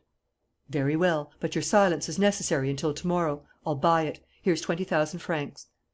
10 minutes later, Don Luis was dressed in an airman's suit, cap and goggles; and an aeroplane rose to a height of 2,500 feet to avoid the air currents, flew above the Seine, and darted due west across France. Versailles, Maintenon, Chartres. Don Luis had never been up in an aeroplane. France had achieved the conquest of the air while he was fighting with the Legion and in the plains of the Sahara. Nevertheless, sensitive though he was to new impressions and what more exciting impression could he have than this? He did not experience the heavenly delight of the man who for the first time soars above the earth. What monopolized his thoughts, strained his nerves, and excited his whole being to an exquisite degree was the as yet impossible but inevitable sight of the motor which they were pursuing. Amid the tremendous swarm of things beneath them, amid the unexpected din of the wings and the engine, in the immensity of the sky, in the infinity of the horizon, his eyes sought nothing but that, and his ears admitted no other sound than the hum of the invisible car. His were the mighty and brutal sensations of the hunter chasing his game. He was the bird of prey whom the distraught quarry has no chance of escaping. Nogent le Rotrou, La Ferté Bernard, Le Mans. The two companions did not exchange a single word. Before him Perenna saw Davanne's broad back and powerful neck and shoulders. But by bending his head a little he saw the boundless space beneath him, and nothing interested him but the white ribbon of road that ran from town to town and from village to village, at times quite straight, as though a hand had stretched it, and at others lazily winding, broken by a river or a church. On this ribbon, at some place always closer and closer, were Florence and her abductor. He never doubted it: the yellow taxi was continuing its patient and plucky little effort. Mile after mile, through plains and villages, fields and forests, it was making Angers, with Les Ponts de Drive after, and right at the end of the ribbon the unattainable goal, Nantes, Saint Nazaire, the steamer ready to start, and victory for the scoundrel. He laughed at the idea: as if there could be a question of any victory but his, the victory of the falcon over its prey, the victory of the flying bird over the game that runs afoot! Not for a second did he entertain the thought that the enemy might have slunk away by taking another road. There are some certainties that are equivalent to facts, and this one was so great that it seemed to him that his adversaries were obliged to comply with it. The car was travelling along the road to Nantes. It would cover an average of 20 miles an hour; and as he himself was travelling at the rate of 60 miles, the encounter would take place at the spot named, Les Ponts de Drive, and at the hour named, 12 o'clock. A cluster of houses, a huge castle, towers, steeples: Angers. Don Luis asked Davanne the time. It was 10 minutes to 12. Already Angers was a vanished vision. Once more the open country, broken up with many coloured fields. Through it all a road. And on that road a yellow motor. The yellow motor! The brute's motor! The motor with Florence Levasseur! Don Luis's joy contained no surprise. He knew so well that this was bound to happen. Davanne turned round and cried: "That's the one, isn't it? Yes, go straight for them." The airship dipped through space and caught up the car almost at once. Then Davanne slowed his engine and kept at 600 feet above the car and a little way behind. From here they made out all the details. The driver was seated on the left. He wore a gray cap with a black peak. It was one of the deep yellow taxis of the Compagnie des Comètes. It was the taxi which they were pursuing, and Florence was inside with her abductor. "At last," thought Don Luis, "I have them." They flew for some time, keeping the same distance. Davanne waited for a signal which Don Luis was in no hurry to give. He was revelling in the sensation of his power, with a force made up of mingled pride, hatred, and cruelty. He was indeed the eagle hovering overhead with its talons itching to rend live flesh. Escaped from the cage in which he had been imprisoned, released from the bonds that fastened him, he had come all the way at full flight, and was ready to swoop upon the helpless prey. He lifted himself in his seat and gave Davanne his instructions. "Be careful," he said, "not to brush too close by them. They might put a bullet into us." Another minute passed. Suddenly they saw that, half a mile ahead, the road divided into three, thus forming a very wide open space which was still further extended by two triangular patches of grass where the three roads met. "Now?" asked Davanne, turning to Don Luis. The surrounding country was deserted. "Off you go!" cried Don Luis.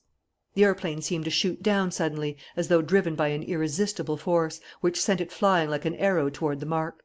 It passed at 300 feet above the car, and then, all at once, checking its career, choosing the spot at which it meant to hit the target, calmly, silently, like a night bird, steering clear of the trees and signposts, it alighted softly on the grass of the crossroads. Don Luis sprang out and ran toward the motor, which was coming along at a rapid pace. He stood in the middle of the road, levelled his two revolvers, and shouted: "Stop, or I fire!" The terrified driver put on both brakes. The car pulled up. Don Luis rushed to one of the doors. "Thunder!" he roared, discharging one of his revolvers for no reason and smashing a window pane. There was no one in the car. Chapter 19, Part 1. The snare is laid. Beware, Lupin. The power that had impelled Don Luis to battle and victory was so intense that it suffered, so to speak, no cheek. Disappointment, rage, humiliation, torture were all swallowed up in an immediate desire for action and information, together with a longing to continue the chase. The rest was but an incident of no importance, which would soon be very simply explained. The petrified taxi driver was gazing wildly at the peasants coming from the distant farms, attracted by the sound of the aeroplane. Don Luis took him by the throat and put the barrel of his revolver to the man's temple. "Tell me what you know, or you're a dead man." And when the unhappy wretch began to stammer out entreaties: "It's no use moaning, no use hoping for assistance. Those people won't get here in time. So there's only one way of saving yourself. Speak. Last night a gentleman came to Versailles from Paris in a taxi, left it and took yours. Is that it?" "Yes." The gentleman had a lady with him?" "Yes." "And he engaged you to take him to Nantes?" "Yes." "But he changed his mind on the way and told you to put him down?" "Yes." "Where?" "Before we got to Mans, in a little road on the right, with a sort of coach house, looking like a shed, 100 yards down it. They both got out there." "And you went on?" "He paid me to." "How much?" 500 francs. And there was another fare waiting at Nantes that I was to pick up and bring back to Paris for 1,000 francs more." "Do you believe in that other fare?" "No, I think he wanted to put people off the scent, by sending them after me to Nantes while he branched off. Still, I had my money." "And when you left them, weren't you curious to see what happened?" "No." "Take care, a movement of my finger, and I blow out your brains. Speak." "Well, yes, then. I went back on foot behind a bank covered with trees. The man had opened the coach house and was starting a small limousine car.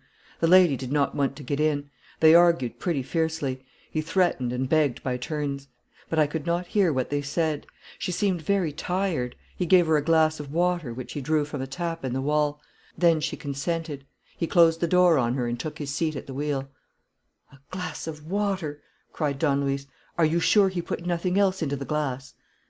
The driver seemed surprised at the question and then answered: "Yes, I think he did. He took something from his pocket." "Without the lady's knowledge?" "Yes, she didn't see." Don Luis mastered his horror. After all, it was impossible that the villain had poisoned Florence in that way, at that place, without anything to warrant so great a hurry. No, it was more likely that he had employed a narcotic, a drug of some sort which would dull Florence's brain, and make her incapable of noticing by what new roads and through what towns he was taking her. "And then," he repeated, "she decided to step in?" "Yes, and he shut the door and got into the driver's seat. I went away then." "Before knowing which direction they took?" "Yes." "Did you suspect on the way that they thought that they were being followed?" "Certainly. He did nothing but put his head out of the window." "Did the lady cry out at all?" "No." "Would you know him again if you saw him?" "No, I'm sure I shouldn't. At Versailles it was dark; and this morning I was too far away. Besides, it's curious, but the first time he struck me as very tall; and this morning, on the contrary, he looked quite a short man, as though bent in two. I can't understand it at all." Don Luis reflected. It seemed to him that he had asked all the necessary questions. Moreover, a gig drawn by a quick trotting horse was approaching the cross roads. There were two others behind it; and the groups of peasants were now quite near. He must finish the business. He said to the chauffeur: "I can see by your face that you intend to talk about me. Don't do that, my man. It would be foolish of you. Here's a 1,000-franc note for you. Only, if you blab, I'll make you repent it. That's all I have to say to you." He turned to Davanne, whose machine was beginning to block the traffic, and asked: "Can we start?" "Whenever you like. Where are we going?" Paying no attention to the movements of the people coming from every side, Don Luis unfolded his map of France and spread it out before him. He experienced a few seconds of anxiety at seeing the complicated tangle of roads and picturing the infinite number of places to which the villain might carry Florence. But he pulled himself together. He did not allow himself to hesitate. He refused even to reflect. He was determined to find out, and to find out everything at once, without clues, without useless consideration, simply by the marvellous intuition which invariably guided him at any crisis in his life. And his self respect also required that he should give Davanne his answer without delay, and that the disappearance of those whom he was pursuing should not seem to embarrass him.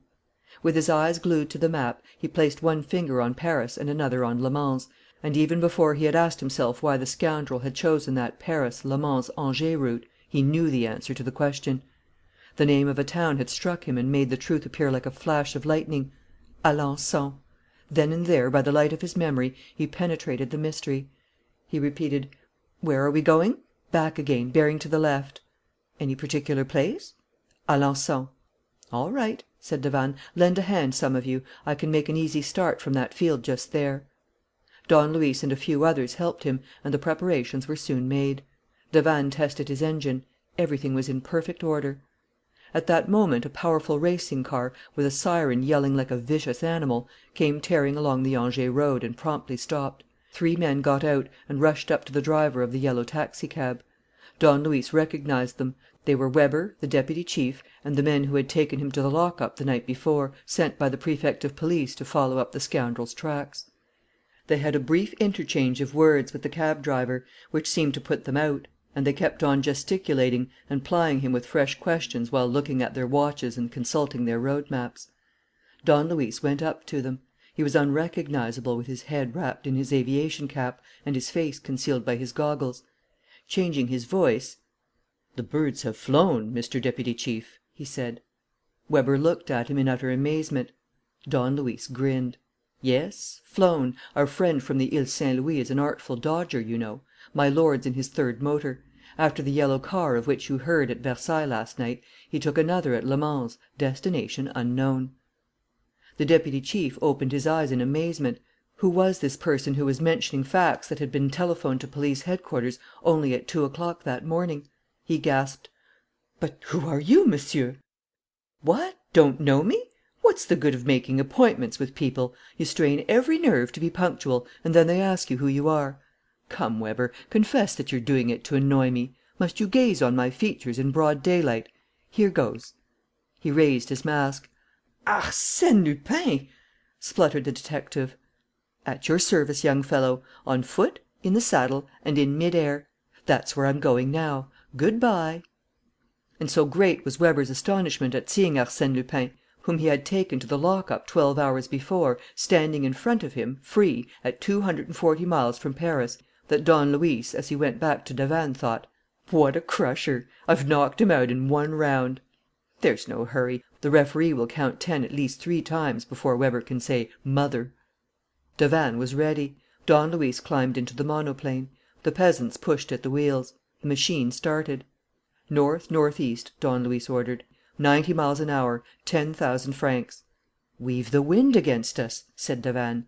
"5,000 francs extra for the wind," shouted Don Luis. He admitted no obstacle in his haste to reach Damigni.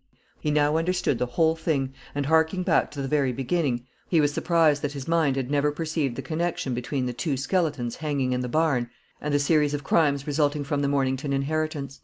Stranger still, how was it that the almost certain murder of Langernault, Hippolyte Fauville's old friend, had not afforded him all the clues which it contained?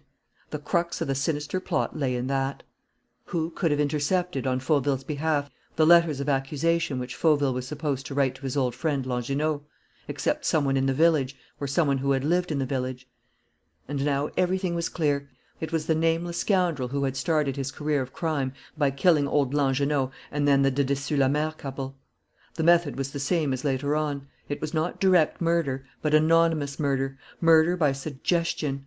Like Mornington the American, like Fauville the engineer, like Marie, like Gaston Sauverand, old Langernault had been craftily done away with, and the de Dessus la Mare couple driven to commit suicide in the barn. It was from there that the tiger had come to Paris, where later he was to find Fauville and Cosmo Mornington and plot the tragic affair of the inheritance. And it was there that he was now returning. There was no doubt about that. To begin with, the fact that he had administered a narcotic to Florence constituted an indisputable proof. Was he not obliged to put Florence to sleep in order to prevent her from recognizing the landscape at Alençon and Damigni, or the old castle which she had explored with Gaston Sauverand? On the other hand, the Le Mans Angers Nantes route, which had been taken to put the police on a false track, meant only an extra hour or 2 at most for any one motoring to Alençon. Lastly, that coach house near a big town, that limousine waiting, ready charged with petrol, showed that the villain, when he intended to visit his retreat, took the precaution of stopping at Le Mans in order to go from there in his limousine to Langernault's deserted estate. He would therefore reach his lair at 10 o'clock that morning; and he would arrive there with Florence Levasseur dead asleep. The question forced itself upon him, the terrible, persistent question: what did he mean to do with Florence Levasseur? "Faster! Faster!" cried Don Luis. Now that he knew the scoundrel's haunt, the man's scheme became hideously evident to him.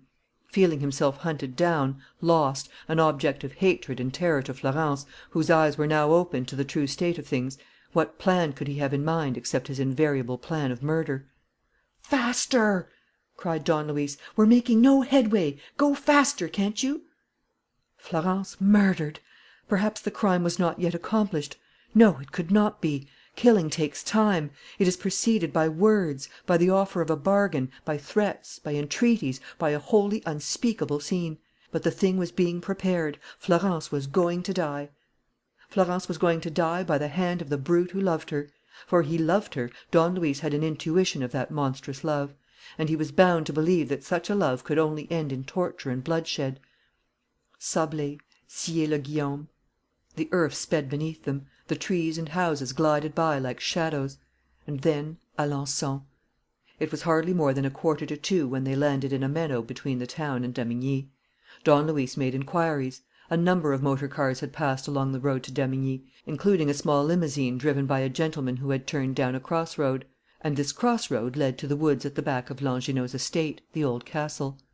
Don Luis's conviction was so firm that, after taking leave of Devanne, he helped him to start on his homeward flight. He had no further need of him. He needed nobody. The final duel was at hand. He ran along, guided by the tracks of the tyres in the dust, and followed the cross road. To his great surprise, this road went nowhere near the wall behind the barn from which he had jumped a few weeks before.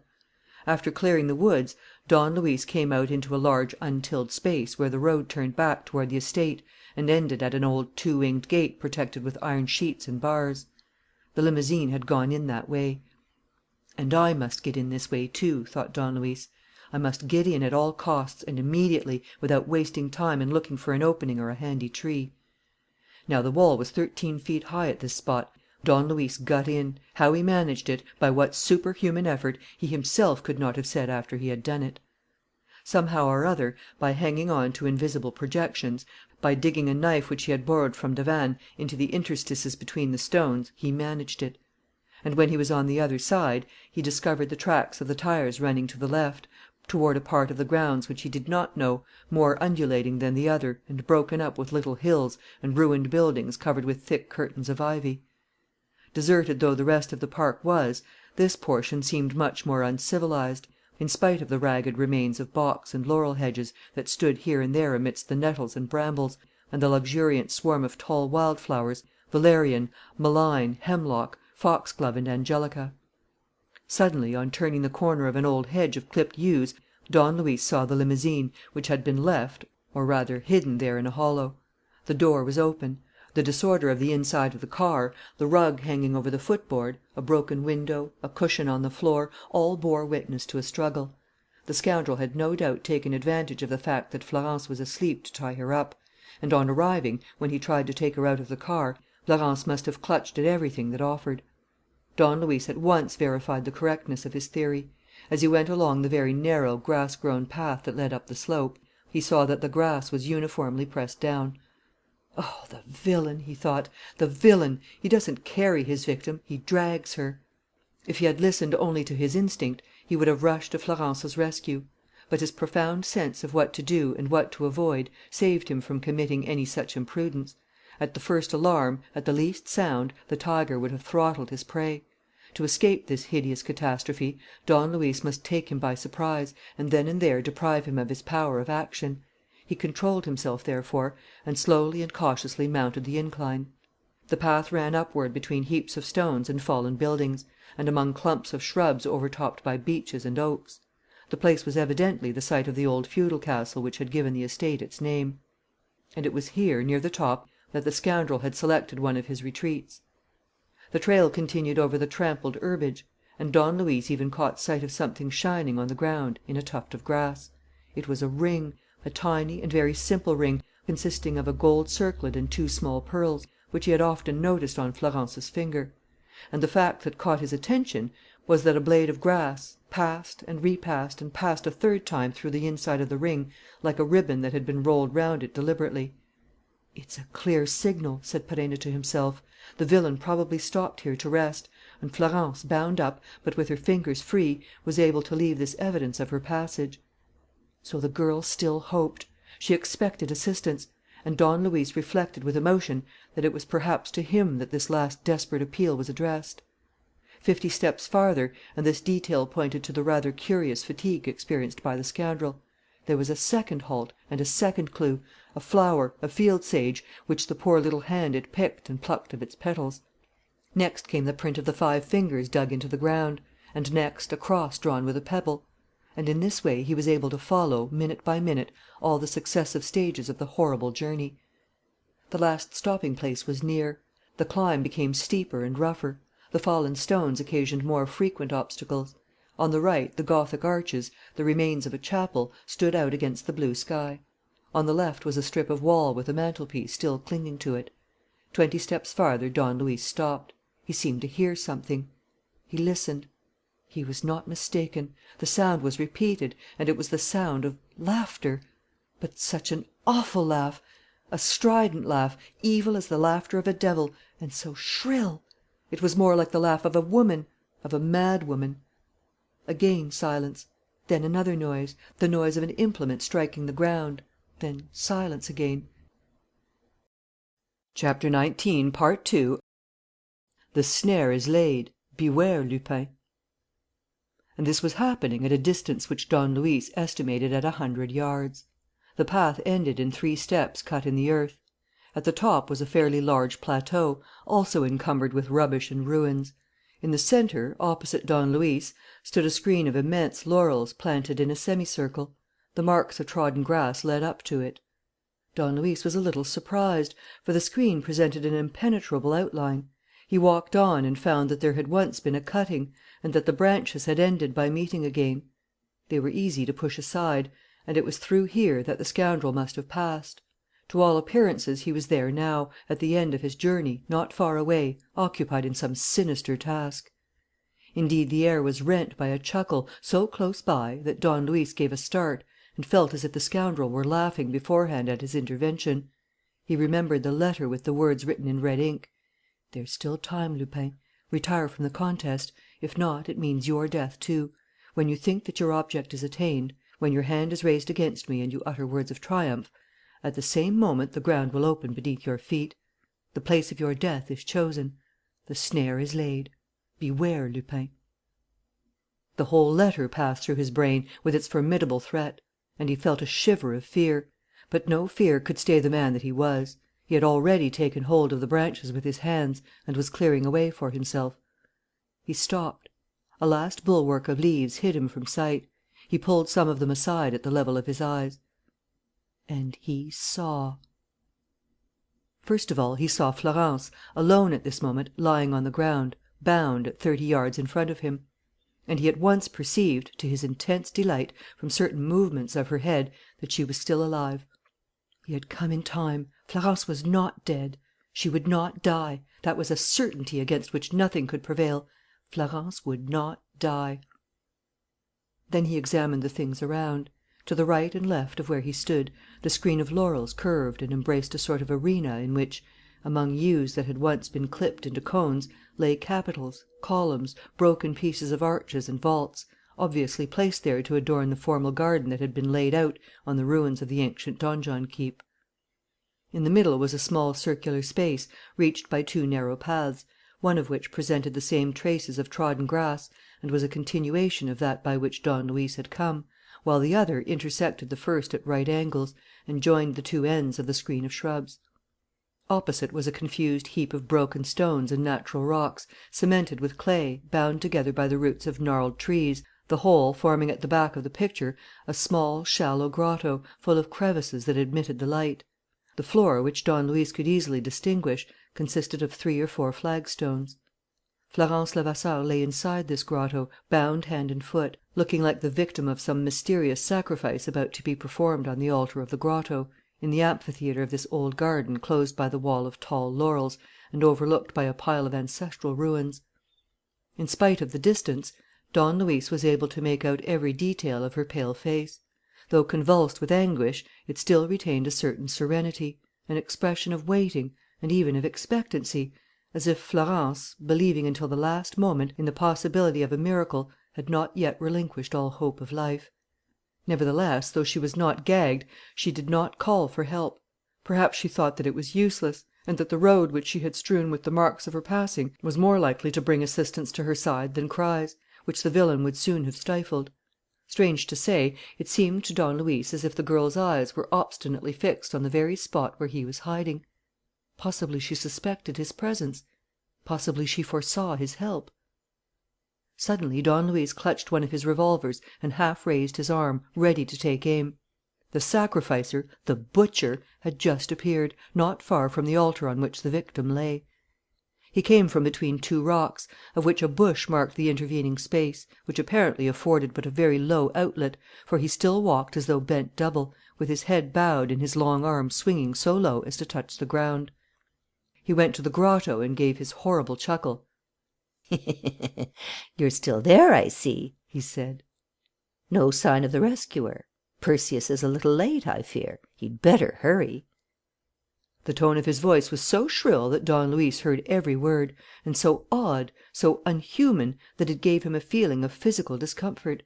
He gripped his revolver tightly, prepared to shoot at the first suspicious movement.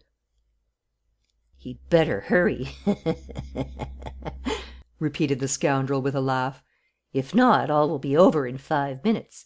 You see that I'm a man of method, eh, Florence, my darling?" He picked up something from the ground. It was a stick shaped like a crutch. He put it under his left arm and, still bent in two, began to walk like a man who has not the strength to stand erect.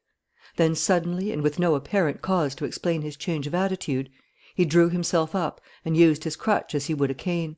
He then walked round the outside of the grotto, making a careful inspection, the meaning of which escaped Don Luis for the time. He was of a good height in this position, and Don Luis easily understood why the driver of the yellow taxi, who had seen him under two such different aspects, was unable to say whether he was very tall or very short. But his legs, slack and unsteady, gave way beneath him as if any prolonged exertion were beyond his power. He relapsed into his first attitude. The man was a cripple, smitten with some disease that affected his powers of locomotion. He was excessively thin. Don Luis also saw his pallid face, his cavernous cheeks, his hollow temples, his skin the colour of parchment, the face of a sufferer from consumption, a bloodless face. When he had finished his inspection, he came up to Florence and said: "Though you've been very good, baby, and haven't screamed so far, we'd better take our precautions and remove any possibility of a surprise by giving you a nice little gag to wear, don't you think?" He stooped over her and wound a large handkerchief round the lower part of her face. Then, bending still farther down, he began to speak to her in a very low voice, talking almost into her ear. But wild bursts of laughter, horrible to hear, interrupted this whispering. Feeling the imminence of the danger, dreading some movement on the wretch's part, a sudden murderous attack, the prompt prick of a poisoned needle, Don Luis had levelled his revolver and, confident of his skill, waited events. What was happening over there? What were the words spoken? What infamous bargain was the villain proposing to Florence? At what shameful price could she obtain her release?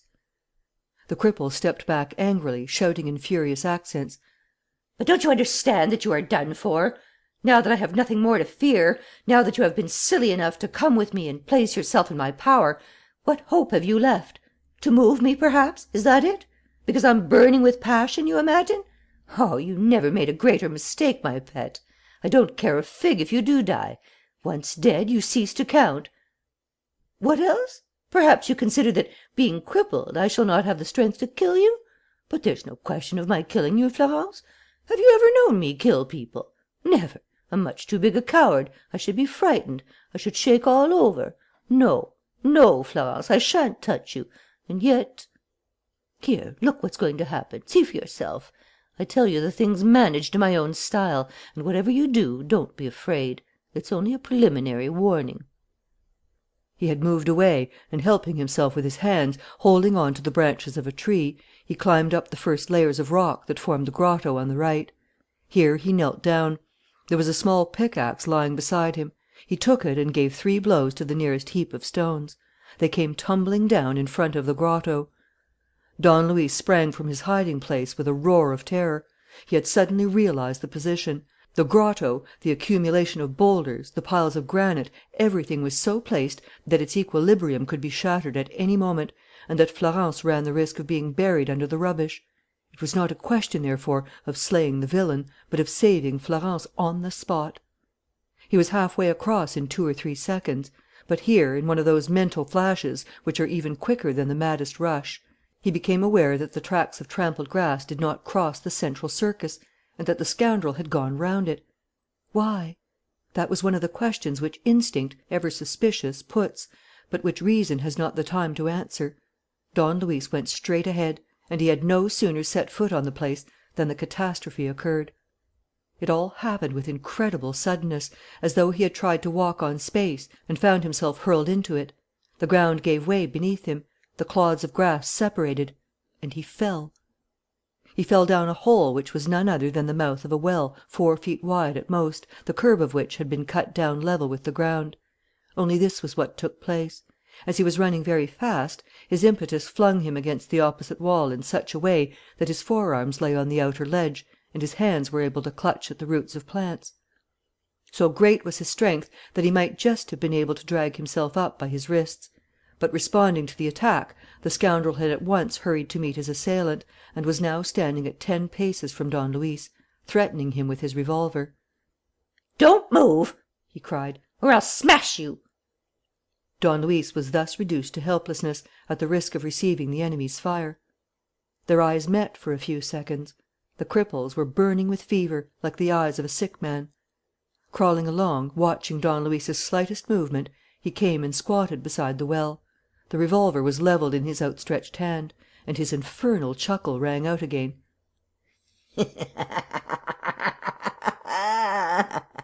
"Lupin, Lupin, that's done it. Lupin's dive. What a mug you must be. I warned you, you know, warned you in blood-red ink. Remember my words. The place of your death is chosen. The snare is laid. Beware, Lupin. And here you are. So you're not in prison.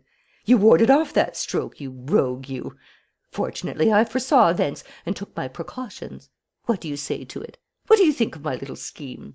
I said to myself, all the police will come rushing at my heels, but there's only one who's capable of catching me, and that's Lupin. So we'll show him the way. We'll lead him on the leash all along a little path scraped clean by the victim's body. And then a few landmarks scattered here and there. First, the fair damsel's ring, with a blade of grass twisted round it. Farther on, a flower without its petals. Farther on, the marks of 5 fingers in the ground. Next, the sign of the cross. No mistaking them, was there? Once you thought me fool enough to give Florence time to play hop-o'-my-thumb's game, it was bound to lead you straight to the mouth of the well, to the clods of turf which I dabbed across it last month, in anticipation of this windfall. Remember, the snare is laid. And a snare after my own style, Lupin. One of the best. Oh, I love getting rid of people with their kind assistance. We work together like friends and partners. You've caught the notion, haven't you? I don't do my own job. The others do it for me, hanging themselves or giving themselves careless injections, unless they prefer the mouth of a well, as you seem to do, Lupin. My poor old chap, what a sticky mess you're in. I never saw such a face. Never, on my word. Florence, do look at the expression on your swain's mobile features. He broke off, seized with a fit of laughter that shook his outstretched arm, imparted the most savage look to his face, and set his legs jerking under his body like the legs of a dancing doll. His enemy was growing weaker before his eyes. Don Luis's fingers, which had first gripped the roots of the grass, were now vainly clutching the stones of the wall, and his shoulders were sinking lower and lower into the well. "We've done it," spluttered the villain, in the midst of his convulsions of merriment. "Lord, how good it is to laugh, especially when one so seldom does. Yes, I'm a wet blanket, I am, a first-rate man at a funeral. You've never seen me laugh, Florence, have you? But this time it's really too amusing. Lupin in his hole and Florence in her grotto. One dancing a jig above the abyss and the other at her last gasp under her mountain. What a sight! Come, Lupin, don't tire yourself. What's the use of those grimaces? You're not afraid of eternity, are you? A good man like you, the Don Quixote of modern times. Come, let yourself go. There's not even any water in the well to splash about in. No, it's just a nice little slide into infinity. You can't so much as hear the sound of a pebble when you drop it in. And just now I threw a piece of lighted paper down and lost sight of it in the dark. Brrr! It sent a cold shiver down my back. Come, be a man. It'll only take a moment, and you've been through worse than that. Good, you nearly did it then. You're making up your mind to it. I say, Lupin. Lupin, aren't you going to say good-bye? Not a smile? Not a word of thanks? Au revoir, Lupin. Au revoir. He ceased. He watched for the appalling end which he had so cleverly prepared, and of which all the events were following close on one another in accordance with his inflexible will. It did not take long. The shoulders had gone down, the chin, and then the mouth convulsed with the death grin, and then the eyes, drunk with terror, and then the forehead and the hair. The whole head, in short, had disappeared. The cripple sat gazing wildly, as though in ecstasy, motionless, with an expression of fierce delight, and without a word that could trouble the silence and interrupt his hatred. At the edge of the abyss nothing remained but the hands, the obstinate, stubborn, desperate, heroic hands, the poor, helpless hands which alone still lived, and which, gradually, retreating toward death, yielded and fell back and let go. The hands had slipped. For a moment the fingers held on like claws. So natural was the effort which they made that it looked as if they did not even yet despair, unaided, of resuscitating and bringing back to the light of day the corpse already entombed in the darkness. And then they, in their turn, gave way. And then suddenly there was nothing more to be seen and nothing more to be heard. The cripple started to his feet, as though released by a spring, and yelled with delight: "Oof! That's done it! Lupin in the bottomless pit! One more adventure finished! Woof!" Turning in Florence's direction, he once more danced his dance of death. He raised himself to his full height and then suddenly crouched down again, throwing about his legs like the grotesque, ragged limbs of a scarecrow. And he sang and whistled and belched forth insults and hideous blasphemies.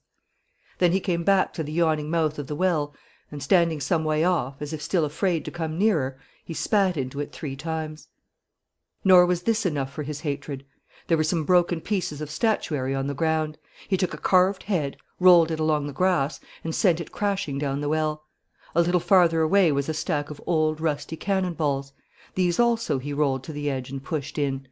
5, 10, 15 cannon balls went scooting down, one after the other, banging against the walls with a loud and sinister noise, which the echo swelled into the angry roar of distant thunder. "There, take that, Lupin! I'm sick of you, you dirty cad! That's for the spokes you put in my wheel, over that damned inheritance. Here, take this, too. And this. And this. Here's a chocolate for you in case you're hungry. Do you want another? Here you are, old chap. Catch!" He staggered, seized with a sort of giddiness, and had to squat on his haunches. He was utterly spent. However, obeying a last convulsion, he still found the strength to kneel down by the well, and, leaning over the darkness, he stammered breathlessly: I say, corpse, don't go knocking at the gate of hell at once. The little girl's joining you in 20 minutes. Yes, that's it, at 4 o'clock. You know I'm a punctual man and keep my appointments to the minute. She'll be with you at 4 o'clock exactly. By the way, I was almost forgetting. The inheritance, you know, Mornington's 100 millions. Well, that's mine. Why, of course, you can't doubt that I took all my precautions. Florence will explain everything presently. It's very well thought out. You'll see. You'll see. He could not get out another word. The last syllable sounded more like hiccups. The sweat poured from his hair and his forehead, and he sank to the ground, moaning like a dying man tortured by the last throes of death. He remained like that for some minutes, with his head in his hands, shivering all over his body. He appeared to be suffering everywhere, in each anguished muscle, in each sick nerve. Then, under the influence of a thought that seemed to make him act unconsciously, one of his hands crept spasmodically down his side, and, groping, uttering hoarse cries of pain, he managed to take from his pocket and put to his lips a phial out of which he greedily drank 2 or 3 mouthfuls. He at once revived, as though he had swallowed warmth and strength. His eyes grew calmer. His mouth shaped itself into a horrible smile. He turned to Florence and said: "Don't flatter yourself, pretty one. I'm not gone yet, and I've plenty of time to attend to you. And then, after that, there'll be no more worries, no more of that scheming and fighting that wears one out. A nice, quiet, uneventful life for me. With 100 millions one can afford to take life easy, eh, little girl? Come on, I'm feeling much better." Chapter 20, Part 1. Florence's Secret. It was time for the second act of the tragedy. Don Luis Perenna's death was to be followed by that of Florence. Like some monstrous butcher, the cripple passed from one to the other with no more compassion than if he were dealing with the oxen in a slaughter house.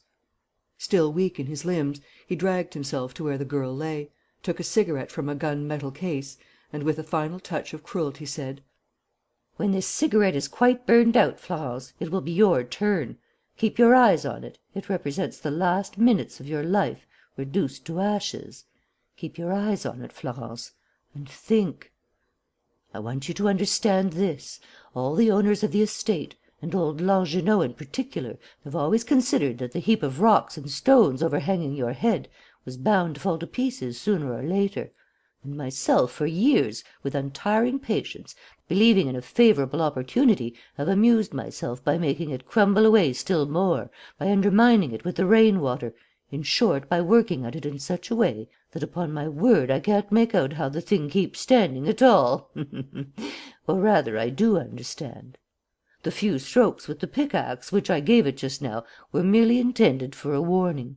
But I have only to give one more stroke in the right place and knock out a little brick wedged in between two lumps of stone, for the whole thing to tumble to the ground like a house of cards." "A little brick, Florence," he chuckled. "A tiny little brick which chance placed there between two blocks of stone and has kept it in position until now. Out comes the brick, down come the blocks, and there's your catastrophe." He took a breath and continued: After that, Florence, this. Either the smash will take place in such a way that your body will not even be in sight, if any one should dream of coming here to look for you, or else it will be partly visible, in which case I shall at once cut and destroy the cords with which you are tied. What will the law think then? Simply that Florence Levasseur, a fugitive from justice, hid herself in a grotto which fell upon her and crushed her. That's all. A few prayers for the rash creature's soul, and not another word. As for me, when my work is done and my sweetheart dead, I shall pack my traps, carefully remove all the traces of my coming, smooth every inch of the trampled grass, jump into my motor car, sham death for a little while, and then put in a sensational claim for the 100 millions. He gave a little chuckle, took 2 or 3 puffs at his cigarette, and added calmly: I shall claim the 100 millions and I shall get them.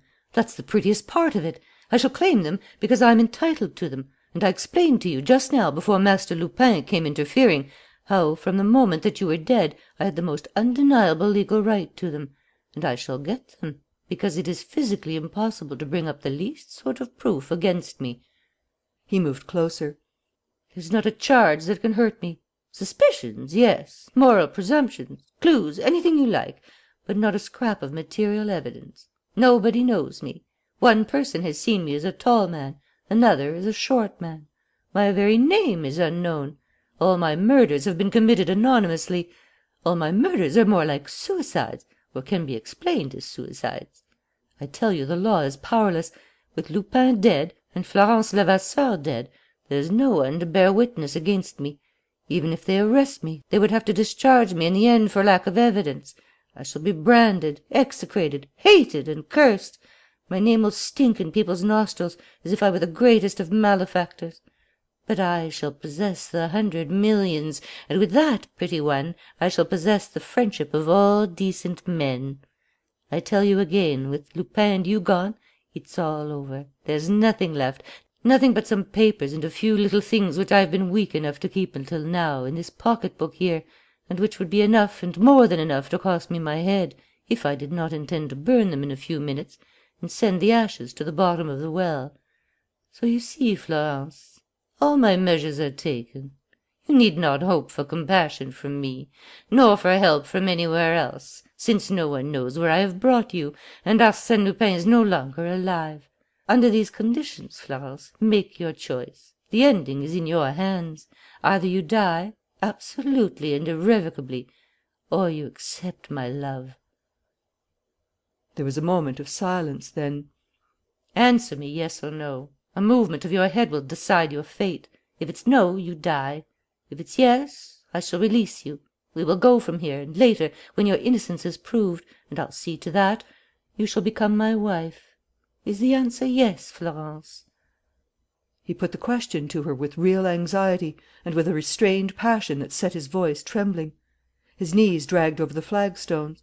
He begged and threatened, hungering to be entreated, and at the same time almost eager for a refusal, so great was his natural murderous impulse. "Is it yes, Florence? A nod, the least little nod, and I shall believe you implicitly, for you never lie, and your promise is sacred. Is it yes, Florence? Oh, Florence, answer me. It is madness to hesitate. Your life depends on a fresh outburst of my anger. Answer me. Here, look, my cigarette is out. I'm throwing it away, Florence. A sign of your head. Is the answer yes or no?" He bent over her and shook her by the shoulders as if to force her to make the sign which he asked for. But suddenly seized with a sort of frenzy, he rose to his feet and exclaimed: "She's crying! She's crying! She dares to weep! But, wretched girl, do you think that I don't know what you're crying for? I know your secret, pretty one, and I know that your tears do not come from any fear of dying. You? Why, you fear nothing. No, it's something else. Shall I tell you your secret? Oh, I can't, though the words scorch my lips. Oh, cursed woman, you've brought it on yourself. You yourself want to die, Florence, as you're crying. You yourself want to die." While he was speaking, he hastened to get to work and prepare the horrible tragedy. The leather pocket book which he had mentioned as containing the papers was lying on the ground. He put it in his pocket. Then, still trembling, he pulled off his jacket and threw it on the nearest bush. Next, he took up the pickaxe and climbed the lower stones, stamping with rage and shouting: "It's you who have asked to die, Florence. Nothing can prevent it now. I can't even see your head if you make a sign. It's too late. You asked for it and you've got it. Ah, you're crying. You dare to cry. What madness!" He was standing almost above the grotto, on the right. His anger made him draw himself to his full height. He looked horrible, hideous, atrocious. His eyes filled with blood as he inserted the bar of the pickaxe between the two blocks of granite, at the spot where the brick was wedged in. Then, standing on one side, in a place of safety, he struck the brick, struck it again. At the third stroke, the brick flew out. What happened was so sudden, the pyramid of stones and rubbish came crashing with such violence into the hollow of the grotto and in front of the grotto, that the cripple himself, in spite of his precautions, was dragged down by the avalanche and thrown upon the grass. It was not a serious fall, however, and he picked himself up at once, stammering: "Florence! Florence!" Though he had so carefully prepared the catastrophe and brought it about with such determination, its results seemed suddenly to stagger him. He hunted for the girl with terrified eyes. He stooped down and crawled round the chaos shrouded in clouds of dust. He looked through the interstices. He saw nothing. Florence was buried under the ruins, dead, invisible, as he had anticipated. "Dead!" he said, with staring eyes and a look of stupor on his face. "Dead! Florence is dead!" Once again he lapsed into a state of absolute prostration, which gradually slackened his legs, brought him to the ground and paralyzed him. His two efforts, following so close upon each other and ending in disasters of which he had been the immediate witness, seemed to have robbed him of all his remaining energy. With no hatred in him, since Arsène Lupin no longer lived, with no love, since Florence was no more, he looked like a man who has lost his last motive for existence. Twice his lips uttered the name of Florence. Was he regretting his friend? Having reached the last of that appalling series of crimes, was he imagining the several stages, each marked with a corpse? Was something like a conscience making itself felt deep down in that brute? Or was it not rather the sort of physical torpor that numbs the sated beast of prey, glutted with flesh, drunk with blood, a torpor that is almost voluptuousness? Nevertheless, he once more repeated Florence's name, and tears rolled down his cheeks. He lay long in this condition, gloomy and motionless. And when, after again taking a few sips of his medicine, he went back to his work, he did so mechanically, with none of that gaiety which had made him hop on his legs and set about his murder as though he were going to a pleasure party. He began by returning to the bush from which Lupin had seen him emerge. Behind this bush, between two trees, was a shelter containing tools and arms, spades, rakes, guns, and rolls of wire and rope. Making several journeys, he carried them to the well, intending to throw them down it before he went away. He next examined every particle of the little mound up which he had climbed, in order to make sure that he was not leaving the least trace of his passage. He made a similar examination of those parts of the lawn on which he had stepped, except the path leading to the well, the inspection of which he kept for the last. He brushed up the trodden grass and carefully smoothed the trampled earth. He was obviously anxious and seemed to be thinking of other things, while at the same time mechanically doing those things which a murderer knows by force of habit that it is wise to do. One little incident seemed to wake him up. A wounded swallow fell to the ground close by where he stood. He stooped, caught it, and crushed it in his hands, kneading it like a scrap of crumpled paper.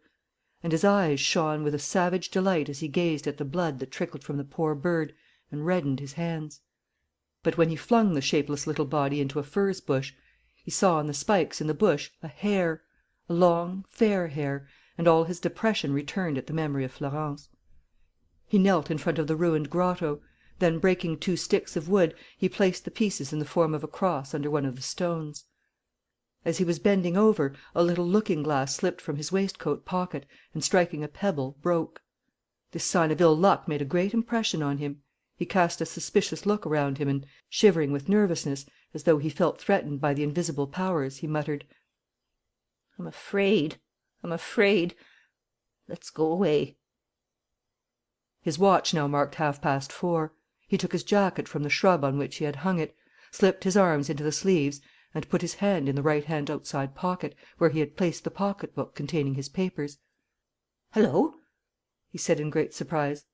"I was sure I had—" He felt in the left outside pocket, then in the handkerchief pocket, then, with feverish excitement, in both the inside pockets.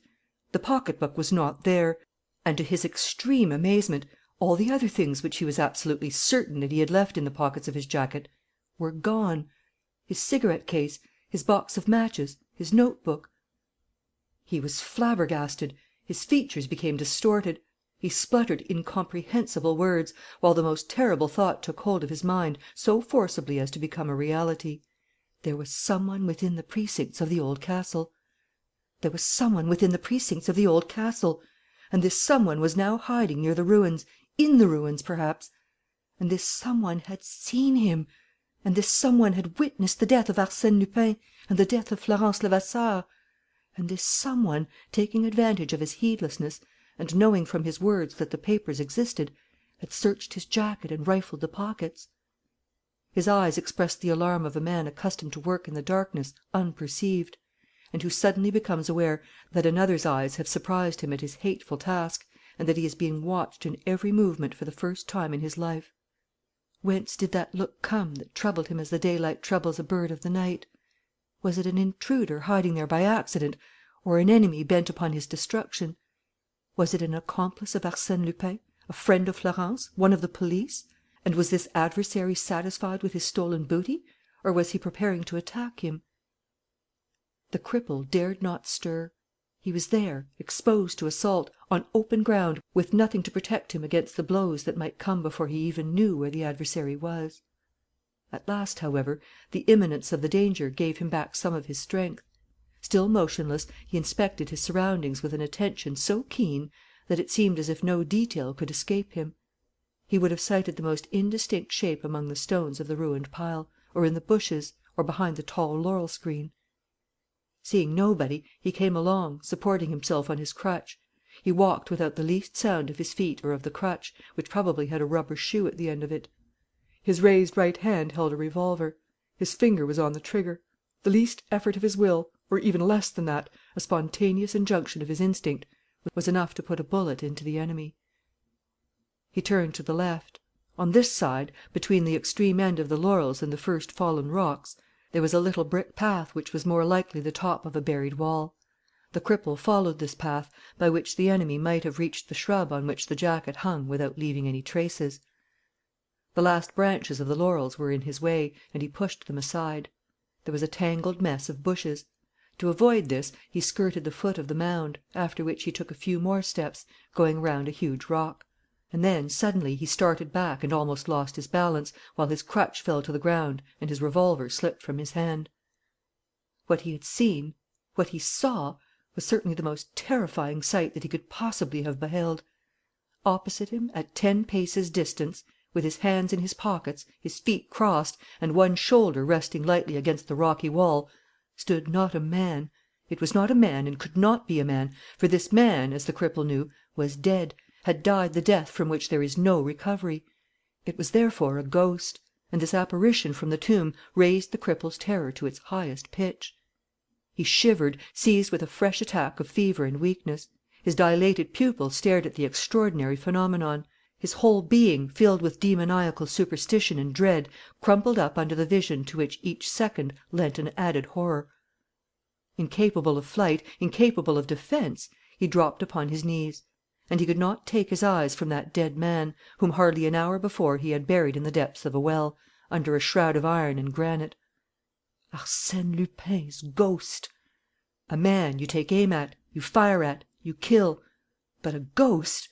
A thing which no longer exists and which nevertheless disposes of all the supernatural powers.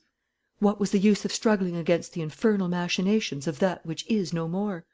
What was the use of picking up the fallen revolver and levelling it at the intangible spirit of Arsène Lupin? And he saw an incomprehensible thing occur. The ghost took its hands out of its pockets. One of them held a cigarette case, and the cripple recognized the same gun metal case for which he had hunted in vain. There was therefore not a doubt left that the creature who had ransacked the jacket was the very same who now opened the case, picked out a cigarette, and struck a match taken from a box which also belonged to the cripple. Oh, miracle! A real flame came from the match. Oh, incomparable marvel!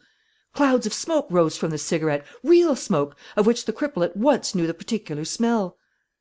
He hid his head in his hands. He refused to see more. Whether ghost or optical illusion, an emanation from another world, or an image born of his remorse and proceeding from himself, it should torture his eyes no longer. But he heard the sound of a step approaching him, growing more and more distinct as it came closer. He felt a strange presence moving near him. An arm was stretched out. A hand fell on his shoulder. That hand clutched his flesh with an irresistible grip. And he heard words spoken by a voice which, beyond mistake, was the human and living voice of Arsène Lupin. Why, my dear sir, what a state we are getting ourselves into! Of course, I understand that my sudden return seems an unusual and even an inconvenient proceeding, but still it does not do to be so uncontrollably impressed. Men have seen much more extraordinary things than that, such as Joshua staying the sun, and more sensational disasters, such as the Lisbon earthquake of 1755. The wise man reduces events to their proper proportions, and judges them, not by their action upon his own destiny, but by the way in which they influence the fortunes of the world. Now, confess that your little mishap is purely individual, and does not affect the equilibrium of the solar system. You know what Marcus Aurelius says, on page 84 of Charpentier's edition." The cripple had plucked up courage to raise his head; and the real state of things now became so obviously apparent that he could no longer get away from the undeniable fact. Arsène Lupin was not dead. Arsène Lupin, whom he had hurled into the bowels of the earth and crushed as surely as an insect is crushed with a hammer, Arsène Lupin was not dead. How to explain so astounding a mystery the cripple did not even stop to wonder. One thing alone mattered: Arsène Lupin was not dead. Arsène Lupin looked and spoke as a living man does. Arsène Lupin was not dead. He breathed, he smiled, he talked, he lived. And it was so certainly life that the scoundrel saw before him that, obeying a sudden impulse of his nature and of his hatred for life, he flattened himself to his full length, reached his revolver, seized it, and fired. He fired, but it was too late. Don Luis had caused the weapon to swerve with a kick of his boot. Another kick sent it flying out of the cripple's hand. The villain ground his teeth with fury and at once began hurriedly to fumble in his pockets. "Is this what you're looking for, sir?" asked Don Luis, holding up a hypodermic syringe filled with a yellow fluid. "Excuse me, but I was afraid lest you should prick yourself by mistake. That would have been a fatal prick, would it not? And I should never have forgiven myself." The cripple was disarmed. He hesitated for a moment, surprised that the enemy did not attack him more violently, and sought to profit by the delay. His small, blinking eyes wandered around him, looking for something to throw. But an idea seemed to strike him and to restore his confidence little by little; and in a new and really unexpected fit of delight He indulged in one of his loudest chuckles. And what about Florence? He shouted. Don't forget Florence, for I've got you there. I can miss you with my revolver, and you can steal my poison, but I have another means of hitting you, right in the heart. You can't live without Florence, can you? Florence's death means your own sentence, doesn't it? If Florence is dead, you'll put the rope round your own neck, won't you? Won't you? Won't you? Yes, if Florence were to die, I could not survive her. She is dead, cried the scoundrel with a renewed burst of merriment, hopping about on his knees. She's dead, quite dead. What am I saying? She's more than dead. A dead person retains the appearance of a live one for a time, but this is much better. There's no corpse here, Lupin, just a mess of flesh and bone. The whole scaffolding of rocks has come down on top of her. You can picture it, eh? What a sight! Come, quick, it's your turn to kick the bucket. Would you like a length of rope? It's enough to make one die with laughing. Didn't I say that you'd meet at the gates of hell? Quick, your sweetheart's waiting for you. Do you hesitate? Where's your old French politeness? You can't keep a lady waiting, you know. Hurry up, Lupin. Florence is dead. He said this with real enjoyment, as though the mere word of death appeared to him delicious. Don Luis had not moved a muscle. He simply nodded his head and said, "What a pity." The cripple seemed petrified. All his joyous contortions, all his triumphal pantomime, stopped short. He blurted out, "Eh? What did you say?" "I say," declared Don Luis, preserving his calm and courteous demeanour, and refraining from echoing the cripple's familiarity, "I say, my dear sir, that you have done very wrong. I never met a finer nature, nor one more worthy of esteem than that of Mademoiselle Levasseur. The incomparable beauty of her face and figure, her youth, her charm, all these deserved a better treatment. It would indeed be a matter for regret if such a masterpiece of womanhood had ceased to be."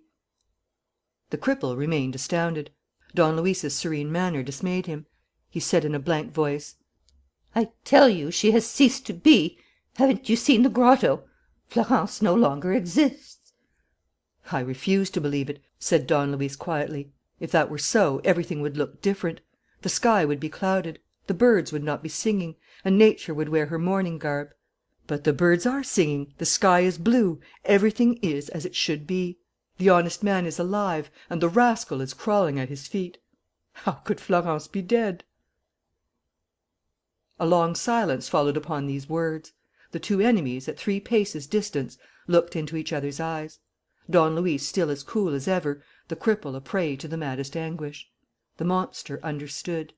Obscure as the truth was, it shone forth before him with all the light of a blinding certainty. Florence also was alive. Humanly and physically speaking, the thing was not possible, but the resurrection of Don Luis was likewise an impossibility. And yet Don Luis was alive, with not a scratch on his face, with not a speck of dust on his clothes. The monster felt himself lost. The man who held him in the hollow of his implacable hand was one of those men whose power knows no bounds. He was one of those men who escape from the jaws of death and who triumphantly snatch from death those of whom they have taken charge. The monster retreated, dragging himself slowly backward on his knees along the little brick path. He retreated. He passed by the confused heap of stones that covered the place where the grotto had been, and did not turn his eyes in that direction, as if he were definitely convinced that Florence had come forth safe and sound from the appalling sepulchre. He retreated. Don Luis, who no longer had his eyes fixed on him, was busy unwinding a coil of rope which he had picked up, and seemed to pay no further attention to him. He retreated. And suddenly, after a glance at his enemy, he spun round, drew himself up on his slack legs with an effort, and started running toward the well. He was 20 paces from it. He covered 1/2, 3/4 of the distance. Already the mouth opened before him. He put out his arms, with the movement of a man about to dive, and shot forward. His rush was stopped. He rolled over on the ground, dragged back violently, with his arms fixed so firmly to his body that he was unable to stir. It was Don Luis, who had never wholly lost sight of him, who had made a slip knot to his rope, and who had lassoed the cripple at the moment when he was going to fling himself down the abyss. The cripple struggled for a few moments, but the slip knot bit into his flesh. He ceased moving. Everything was over. Chapter 20, Part 2. Florence's Secret.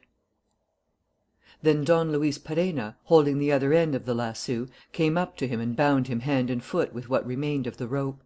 The operation was carefully performed. Don Luis repeated it time after time, using the coils of rope which the cripple had brought to the well, and gagging him with a handkerchief. And while applying himself to his work, he explained with affected politeness: "You see, sir, people always come to grief through excessive self-confidence. They never imagine that their adversaries can have resources which they themselves do not possess.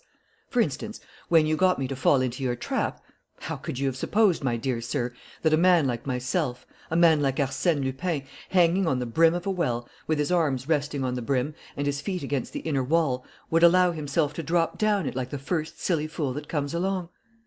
Look here, you were 15 or 20 yards away, and do you think that I had not the strength to leap out, nor the courage to face the bullets of your revolver, when it was a question of saving Florence Levasseur's life and my own?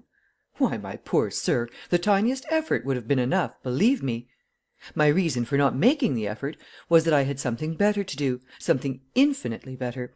I will tell you why, that is, if you care to know. Do you? Well, then, at the very first moment, my knees and feet, propped against the inner wall, had smashed in a thick layer of plaster which closed up an old excavation in the well. And this I at once perceived. It was a stroke of luck, wasn't it? And it changed the whole situation. My plan was settled at once. While I went on acting my little part of the gentleman about to tumble down an abyss, putting on the most scared face, the most staring eyes, the most hideous grin, I enlarged that excavation, taking care to throw the chunks of plaster in front of me in such a way that their fall made no noise. When the moment came, at the very second when my swooning features vanished before your eyes, I simply jumped into my retreat, thanks to a rather plucky little wriggle of the loins. I was saved because the retreat was dug out on the side where you were moving, and because, being dark itself, it cast no light.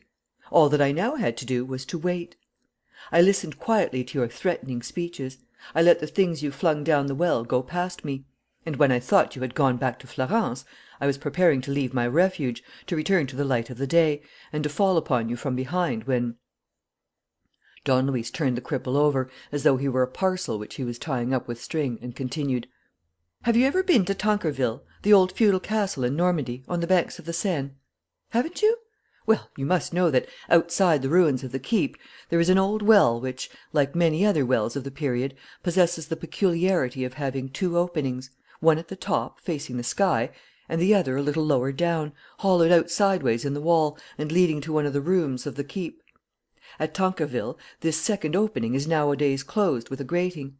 Here it was walled up with a layer of small stones and plaster, and it was just the recollection of Tancarville that made me stay, all the more as there was no hurry, since you had had the kindness to inform me that Florence would not join me in the next world until 4 o'clock. I therefore inspected my refuge, and soon realized that, as I had already felt by intuition, it was the foundation of a building which was now demolished, and which had the garden laid out on its ruins. Well, I went on, groping my way and following the direction which, above ground, would have taken me to the grotto. My presentiments were not deceived. A gleam of daylight made its way at the top of a staircase of which I had struck the bottom step. I went up it and heard the sound of your voice." Don Luis turned the cripple over and over, and was pretty rough about it.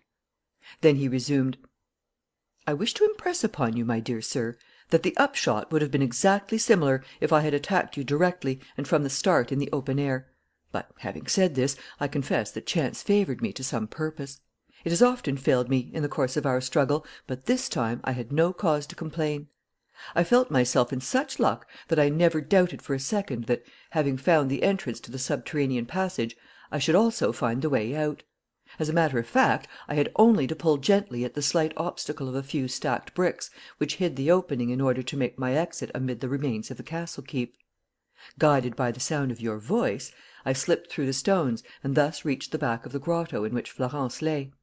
Amusing, wasn't it? You can imagine what fun it was to hear you make your little speeches. 'Answer me, yes or no, Florence. A movement of your head will decide your fate. If it's yes, I shall release you. If it's no, you die.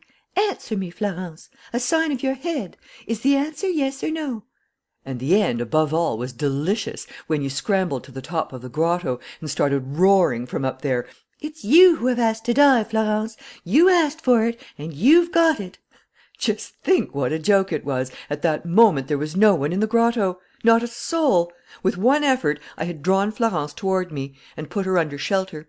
And all that you were able to crush with your avalanche of rocks was one or two spiders, perhaps, and a few flies dozing on the flagstones. The trick was done, and the farce was nearly finished. Act first, Arsène Lupin saved. Act second, Florence Levasseur saved. Act third and last, the monster vanquished, absolutely and with a vengeance." Don Luis stood up and contemplated his work with a satisfied eye. "You look like a sausage, my son," he cried, yielding at last to his sarcastic nature and his habit of treating his enemies familiarly. "A regular sausage, a bit on the thin side, perhaps, a saveloy for poor people. But there, you don't much care what you look like, I suppose? Besides, you're rather like that at all times. And in any case, you're just the thing for the little display of indoor gymnastics which I have in mind for you. You'll see, it's an idea of my own, a really original idea. Don't be impatient, we shan't be long." He took one of the guns which the cripple had brought to the well, and tied to the middle of the gun the end of a 12 or 15 yards length of rope, fastening the other end to the cords with which the cripple was bound, just behind his back. He next took his captive round the body and held him over the well. "Shut your eyes if you feel at all giddy, and don't be frightened. I'll be very careful. Ready?" He put the cripple down the yawning hole and next took hold of the rope which he had just fastened. Then, little by little, inch by inch, cautiously, so that it should not knock against the sides of the well, the bundle was let down at arm's length. When it reached a depth of 12 yards or so, the gun stopped its further descent, and there it remained, slung in the dark and in the exact centre of the narrow circumference. Don Luis set light to a number of pieces of paper which went whirling down, shedding their sinister gleams upon the walls. Then, unable to resist the craving for a last speech, he leaned over, as the scoundrel had done, and grinned. "I selected the place with care, so that you shouldn't catch cold. I'm bound to look after you, you see. I promised Florence that I wouldn't kill you. And I promised the French government to hand you over alive as soon as possible. Only, as I didn't know what to do with you until to morrow morning, I've hung you up in the air. It's a pretty trick, isn't it? And you ought to appreciate it, for it's so like your own way of doing things. Just think, the gun is resting on its two ends, with hardly an inch to spare. So if you start wriggling or moving, or even breathing too hard, either the barrel or the butt end will give way, and down you go. As for me, I've nothing to do with it. If you die, it'll be a pretty little case of suicide. All you've got to do, old chap, is to keep quiet. And the beauty of my little contrivance is that it will give you a foretaste of the few nights that will precede your last hour, when they cut off your head. From this moment forward, you are alone with your conscience, face to face with what you perhaps call your soul, without anything to disturb your silent soliloquy. It's nice and thoughtful of me, isn't it? Well, I'll leave you. And remember, not a movement, not a sigh, not a wink, not a throb of the heart. And above all, no larks. If you start larking, you're in the soup. Meditate. That's the best thing you can do. Meditate and wait. Goodbye for the present."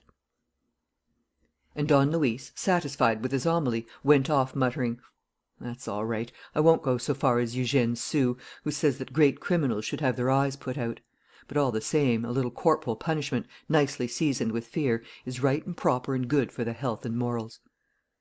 Don Luis walked away and, taking the brick path round the ruins, turned down a little road, which ran along the outer wall to a clump of fir trees, where he had brought Florence for shelter.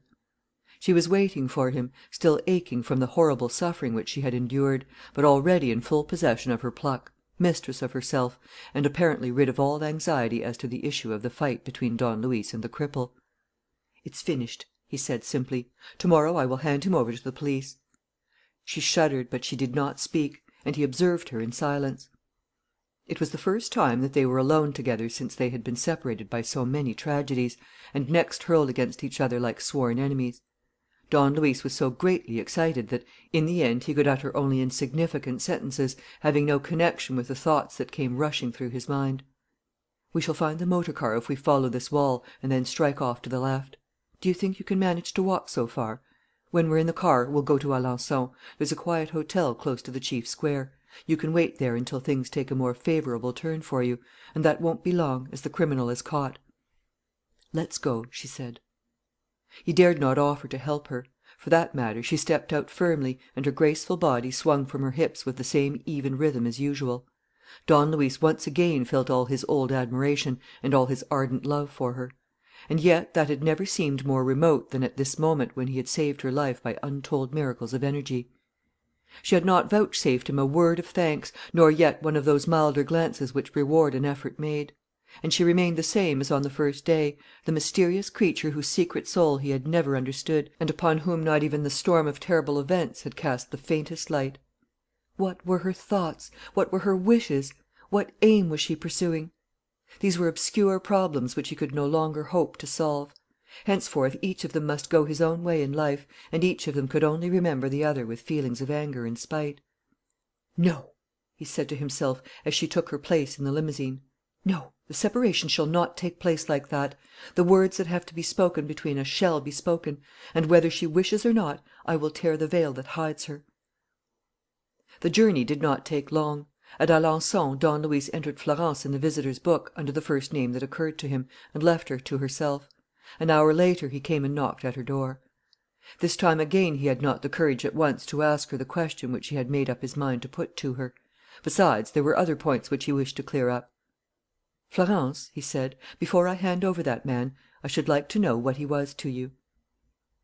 "A friend, an unhappy friend, for whom I felt pity," she declared. "I find it difficult to day to understand my compassion for such a monster, but some years ago, when I first met him, I became attached to him because of his wretchedness, his physical weakness, and all the symptoms of death which he bore upon him even then.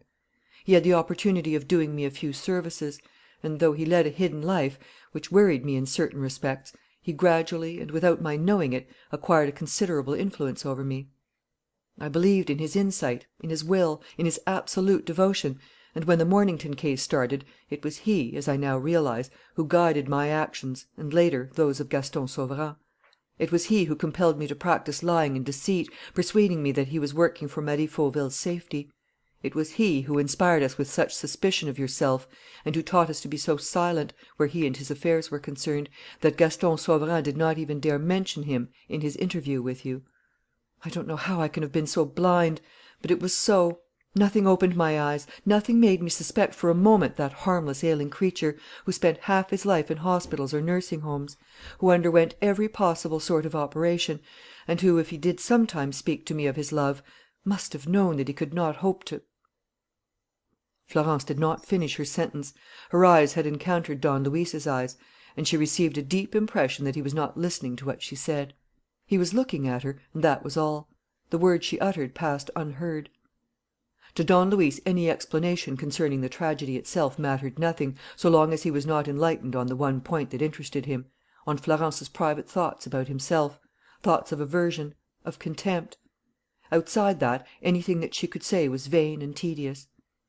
He went up to her and, in a low voice, said: "Florence, you know what I feel for you, do you not?"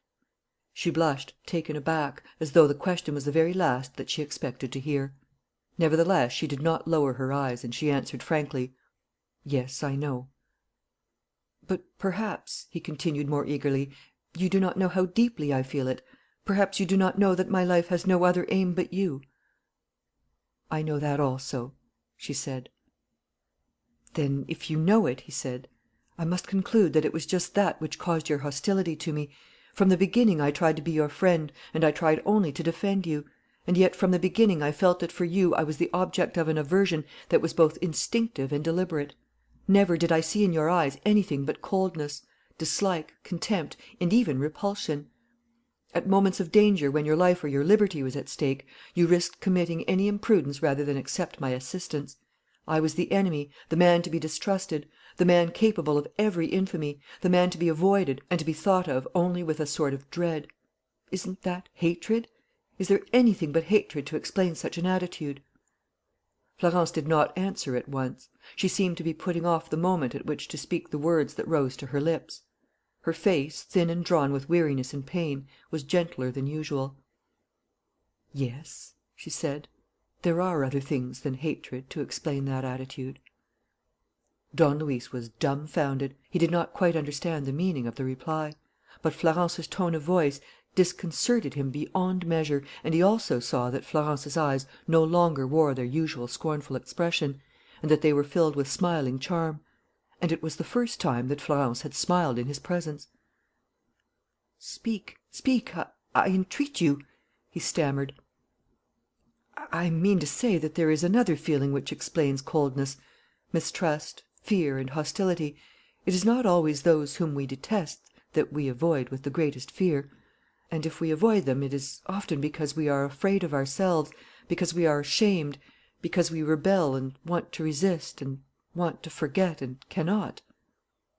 She stopped, and when he wildly stretched out his arms to her, as if beseeching her to say more and still more, she nodded her head, thus telling him that she need not go on speaking for him to read to the very bottom of her soul and discover the secret of love which she kept hidden there.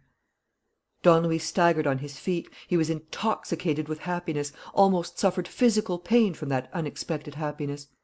After the horrible minutes through which he had passed amid the impressive surroundings of the old castle, it appeared to him madness to admit that such extraordinary bliss could suddenly blossom forth in the commonplace setting of that room at a hotel. He could have longed for space around him, forest, mountains, moonlight, a radiant sunset, all the beauty and all the poetry of the earth. With one rush he had reached the very acme of happiness. Florence's very life came before him, from the instant of their meeting to the tragic moment when the cripple, bending over her and seeing her eyes filled with tears, had shouted: She's crying, she's crying. What madness! But I know your secret, Florence, and you're crying. Florence, Florence, you yourself want to die." It was a secret of love, a passionate impulse which from the first day had driven her all trembling toward Don Luis.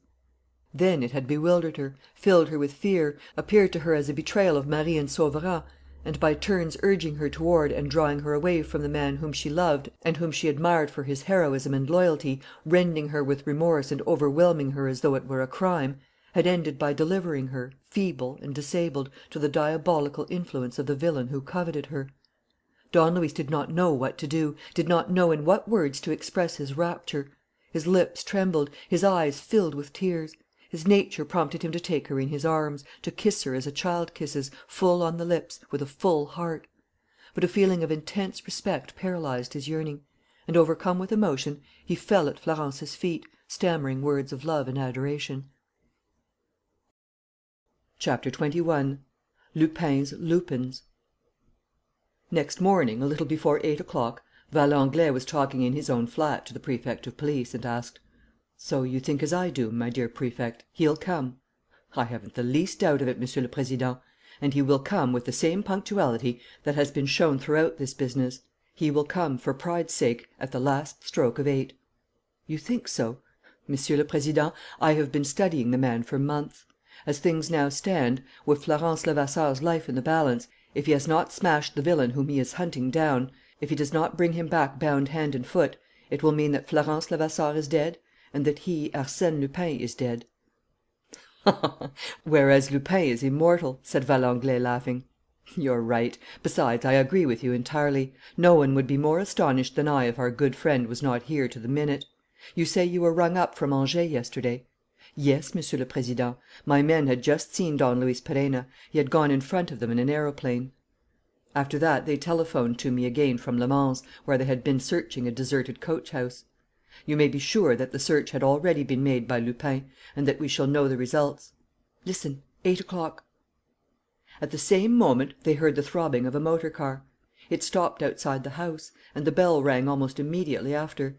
Orders had been given beforehand. The door opened, and Don Luis Perenna was shown in. To Valenglay and the Prefect of Police his arrival was certainly not unexpected, for they had just been saying that they would have been surprised if he had not come. Nevertheless, their attitude showed that astonishment which we all experience in the face of events that seem to pass the bounds of human possibility. "Well?" cried the Prime Minister eagerly. "It's done, Monsieur le Président." "Have you collared the scoundrel?" "Yes." "By Jove!" said Valenglay. "You're a fine fellow." And he went on to ask: "An ogre, of course? An evil, undaunted brute?" "No, Monsieur le Président, a cripple, a degenerate, responsible for his actions certainly, but a man in whom the doctors will find every form of wasting illness: disease of the spinal cord, tuberculosis, and all the rest of it." And is that the man whom Florence Levasseur loved? Monsieur le Président! Don Luis violently protested. Florence never loved that wretch. She felt sorry for him, as any one would do for a fellow creature doomed to an early death. And it was out of pity that she allowed him to hope that she might marry him later, at some time in the vague future. Are you sure of that? Yes, Monsieur le Président, of that and of a good deal more besides, for I have the proofs in my hands. Without further preamble, he continued: Monsieur le Président, now that the man is caught, it will be easy for the police to find out every detail of his life. But meanwhile I can sum up that monstrous life for you, looking only at the criminal side of it and passing briefly over 3 murders which have nothing to do with the story of the Mornington case. Jean Vernocq was born at Alençon and brought up at old M. Langernault's expense. He got to know the de Dessus-la-Mer couple, robbed them of their money, and, before they had time to lodge a complaint against the unknown thief, took them to a barn in the village of Damigny, where, in their despair, stupefied and besotted with drugs, they hanged themselves. This barn stood in a property called the Old Castle, belonging to M. Langernault, Jean Vernocq's protector, who was ill at the time. After his recovery, as he was cleaning his gun, he received a full charge of shot in the abdomen. The gun had been loaded without the old fellow's knowledge. By whom? By Jean Vernocq, who had also emptied his patron's cash box the night before. In Paris, where he went to enjoy the little fortune which he had thus amassed, Jean Vernocq bought from some rogue of his acquaintance papers containing evidence of Florence Levasseur's birth and of her right to all the inheritance of the Roussel family and Victor Sauverand, papers which the friend in question had purloined from the old nurse who brought Florence over from America. By hunting around, Jean Vernocq ended by discovering, first, a photograph of Florence, and then Florence herself. He made himself useful to her and pretended to be devoted to her, giving up his whole life to her service. At that time he did not yet know what profit he could derive from the papers stolen from the girl or from his relations with her. Suddenly everything became different. An indiscreet word let fall by a solicitor's clerk told him of a will in Maître Lepertuis's drawer which would be interesting to look at. He obtained a sight of it by bribing the clerk, who has since disappeared, with a 1,000-franc note. The will, as it happened, was Cosmo Mornington's; and in it Cosmo Mornington bequeathed his immense wealth to the heirs of the Roussel sisters and of Victor Sauverand. Jean Vernocq saw his chance: 100,000,000 francs, to get hold of that sum, to obtain riches, luxury, power, and the means of buying health and strength from the world's great healers. All that he had to do was first to put away the different persons who stood between the inheritance and Florence, and then, when all the obstacles were overcome, to make Florence his wife. Jean Vernocq went to work. He had found among the papers of Hippolyte Fauville's old friend Langernault particulars relating to the Roussel family and to the discord that reigned in the Fauville household. 5 persons, all told, were in his way: first, of course, Cosmo Mornington; next, in the order of their claims, Hippolyte Fauville, his son Edmond, his wife Marie, and his cousin Gaston Sauverand. With Cosmo Mornington the thing was easy enough. Introducing himself to the American as a doctor, Jean Vernocq put poison into one of the phials which Mornington used for his hypodermic injections. But in the case of Hippolyte Fauville, whose good will he had secured through his acquaintance with old Langernault, and over whose mind he soon obtained an extraordinary influence, he had a greater difficulty to contend with. Knowing, on the one hand, that the engineer hated his wife, and on the other that he was stricken with a fatal disease, he took occasion, after the consultation with the specialist in London, to suggest to Fauville's terrified brain the incredible plan of suicide, of which you were subsequently able to trace the Machiavellian execution. In this way, and with a single effort, anonymously, so to speak, and without appearing in the business, without Fauville's even suspecting the action brought to bear upon him, Jean Vernocq procured the deaths of Fauville and his son, and got rid of Marie and Sauverand by the devilish expedient of causing the charge of murder, of which no one could accuse him, to fall upon them. The plan succeeded. There was only one hitch at the present time: the intervention of Inspector Vérot. Inspector Vérot died.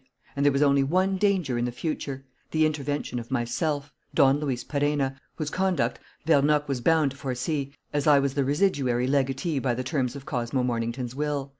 This danger Vernocq tried to avert first by giving me the house on the Place du Palais Bourbon to live in, and Florence Levasseur as a secretary, and next by making 4 attempts to have me assassinated by Gaston Sauverand.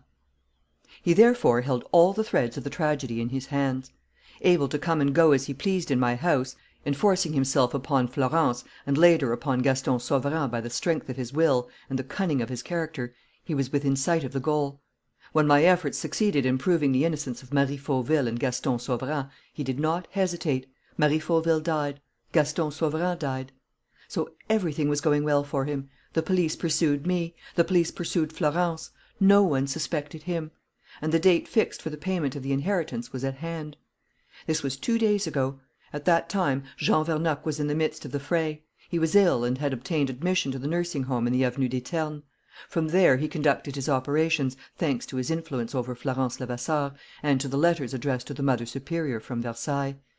Acting under the Superior's orders, and ignorant of the meaning of the step which she was taking, Florence went to the meeting at the Prefect's office, and herself brought the documents relating to her.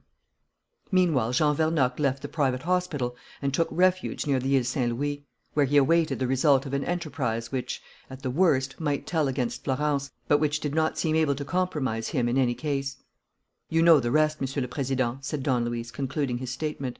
Florence, staggered by the sudden revelation of the part which she had unconsciously taken in the matter, and especially by the terrible part played by Jean Vernocq, ran away from the nursing home where the Prefect had brought her at my request. She had but one thought: to see Jean Vernocq, demand an explanation of him, and hear what he had to say in his defence. That same evening he carried her away by motor, on the pretence of giving her proofs of his innocence. That is all, Monsieur le Président." Valenglay had listened with growing interest to this gruesome story of the most malevolent genius conceivable to the mind of man. And he heard it perhaps without too great disgust, because of the light which it threw by contrast upon the bright, easy, happy, and spontaneous genius of the man who had fought for the good cause. "And you found them?" he asked. "At 3 o'clock yesterday afternoon, Monsieur le Président. It was time. I might even say that it was too late, for Jean Vernocq began by sending me to the bottom of a well, and by crushing Florence under a block of stone." "Oh, so you're dead, are you?" "Yes, Monsieur le Président." "But why did that villain want to do away with Florence Levasseur? Her death destroyed his indispensable scheme of matrimony." "It takes two to get married, Monsieur le Président, and Florence refused." "Well?" "Some time ago, Jean Vernocq wrote a letter leaving all that he possessed to Florence Levasseur. Florence, moved by pity for him, and not realizing the importance of what she was doing, wrote a similar letter, leaving her property to him. This letter constitutes a genuine and indisputable will in favour of Jean Vernocq. As Florence was Cosmo Mornington's legal and settled heiress by the mere fact of her presence at yesterday's meeting, with the documents proving her descent from the Roussel family, her death caused her rights to pass to her own legal and settled heir. Jean Vernocq would have come into the money without the possibility of any litigation; and as you would have been obliged to discharge him after his arrest, for lack of evidence against him, he would have led a quiet life, with 14 murders on his conscience I have added them up but with 100 million francs in his pocket. To a monster of his stamp, the one made up for the other." "But do you possess all the proofs?" asked Valenglay eagerly. "Here they are," said Perenna, producing the pocket book which he had taken out of the cripple's jacket. "Here are letters and documents which the villain preserved, owing to a mental aberration common to all great criminals. Here, by good luck, is his correspondence with Hippolyte Fauville. Here is the original of the prospectus from which I learned that the house on the Place du Palais Bourbon was for sale. Here is a memorandum of Jean Vernocq's journeys to Alençon to intercept Fauville's letters to old Langernault. Here is another memorandum showing that Inspector Vérot overheard a conversation between Fauville and his accomplice, that he shadowed Vernocq and robbed him of Florence Levasseur's photograph, and that Vernocq sent Fauville in pursuit of him. Here is a third memorandum, which is just a copy of the two found in the 8th volume of Shakespeare, and which proves that Jean Vernocq, to whom that set of Shakespeare belonged, knew all about Fauville's machination. Here are his correspondence with Caceres, the Peruvian attaché, and the letters denouncing myself and Sergeant Mazeroux, which he intended to send to the press. Here But need I say more, Monsieur le Président? You have the complete evidence in your hands. The magistrates will find that all the accusations which I made yesterday before the Prefect of Police were strictly true." "And he?" cried Valenglay. "The criminal? Where is he?" "Outside, in a motor car, in his motor car, rather."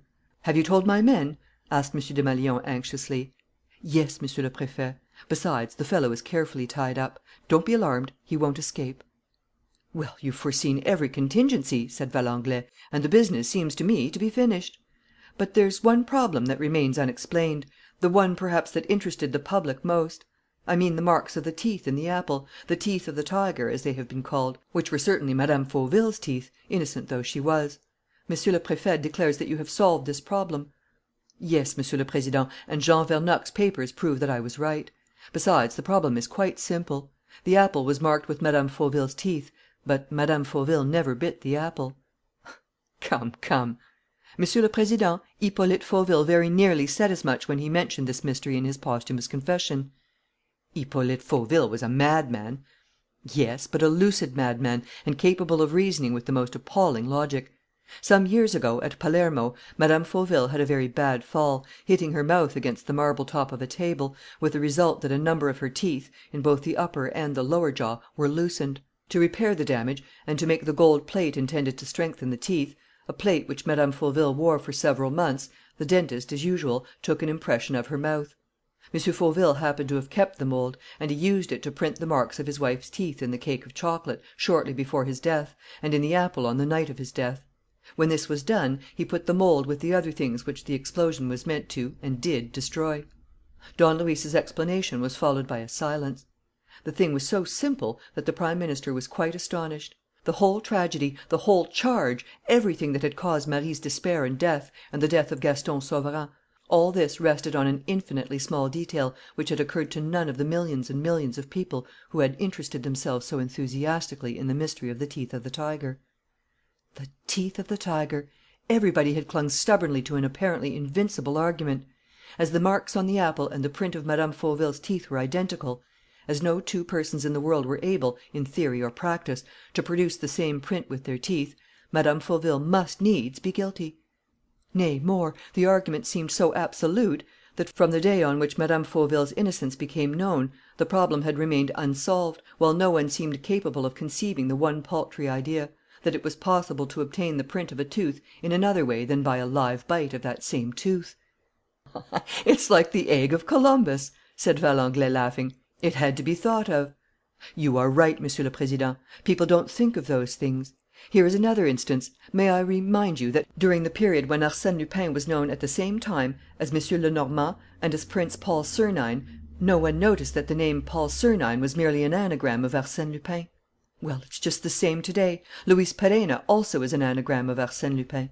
The two names are composed of the same 11 letters, neither more nor less. And yet, although it was the second time, nobody thought of making that little comparison. The egg of Columbus again.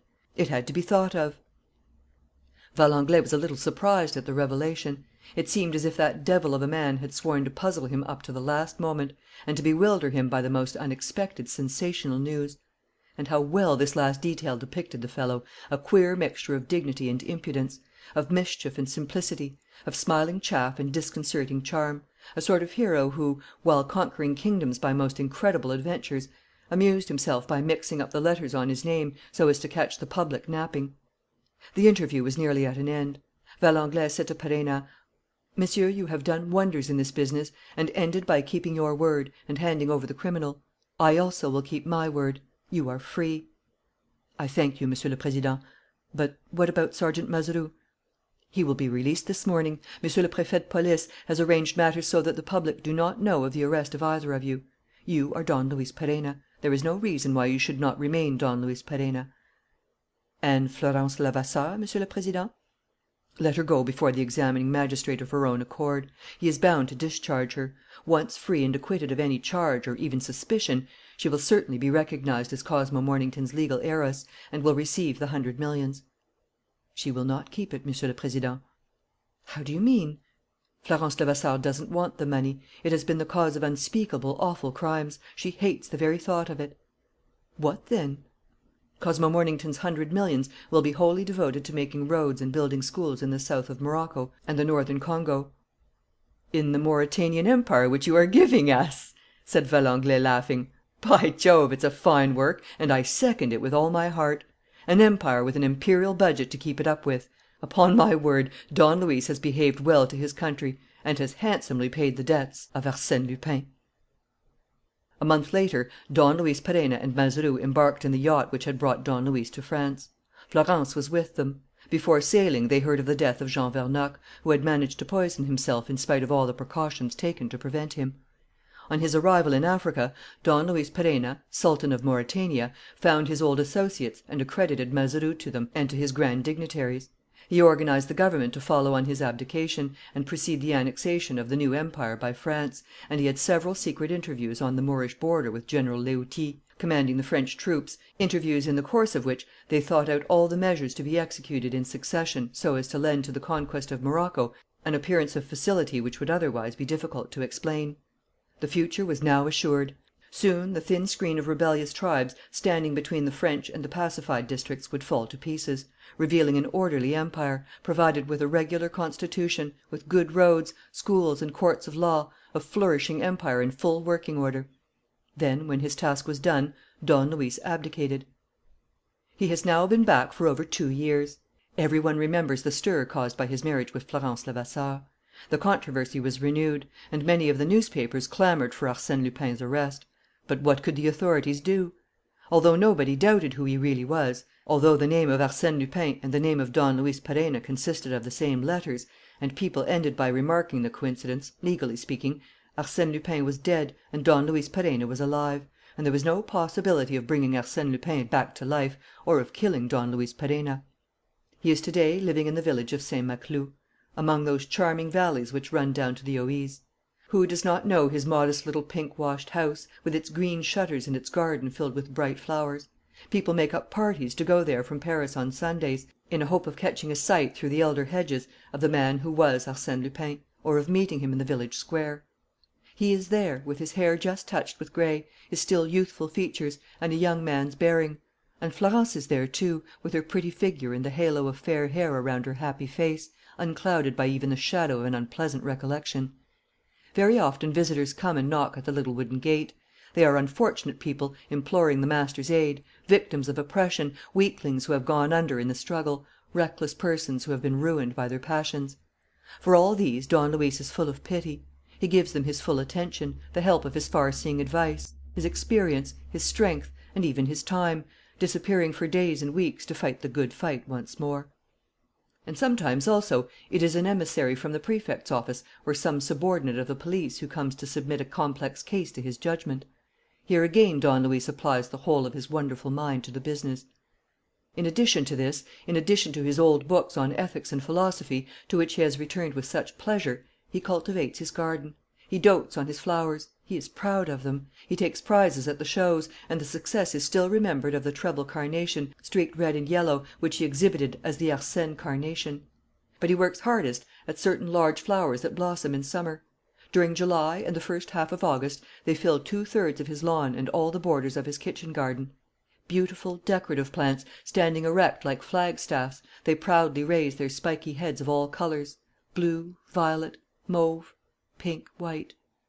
They are lupins, and include every variety: Cruikshank's lupin, the 2-coloured lupin, the scented lupin, and the last to appear, Lupin's lupin. They are all there, resplendent, in serried ranks like an army of soldiers, each striving to outstrip the others, and to hold up the thickest and gaudiest spike to the sun. They are all there, and at the entrance to the walk that leads to their motley beds is a streamer with this device, taken from an exquisite sonnet of José Maria de Heredia: "And in my kitchen garden lupins grow." You will say that this is a confession. But why not? In the evening, when a few privileged neighbours meet at his house, the Justice of the Peace, the notary, Major Comte d'Astrignac, who has also gone to live at Saint-Maclou, Don Luis is not afraid to speak of Arsène Lupin. "I used to see a great deal of him," he says. "He was not a bad man. I will not go so far as to compare him with the 7 sages, or even to hold him up as an example to future generations, but still we must judge him with a certain indulgence. He did a vast amount of good and a moderate amount of harm. Those who suffered through him deserved what they got, and fate would have punished them sooner or later if he had not forestalled her. Between a Lupin who selected his victims among the ruck of wicked rich men and some big company promoter who deliberately ruins numbers of poor people, would you hesitate for a moment? Does not Lupin come out best? And on the other hand, what a host of good actions! What countless proofs of disinterested generosity! A burglar? I admit it. A swindler? I don't deny it. He was all that. But he was something more than that. And while he amused the gallery with his skill and ingenuity, he roused the general enthusiasm in other ways. People laughed at his practical jokes, but they loved his pluck, his courage, his adventurous spirit, his contempt for danger, his shrewd insight, his unfailing good humour, his reckless energy. All qualities that stood out at a period when the most active virtues of our race had reached their zenith, the period of the motor car and the aeroplane. "One day," he said as a joke, "I should like my epitaph to read, 'Here lies Arsène Lupin, adventurer.'" That was quite correct. He was a master of adventure. And if the spirit of adventure led him too often to put his hand in other people's pockets, it also led him to battlefields where it gives those who are worthy opportunity to fight and win titles of distinction which are not within reach of all. It was there that he gained his. It is there that you should see him at work, spending his strength braving death and defying destiny. And it is because of this that you must forgive him, even if he did sometimes get the better of a commissary of police or steal the watch of an examining magistrate. Let us show some indulgence to our professors of energy." And nodding his head, Don Luis concludes: "Then, you see, he had another virtue which is not to be despised. It is a virtue for which we should be grateful to him in these grey days of ours. He knew how to smile." End of Project Gutenberg's The Teeth of the Tiger, by Maurice Leblanc.